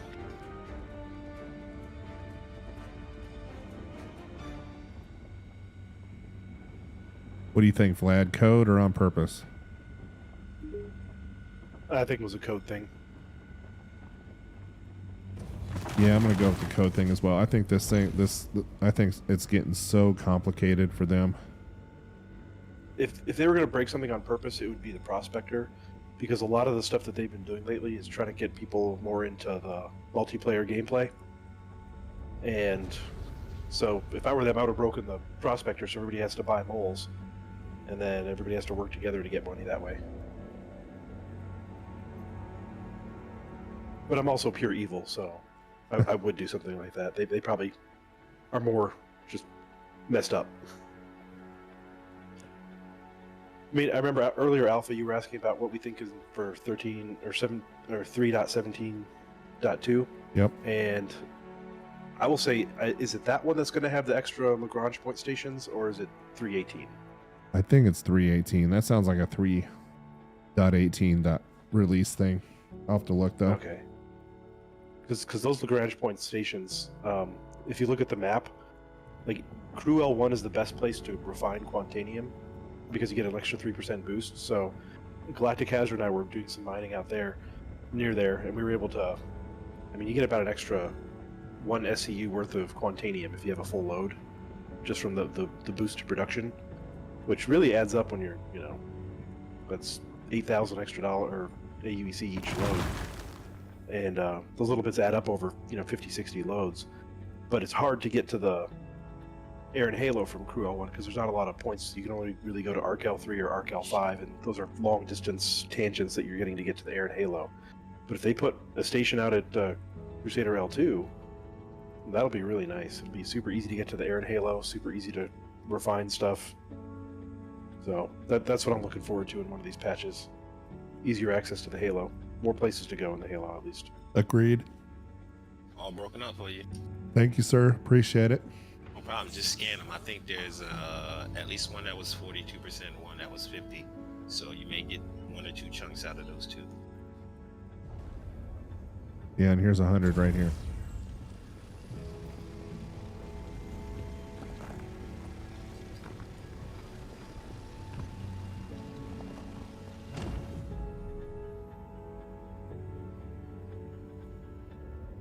So, Monk, what's the next ship you're going to buy when you make your next couple million? Don't even know yet. The last one I got was the Valkyrie.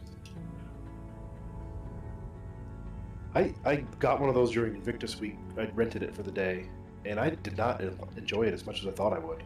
I was really hoping I'd have a lot more fun with it, but it was just too bulky for me. Well, Didn't I'm using handle it as for well rock as I thought. mining. I've heard that's the best thing to use it for. But I've got a Cuddy Black and an MSR, so I actually like using the MSR for rock mining too. Yeah, me too. We sound like aristocrats. Like I said, it's a game. It's not real life. What are your thoughts on the? I've thought about getting the 400i. Does anybody out there? You guys, either one of you have the 400i? I have the 400. Hell no, that ship is useless to me. It's beautiful. I got the 600. Is the 600 pretty awesome? I thought about getting one of those too. Yeah, I got it. It's nice. Nice and beautiful. 600's gorgeous. I like the 400. If you want to go out and explore, you know, you can put a fast quantum drive on it. It's really maneuverable, but it's a nice to have. It's not a must have. Well, anything above an Aurora is really nice to have. Well, my only gripe on it is that it has the same SCU of Cuddy. the freaking Cuddy. So, I mean, with the 600i, I don't expect it to do much other than I can carry like a Tumbrel Cyclone or something like that in it, but that's about it. And then just fly around it or do combat in it once I get good. I've heard that when they do when it gets the gold standard pass, it's supposed to get a medbed. And are we still talking about the 400i? No, the 600i. Oh, okay. No, the only real cool thing about the 400 I thought would be the hover, or it comes with the motorcycle inside of it, right? Or do you have to buy the motorcycle separately? Yeah, I think you have to. Yeah, I didn't get a buy it. motorcycle with mine. Ah. Oh, never mind then. You know, the other interesting thing about the 400i is it's just a little bit too small, and they may have changed it. I haven't tried it in a while, but I couldn't get an Ursa rover in it either.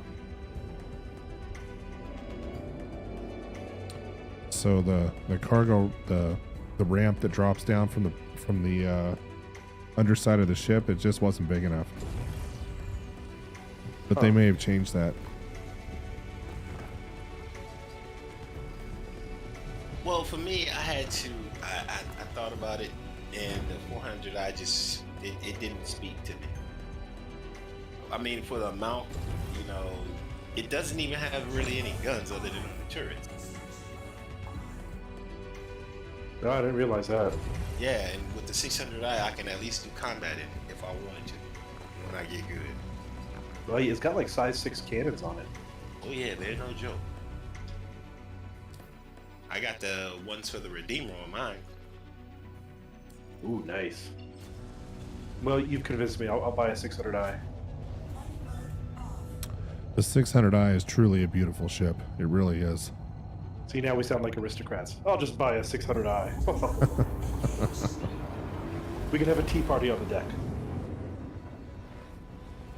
That's the mining. That's how mining does you, man. Yeah, that's right. We can break out the scotch. Only 2 ice cubes in one. No. See, I don't want to get my own 890 jump, but I want a friend who has an 890 jump.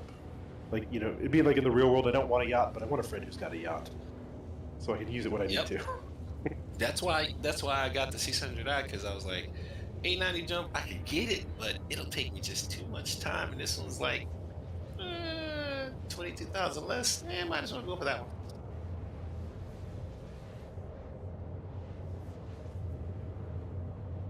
But grinding out 9 million. Well, actually, I had like 11 million, so I have some get overage, and it just ate me hard. What do you do with an 890 jump? I mean, what do you do with it? So honestly, I've heard a lot of orgs use them for base ships. Like, it makes a really good org base station, mainly because it's, what's it got? Oh, it's got capital class shields. Yeah, capital class shields, as well as med bed. Yeah. Like a full-on med bed that can... There are different levels of med beds, right? In the game? At least 2. Okay. Yeah, right now it's one you can regenerate into if you die. They're going to change. That's going to go away eventually. They have said that.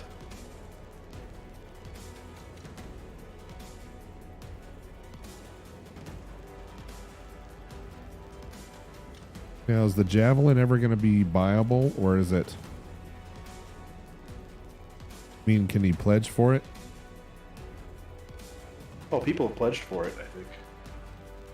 It was for sale on Invictus Week. All right, now sell me one. Sorry. 31%er.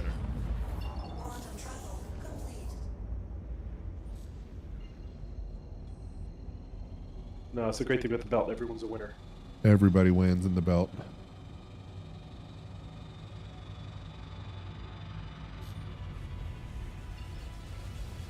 Now I just gotta eat some fruit.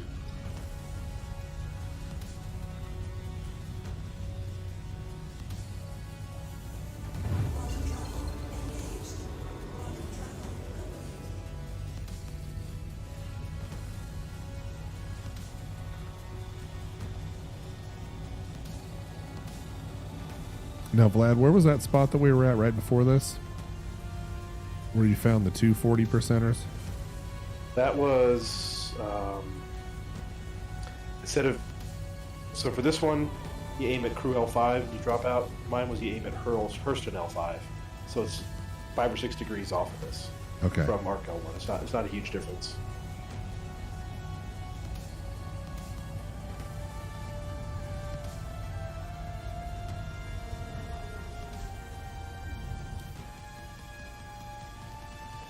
I think what matters most is if you're in band 5 or not.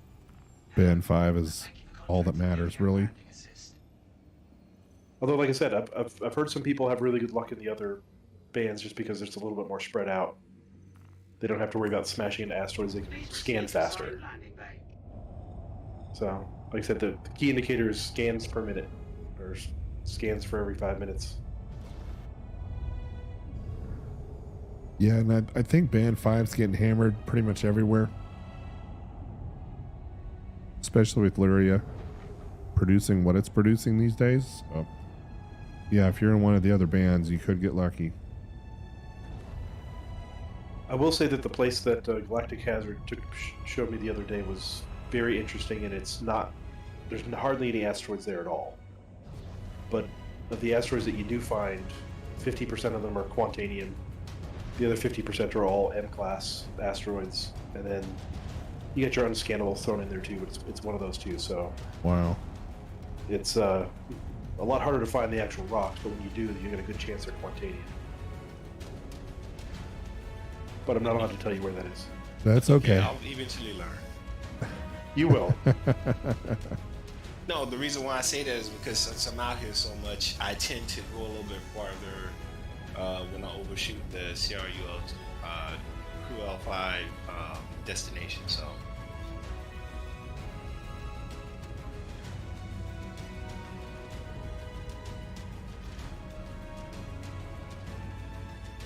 Well, I mean, like anything in Star Citizen, it's not going to stay secret for long, especially when someone makes a YouTube video about it. You got it.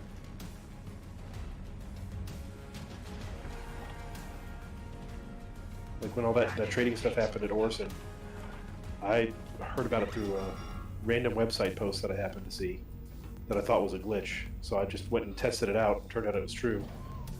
But the next morning there were 3 YouTube videos about it, and everybody was doing it. And then 48 hours, it was dead, right? Yep. nice old hot fix. And account stripping the money afterwards. Oh no, they didn't strip the money as far as I know. Oh, okay. Yeah, I still got mine. But when they do a I'm server not wipe, it'll all be for naught anyway, right? Yeah, and I think that's one of the reasons they might have done it is because the server wipe might be closer than people think.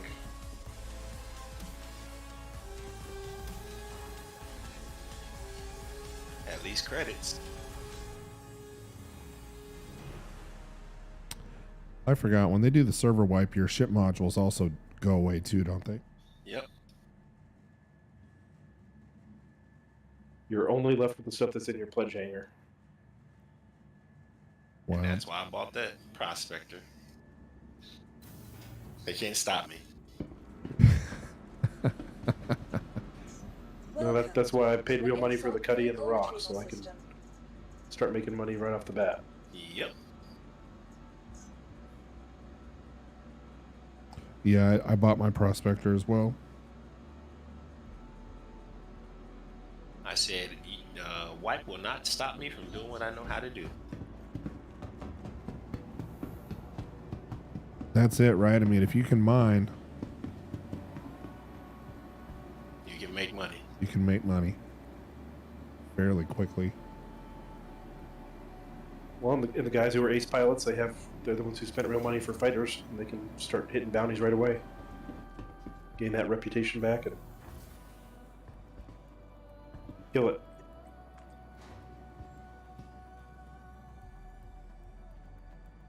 Yeah, Star Citizen is pretty much like anything else. You develop a skill set, and it doesn't really matter what they do. Yeah, I brought mine from Elite Dangerous, so doing the core mining. I brought the combat skills, but I just have to learn the flight model. And then I'll be able to do the bounties even better. You're an elite refugee. Yep. I am as well. Well, welcome to Star Citizen, Commander Humble Monk.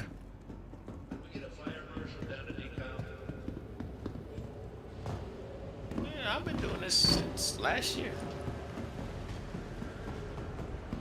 That's about when everybody jumped from elite, from what I heard. There was a huge exodus about a year ago from Elite Dangerous. Yeah, there was. There was. I mean, I still play it. They made some kind of big change that just really pushed a lot of people out of it for some reason. For me, it was pretty much the not doing the best they could for console players. Even though I know they worked on it, but they should have thought about that beforehand.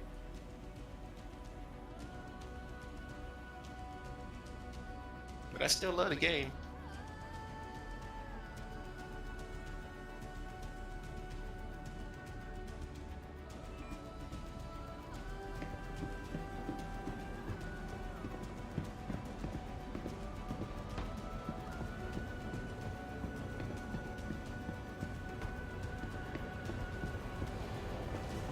Need a hazmat team to head down to the subdeck.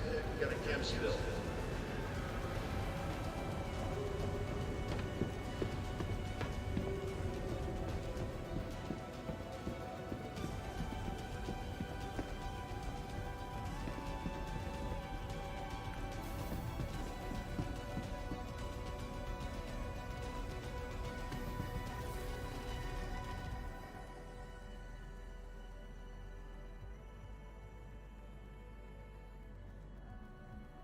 All right, that was a 2692 load. Thank you for that.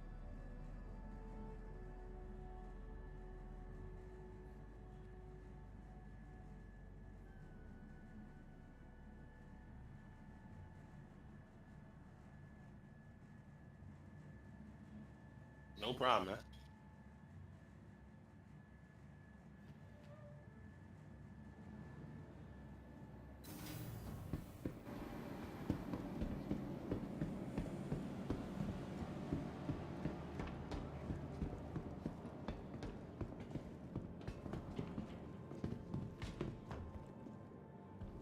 All right, and Vlad, you're back out in the belt. Oh yeah, I've been out here for a bit. Welcome to the ASOP Vehicle Retrieval System. Already trying to find the next one. Vehicle selected. Stand by. Uh-oh. Your vehicle has been delivered to the following. Scanning just died on me. We might be getting close to a 30k. Oh, no, we came back. Phew. Yeah, the elevator black hole on me.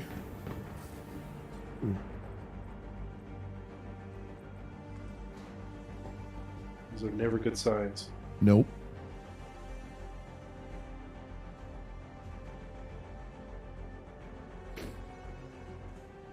Drilled, welcome to the channel. Thanks for watching. He says that recently, every time he's been playing, he gets 30K'd every time.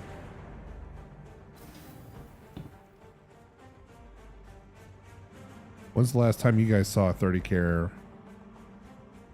The other day. Yeah, I hit one a couple weeks ago. They're not as frequent. I mean, so I used to play this back in like 3.8, and put the game aside for a year or two when my son was born. Didn't really have time to play games, but picking it up, it's nowhere near as, even as people complain about this patch, this is nothing compared to how it used to be. Yeah, I took 5 years off when my son was born. You're trying to make me sound like a bad dad because I only waited 2 years? No. It was a combination of him being born and work and game instability and just.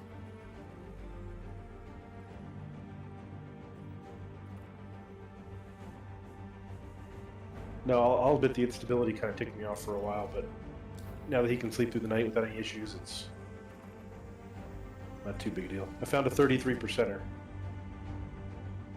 and I almost smashed into it because I was going so fast.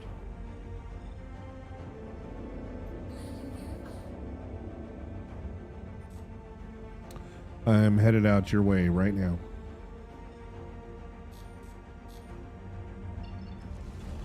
Like I told you, this area is ripe. Thank you. And it gets even better closer in. The closer to the sun you get. Nah, the closer to Arkel 1. Oh, yeah. Normally I'll jump at like 10,000 kilometers. I mean, 10,000 million kilometers, 10 million kilometers, or whatever it is. Metric. Bah. Actually, it's 10 kilometers. I jump like 10 to 15 kilometers and then drop.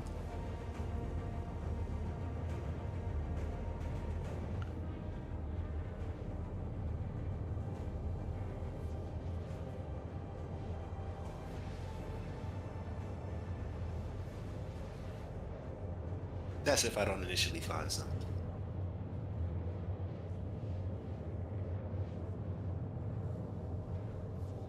But this one isn't for me, it's for you too.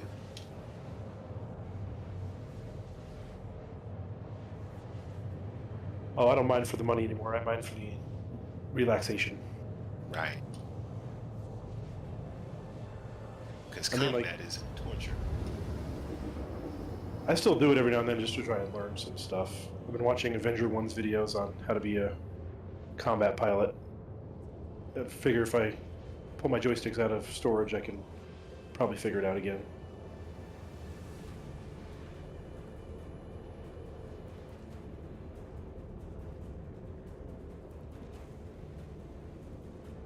But yeah, the downside to this game is once you get above like 50, 60 million, and you can buy any ship you want to, the grind really kind of goes away. You just do stuff for the fun of it.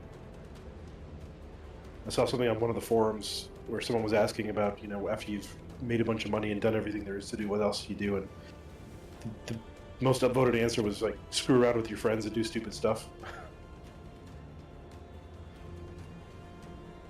Yeah, once I got enough ships, I was like, you know, and I'm just pretty much gonna have fun now. Well, that's when you have those things where people like dropped out of the upper atmosphere and then try to catch them again in the cargo hold of the ship. Which, if you want to try that, I've got a C2 and I've got a mule, so... Got to see too, but I'm not trying that one, buddy. No, we put you in the mule, we drop you out of one C2, and then try and catch you in another 100. Yeah, you can have fun with that one on your own. I don't like flying towards death. It's only death if you don't get caught. Man, I didn't tell you about the story about the dead bodies. No. Yeah, so no. Literally, there was this dude that was he was displaying how to make money in Star Citizen, and he was selling dead bodies to people for Grim Hex. I saw that video. That was hilarious. I laughed my ass off. Told people that don't play the video game, I was like, "What the hell are you doing?" People were doing it too. It's like, I'll drop the body off, you know, anywhere you want for 1,000 AUC, and people were doing it. That's what happens when you have too much money in this game, is you start buying dead bodies. Pretty much. Necromancer, and then I noticed one guy that got stuck in, I was watching this stream, and we were interacting, and he was like, yeah, man, I can't get out of this ship because the ship locks when he stole the ship. And it was a carrot, he stole it, and there were 6 dead bodies in the little armor area. And he was like, man, I knew something was wrong when these damn dead bodies showed up. That's like the start of a horror movie. Yeah. What he tried to do, he was going to a bunker mission, and he wanted to exit, but the ship wouldn't open. He didn't know he needed to use the HUD to do it, and he's trying to press the button like, man, I can't get out of this damn ship. What the hell is going on? I'm like, oh no. You got dead bodies on it? Oh yeah, dude. He done locked you in the damn ship. It was too funny. Yeah, and somebody put out a video recently about hijacking ships. They stow away on them, and then they'll... It's getting a little crazy out there. Nah, the funny part was that the dude left the ramp open, and he just said, yeah, I'll go and take this ship. So he didn't know there were dead bodies on it to begin with, and that was the funny part. And then after he got, you know, the whole I can't get out of this ship thing, it went on for like 20 minutes.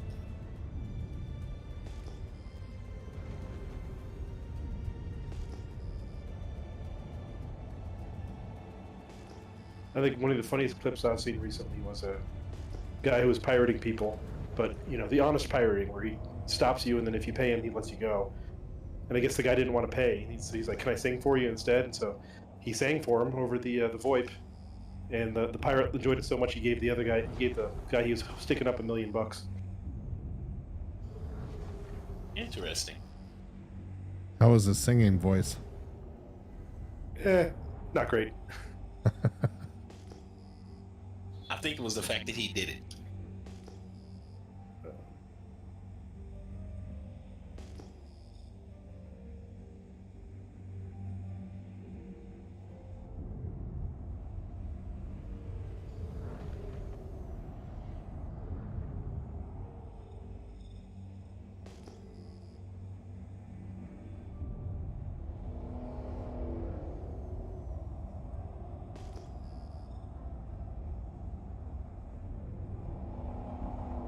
So I have joined you. I am 57 away from Vlad.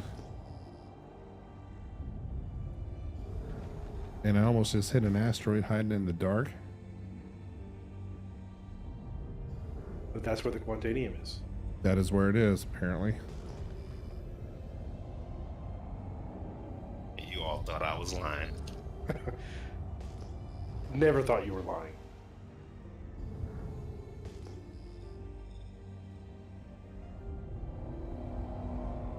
Okay, you didn't think I was lying, but you were very leery. Like, dude, we don't go into the dark because that makes your ship go boom. Oh no! Constant ping, buddy. Constant ping. I was a little skeptical. I've been doing it for freaking months. Yeah, but you could have brought us out here to kill us. You were just telling us about people finding dead bodies in their carriers. Well, that's a carrot, man. I'm in the doggone prospector. No one would. With no suspect guns. you. You're the prospector serial killer. No one would suspect you. Yeah, that's a good point, because that laser actually can kill.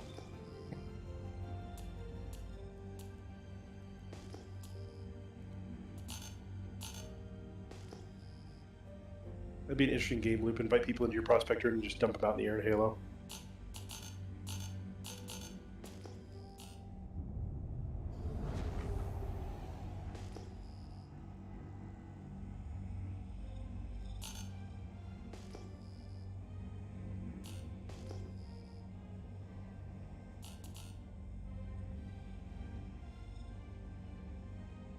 So what's the minimum instability for you guys in order for you to check out a rock? Where do you like to see it? I like to see it higher than 5. I don't even pay attention to all that. I just go. Once I look at the actual, I look for the green area. If I see it really small, then I know it's pretty good.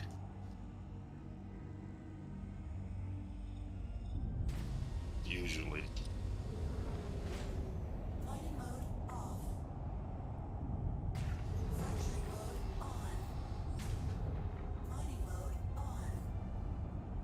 Running into more and more unscannables.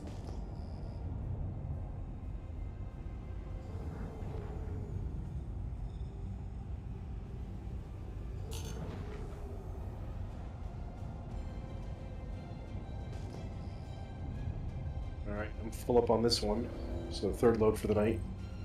It wasn't the best rock, but I got 22 SCU and Quantanium out of it.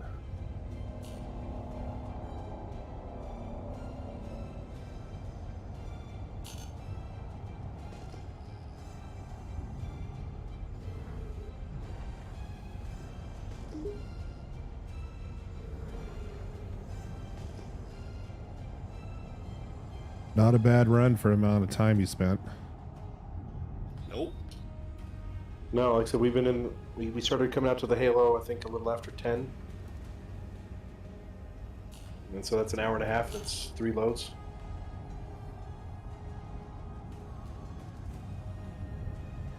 Sorry, 10 mountain time.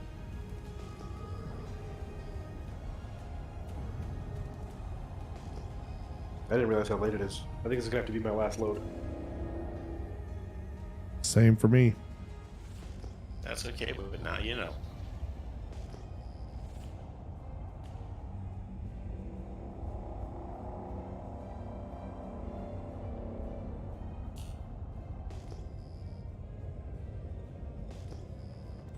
Yeah, I think when 317.2 goes to the Wave 1 servers, if you want, I'll play with you on their alpha, and then when it goes live to the PU, I'll be more than happy to run a mole laser for you. For Awesome. your streams. Yeah, I'm hoping the next stream will be in the PTU for sure. Yeah, well, we'll have Monk out here, and when the moles are working again, we'll have him out here scouting for us and finding these clusters in the dark for us, and we'll bring the mole up and suck it dry. Absolutely. That's if it's not too hot, man. I'm in California. And I don't use AC. Shit's too expensive. Oh, so your computer could overheat? No, it won't overheat. I just don't mess around with it until at least 9 o'clock.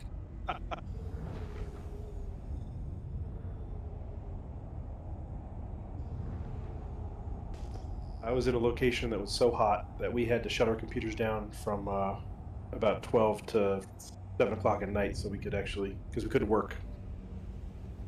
Oh, I was believe it. just I've been in- in the desert too. I was just in Vegas and it was 112 freaking degrees.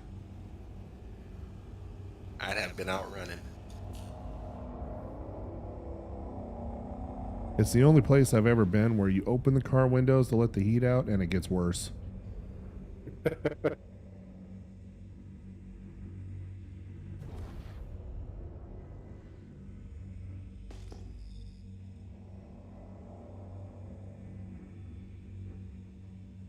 Now I remember my favorite story is we had a water bottles outside for people to stay hydrated where I was at, and one of the guys decided to crack one open and take a sip from it and ended up burning his mouth because it was so hot. Oh, wow. Interesting.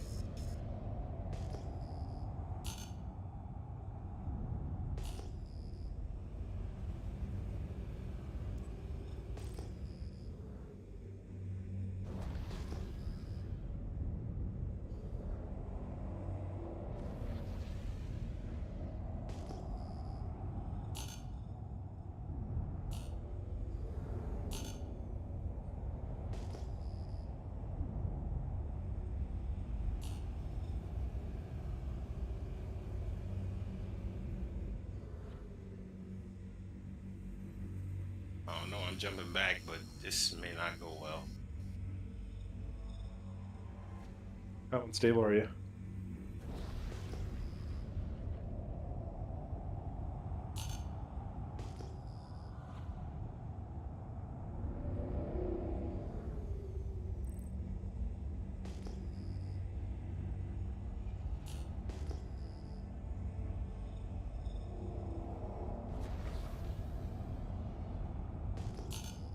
Oh, I'm good.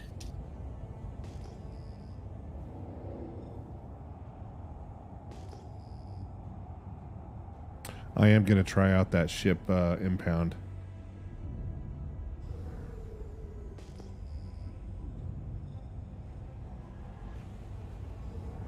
Yeah, I think it's time for me to at least jump servers after this one, because this one's like screwy.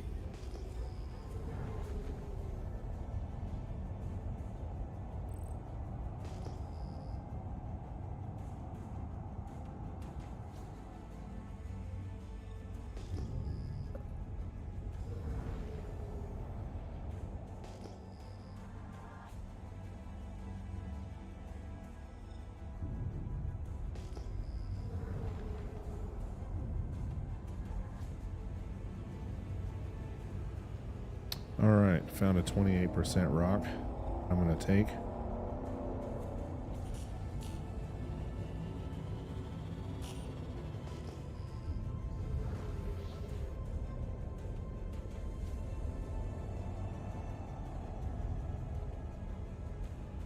So that ends up being 3 loads for each of us at this point, right? Right.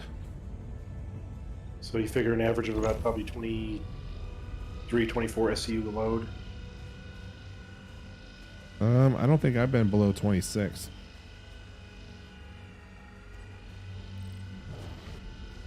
we'll say 20, 26 is a good one, then 25. 25 makes the math sound easier. There you go.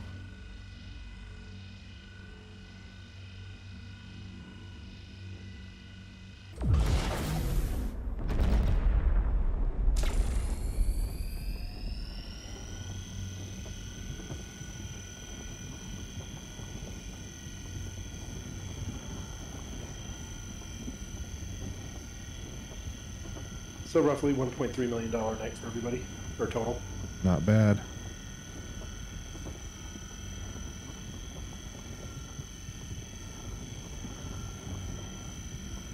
I'm gonna stalk Galactic Hazard and I'm gonna find that spot, but I'm gonna have to promise him I'm not gonna put it on a YouTube video or a stream.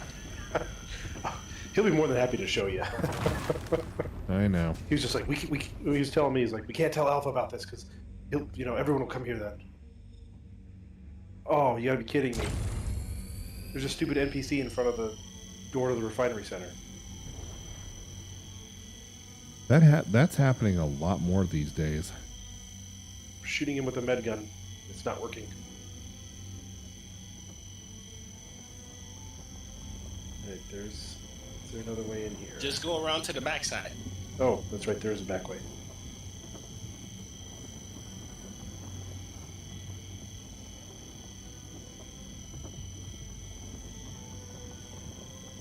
Yeah, fixes for everything.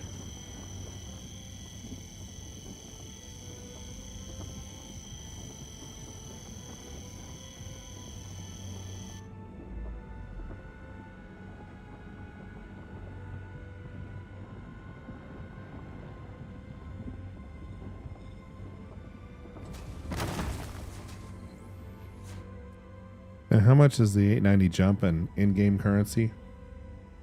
32 mil. 32 million. Okay. Yeah, 32 and change, I think.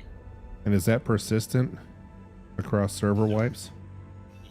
Nope. Well, it's consistent across patches, but until they have the full wipe. I mean, I think the last full wipe was 3.15, if I remember correctly. So It was. yeah, so we have until probably until the end of the year before it goes away. How much money do you have? Oh, not enough. Well, Not for that just one. Ask Galactic. He'll be more than happy to give you enough to buy a 890 jump. I think he's got 2 or 3 of them himself. Jeez.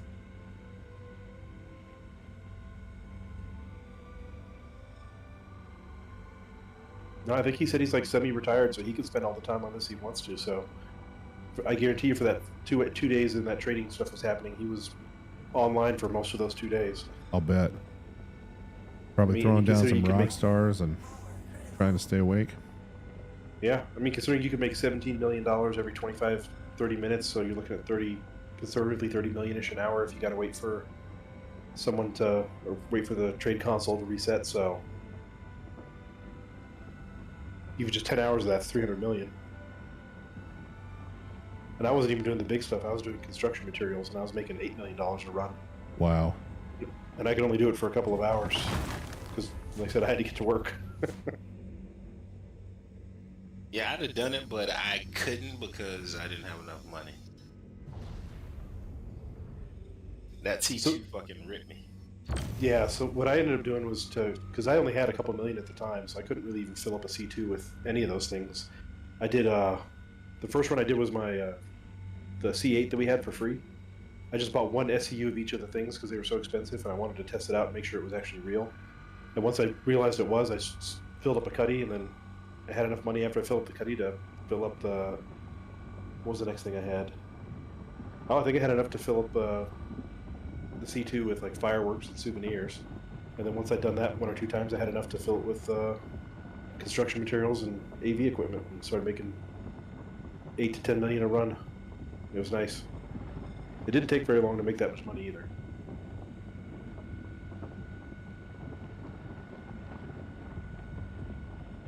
I will say this, from what some rumors I've been hearing, the Siege of Orison, that gameplay loop that's supposed to happen in the next patch, with the Ninetales taking over part of the city, I heard there's going to be some opportunities there to make a lot of money as well. Like either bringing in trade goods for like medical supplies and stuff to Orison or something related to that. Probably not as much as, you know, the audiovisual equipment was, but I think it'll be worth it for some people to make a couple million. So keep an eye out when those things are happening, even if you don't like PvP action or the FPS action. I'm pulling in 1847, so I'm okay. Can't complain. No, not bad at all.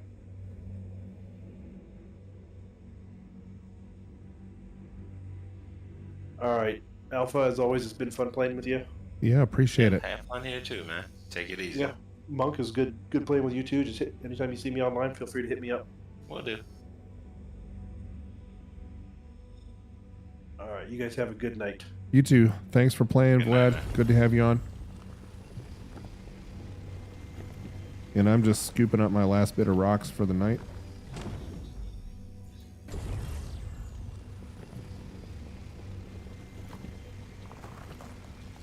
Yeah, I'll head out there in a little bit. I gotta take a break from mining.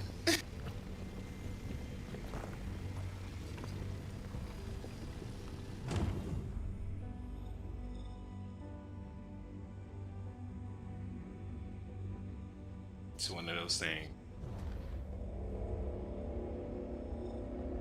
know exactly what you mean.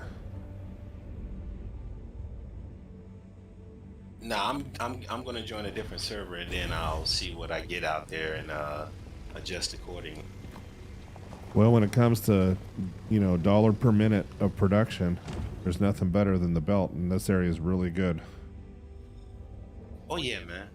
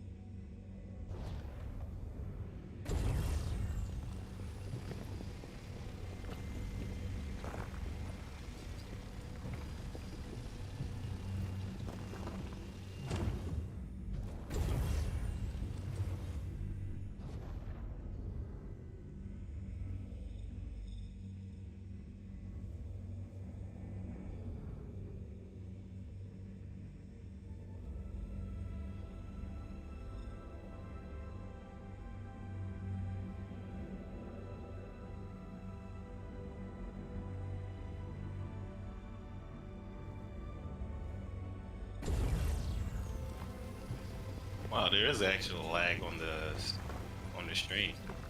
Oh, really? No, it's just we were talking about this about 3 or 4 minutes ago. Yeah, I've been looking at the stream health and it's excellent. So yeah, there is some lag. I don't, it's weird how sometimes it's 30 seconds and sometimes it's quite a bit more. Yeah, I mean, it's not bad. Don't get me wrong. I mean, we were talking about it, but I'm like, huh? We were just talking about this. Okay, because I had the stream actually muted while we were talking, Ah, okay. so it didn't mess with my brain. Well, and plus I got music going on in the background too, right? Yeah, but that's okay. That's fine. It was a good stream. I could tell because there's still at least 8 people watching, so they were learning some stuff, which is most important. Yeah, I was trying to. I'm not the most experienced guy out there, so I try to find experienced players like you and Vlad and Galactic's got. He just spends so much time in this game, but those guys are really good. They know, they're just a well of knowledge. And so for new players coming on, man, I wish I would have watched streams like this when I first started out. I would have saved myself so much time and trouble. Yeah, that would have helped me too. I mean, when I thought about it, I was like, for me, I was like, I pretty much said, you know what? I've seen a whole bunch of people actually mining, so yeah, I can do that. That's one thing I'm actually pretty freaking good at. So yeah, and you especially don't. from an Elite Dangerous standpoint. Yeah, and you don't need a expensive joystick set up to mine. You can do it with the Nope. mouse and keyboard. You don't need to have a lot of skill, Nope. flying skill to mine. You know, you just got to really be good. You know, just put your good locations in Excel or in a text file or something. You can keep going back to them.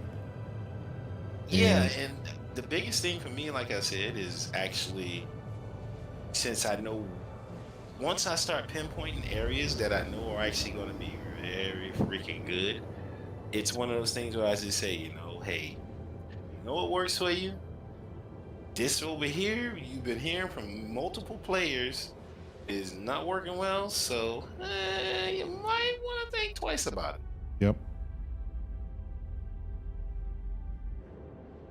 And a lot of people, they go out to the belt to relax. I mean, instead of you know, playing Call of Duty and dealing with all the the nastiness that you hear there, and the first person shooter thing. They go out to the, Yep. they want to get their coffee or whatever their favorite drink is and throw some Just music chill in on and mine. just chill out. Yep. I mean, that's pretty much what I did. Yep, Or that's what I do learned to too. Because I mean, I'm like, I can sit back, sip a beer, and just go look for rocks and just, yeah, okay, I'll grab that one. Whatever. Nice, relaxing way to work towards that next ship. Oh yeah. But what I did know, I thought that ships would be persistent.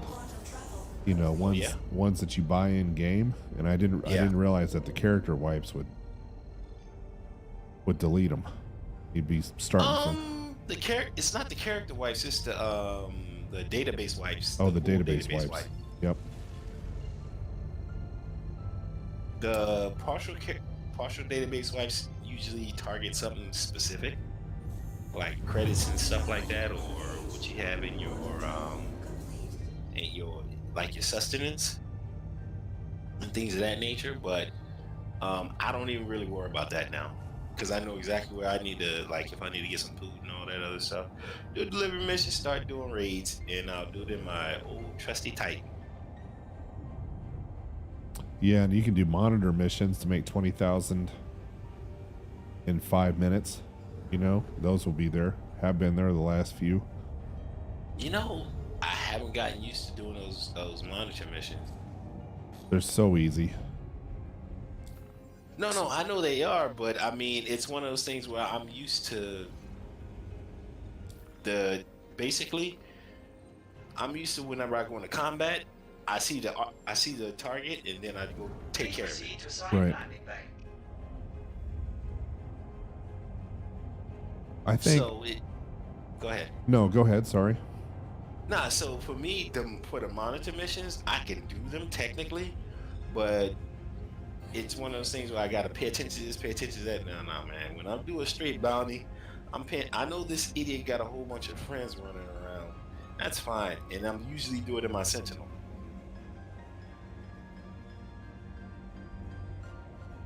Well, I may have to spend more time on trade routes before the weirdness happens in 318. One of the reasons I was thinking about doing more trading and a little bit less mining is just to see more of the Star Citizen universe, you know? Yeah. Because there are some really beautiful moons out there, different places to go. Yeah, there are. And that's primarily why I started when I actually went to the belt to mine, and I was like, man, this is really beautiful, man. You just see nothing but money around. That's it. They just need me to find it. Nothing Well, but guess cash. who you found? Eagleburg Humperdinck.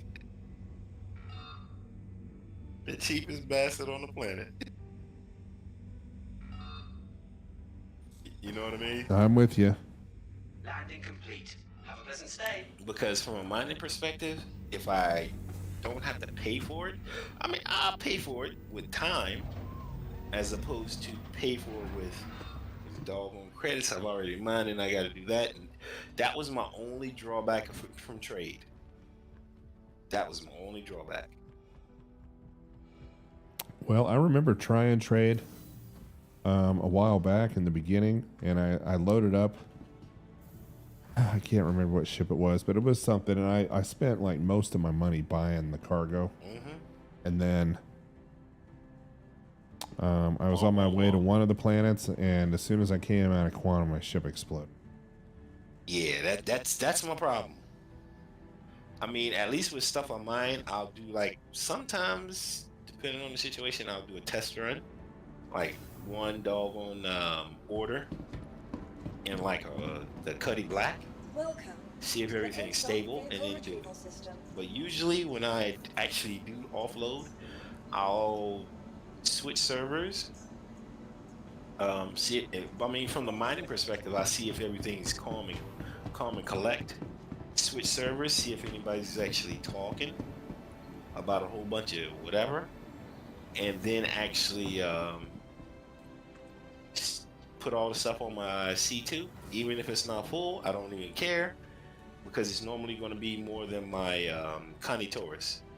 So dump that stuff off and then come back and go again.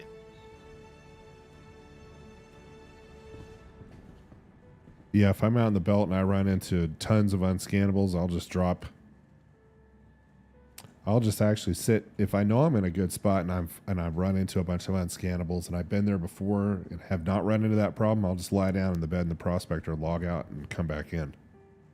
And hopefully, if I have to hit another region like Euro or APAC, then I'll do that. I normally, what I'll do if I run into something like that is I'll jump closer to Arc L1. 10, 15K. Yeah, that's not a bad idea. Because usually, like I told you earlier, when I get closer to Arc L1, the more consistent the rocks start to become. And that's why I usually find, like I said, like I typed in chat earlier, when I found that 40%er, 30%er, and then 18%er in an 8 rock cluster. The closer you get to Arc L1, if you hit it just right, and you know, that's the whole thing, you'll get those actual, you start to hit the clusters. And that's what I'm going to be doing for the rest of the week. So tonight, when I started, I had one completed work order. Yeah. And now I have 1, 2, 3. I have 4 processing. One's a 2791 yield, 2832 yield, 2579 yield, and a 2402 yield. Cool. So not a bad night. No. That's why I let you go ahead and grab what you did, because I already know I can make money from the area. Yeah, and I appreciate that. I really do. But for those on the stream, if you came to watch mining, you got lots of mining tonight. And we tried to start out on Lyria, and nobody was finding anything. And it was a huge waste of time. In comparison to a month ago, we were finding huge, Quantanium clusters, lots of mass, tons of mole runs. And then the 317 patch dropped, and that was the end of that. Pretty much, because you can't scan anything. Only thing I can say is from the scanning perspective, if you have somebody in the middle turret right up under you and you pop the ping, from what I suspect is going to happen is that you'll literally have to have somebody on that first in the middle turret and then have them ping and see what they can see. Yeah, and that's gonna, if the only way to mine in the belt with the mole is with, a multi crew, that's gonna kind of suck. That is true.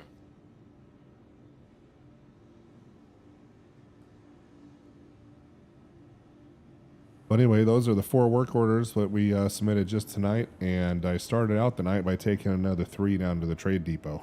So, not a bad day.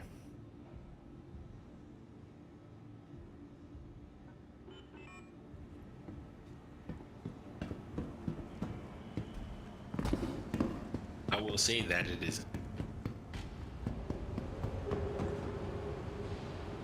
All right. Well, Humble Monk, thanks for joining. Jet FR USAF, thanks for joining. Appreciate it. Glad to have you here. You caught us right at the end of the stream. It is recorded, so if you want to watch it from the beginning, you can. And we're going to end it here for tonight. But I want to thank everybody who joined for dropping by and saying hello. It was a pleasure having everybody on. And I want to give a special thanks to Humble Monk, Galactic, and Vlad, of course, because these gentlemen are usually on every week, and lots of knowledge. But I'm a newer player, man. I just got the information from other players. There you go. But with that, we're going to go ahead and end it here, and good night, everybody. And like I said, glad to have everybody here. And if you go to alphainfinitytech.com, there will be a countdown timer for the next stream. Usually try to do them at least once a week. But I'm going to increase the tempo to 2 times a week. And then we're going to be doing uploads at least on the YouTube channel at least 2 times a week here, starting pretty soon. All right. Easy, man. Take it easy, man. Enjoyed mining with you. Thank you so much for hopping on the Discord server and helping us out. And greatly appreciated. All right, man. Get some rest. Will do. Same to you.